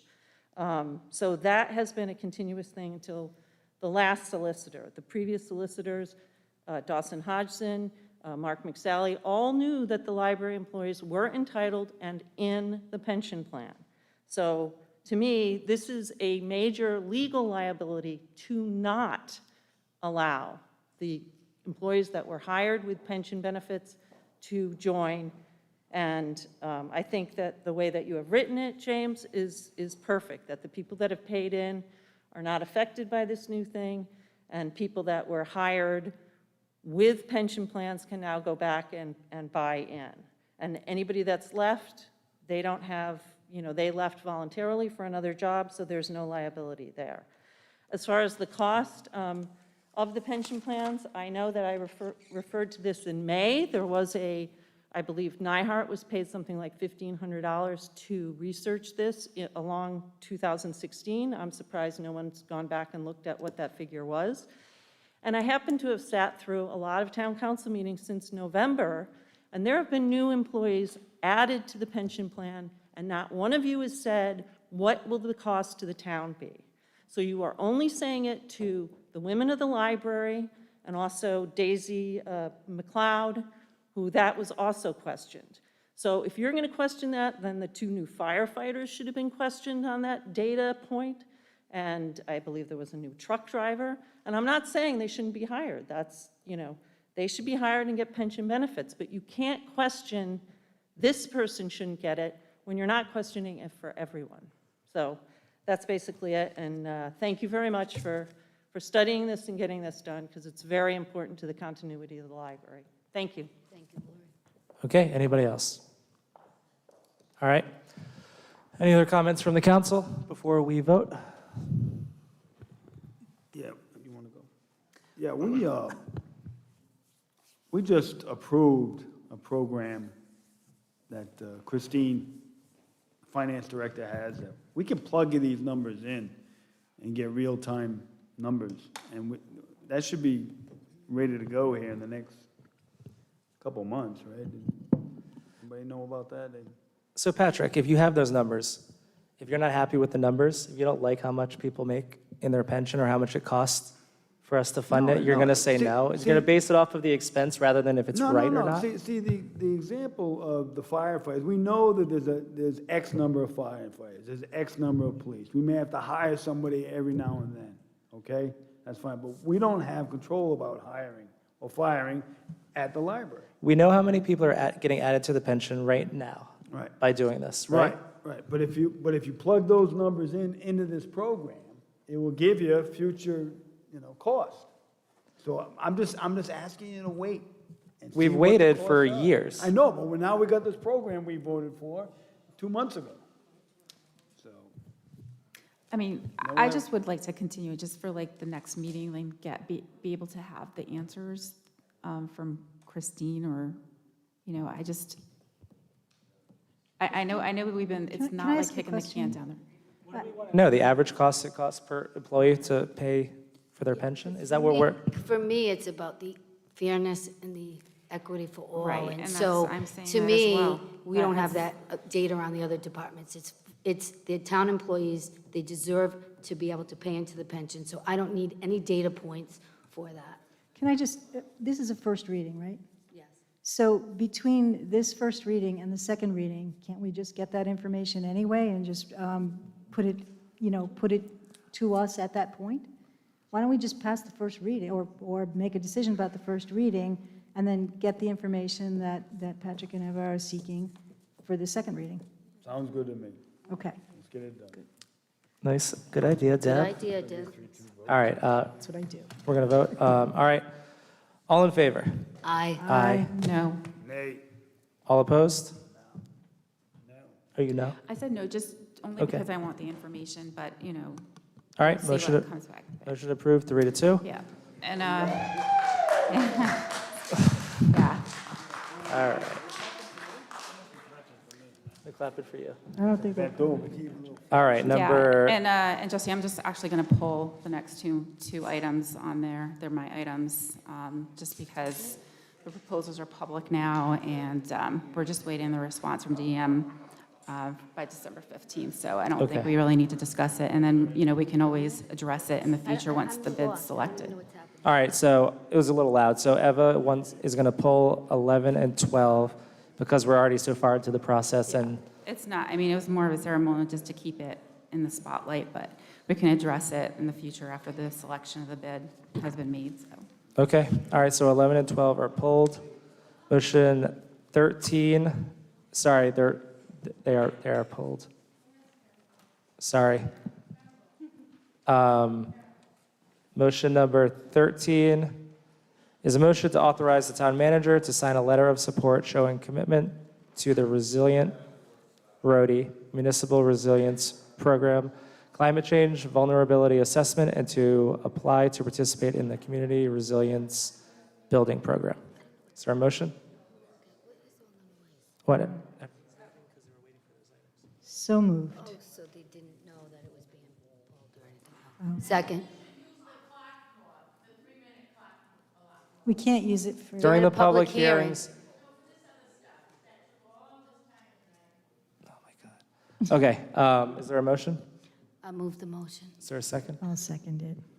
Okay, discussion? Do you wanna So do- this is from Counselor Kopak. So this is in relation to the presentation that we had earlier this evening. Resilient Rhody is Rhode Island's first comprehensive climate resilience action strategy released by Governor Raimondo in July 2018. The strategy identifies priority actions that the state can take to build statewide resilience. Common throughout Resilient Rhody is the need to work collaboratively with and in support of municipalities statewide. The Municipal Resilience Program provides direct support to cities and towns to complete a community-driven process that will bring together climate change information and local knowledge to identify top hazards, current challenges, and community strengths.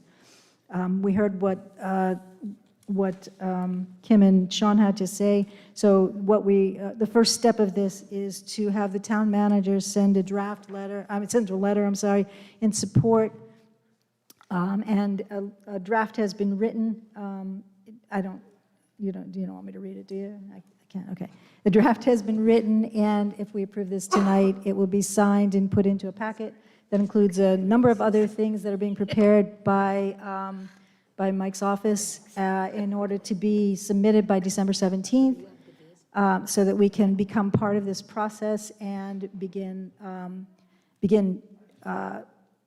the next step, which would be the workshop, as soon Okay. as we're approved. All right, so we all heard the presentation. Yeah, it's great. I'm so happy with you guys bringing this forward. Oh, I am on it, that's right. Yes, you are. Yes. Thank you, No, Deb. it's great. Thanks for knowing about Yeah, I mean, I don't have much to say. I think it makes a lot of sense. We want to be able to qualify for these grants, and being part of this program is kind of the facilitator. But they can't force anything on you, right? No, Cram down. it's all voluntary. Just available money for climate change issues. And other resiliency issues. Got it. All right, any questions or comments? No? Okay. Anyone from the public? Stanley?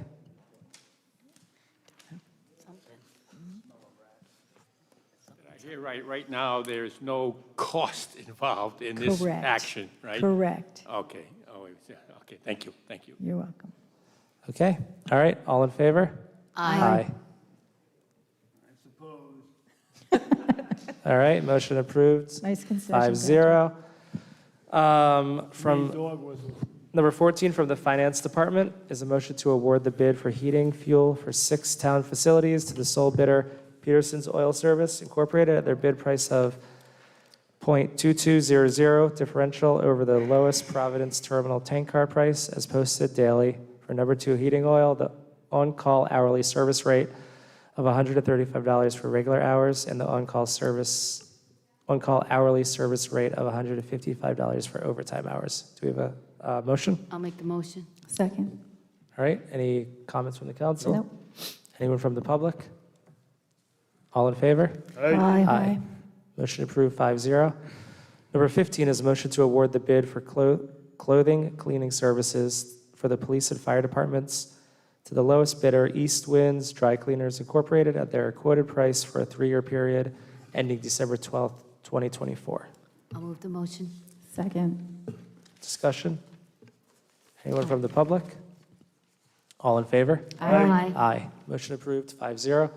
From engineering, we have a motion to approve the 1-year contract extension for wastewater laboratory analysis with Microbac Laboratories Incorporated at their quoted bid prices and rates under the same terms and conditions as the original contract. I'll move the motion. Second. Discussion? No. Anyone from the public? All in favor? Aye. Aye. Motion approved, 5-0. Number 17 is a motion to approve the work to furnish and install a replacement emergency generator and automatic transfer switch at the Metatuxet wastewater pump station by E.W. Audette & Sons Incorporated in the amount of $29,950. I'll move the motion. Is there a second? Okay, discussion? Wait, who was the second? Me. Eva? Okay. Yeah, Eva was. I whistled. Any discussion? Nope. Okay, anyone from Stanley?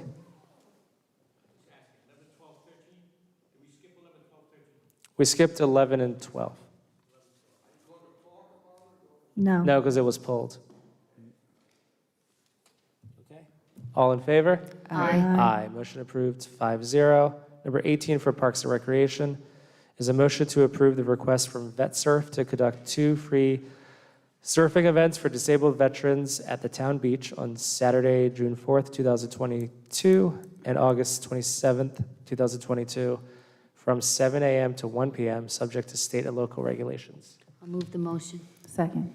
All right, discussion? Any questions for Michelle? Nope. Any comments from the public?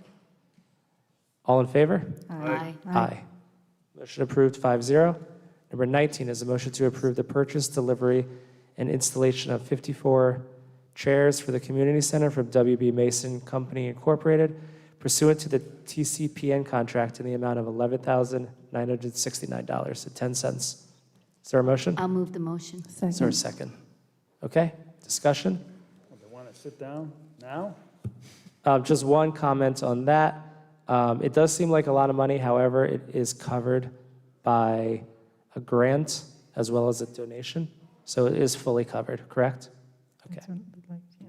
Okay, well, Does that help? in that case, let's get 108. All right, any questions, or sorry, any comments from the public? All in favor? Aye. Aye. Motion approved, 5-0. Number 20 is a motion to approve the purchase of 1 controlling system from Musco Sports Lighting LLC to be installed in the existing light poles and fixtures at the Sprague Park tennis courts in the amount of $17,000. I'll move the motion. Second. All right, any discussion? And this is funded from capital projects. Yeah. So, all right, any comments from the public? All in favor? Aye. Aye. Motion approved, 5-0. Number 21 is a motion, these are from town clerk. Number 21 is a motion to reappoint 4 individuals to the Rec Advisory Board. Do we have a motion? Yeah, I'd like to make a motion to. All right, is there a second? Second. I'd like to make a motion to reappoint Deborah Naldi for a 1-year term, Joan Mulligan for a 2-year term, and Jan Cassetta for a 3-year term. And Linda Peterson does not want to be reappointed, so that seat's open. But I'd just like to reappoint the existing members. Okay. Second. Do we want to talk through and see if there's anyone for that vacant spot? We could do it all in one motion. There's a lot on here that have current. Yeah, that's why I found it hard. I went through them, but a lot of the applicants have other committees that they're on, so I just was So it looks mostly like concerned about Danielle, the reappointments. There is one applicant here. Is there 2? I see one that isn't already on something, right, Diane? Roberta, is Fine. it? It's Roberta Brady and. Roberta Brady. and Oh, Roberta Brady, Danielle we interviewed her for Fiennes, planning. Yeah, Right. Yeah, so we but she didn't. She we was didn't- good. Yeah, Yeah, so we could put. I was going to recommend her, Okay, so that's, so I will. so we could finish the motion with that. Okay, so the motion would be, we'll discuss this, Roberta Brady for well, actually, who do you want to be in the 3-year term? So I was thinking Jan, the 3-year term, Joan Mulligan, the 2-year, and Deborah Naldi, 1 year, Roberta for 2? and Roberta for 2. Okay, that makes sense, I think, for Yeah, me I at think least. that's good. What do you guys think? Got that, Janet? Okay. All right, anyone from the public? All right. Janet, you have those, right? No, okay, so it would be Jan Cassetta for a 3-year term, Joan Mulligan for a 2-year, Deborah Naldi. Roberta Brady for a 2-year, and then Deborah Naldi for the 1 year. Right? Yes. I just want to do it in that Yeah, order. no, that's good. So I had the reappointments. I was struggling a little bit with the open seat. Right. All right, all in favor? Aye. Aye. Motion approved, 5-0.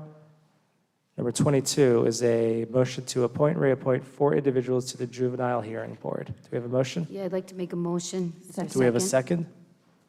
Second. I'd Okay. like to make a motion to reappoint Bill Barons for the 3-year term, Joan Ritchie for 2 years, and the new applicant Kathy Gardner, who would be for the 1. I'll second Kathy. So we actually have 2 3-year terms and two two-year terms on this one. Okay, so we have 2 3 years? 2 3 years and 2 2 years. 3. All right, so you had a Bill- motion Bill for Barron's. William Barron's for a 3-year, Joan Ritchie, Joan Ritchie for a 3-year, Kathy Gardner for a 2-year, and Roberta Hathaway for a 2-year. Yeah. Janet, is that clear?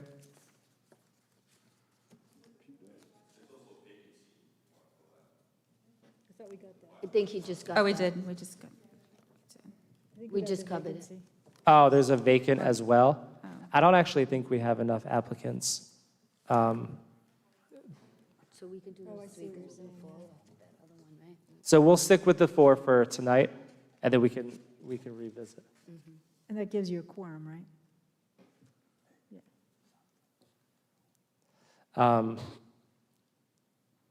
Chief, did you have anything you wanted to say on this? So we said Bill Barron's, Joan Ritchie, Kathy Gardner, and then. Yeah, because we just. Because I had Roberta my- Brady, we just And appointed. Roberta. I had my captain who organized these make a recommendation. You see on his email Right. there. Yeah, So we're you- following that. Okay, so yeah, he recommended reappointing those first 2 Which we and then appointing the following 3. That'll give you 5 members. Well, Roberta Brady, we just appointed to the Rec Advisory Board. Okay. So we don't like to do wanna anyone do on 2 two? boards. Especially somebody We starting stole her to- from you guys, and we put her on Okay. rec. Yeah, That's fine.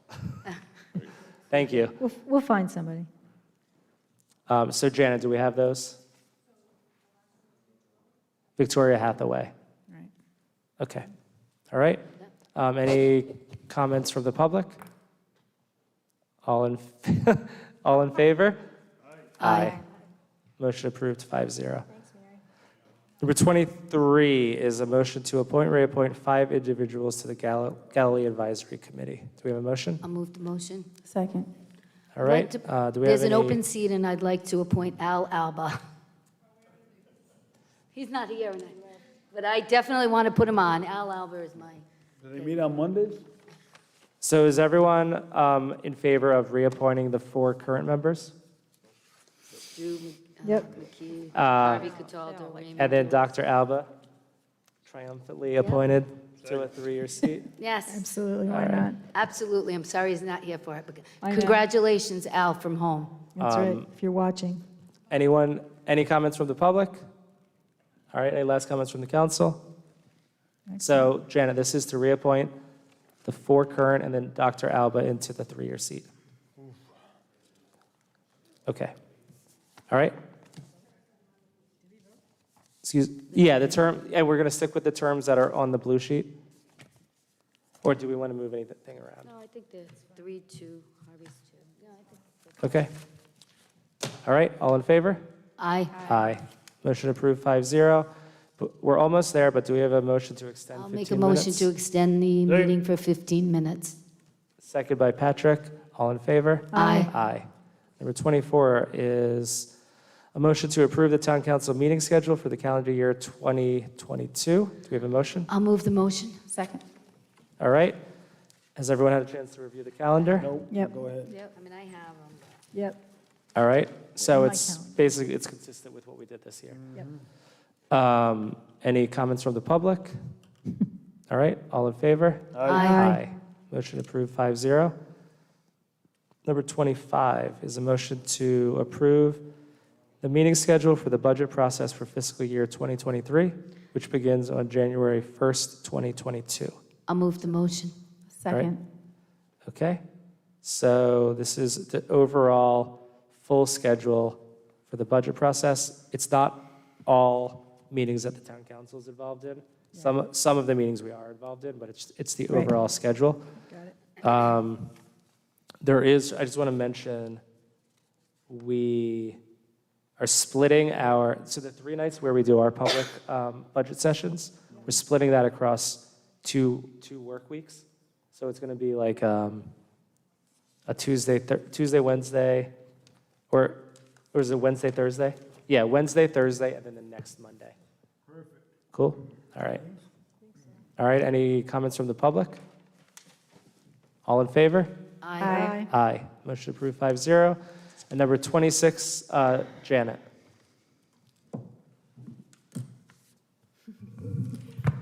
pull in number 26 from the agenda. There's a little more research that needs to go on. There are some things that came up, and we need to look a little more closely. Okay. before- We have a lot of people who waited all night to speak on this one. All right. Sorry, Stanley. Next week, 2 weeks. All right. All right, do we have a motion to adjourn? I'll make the motion to adjourn. Second. All in favor?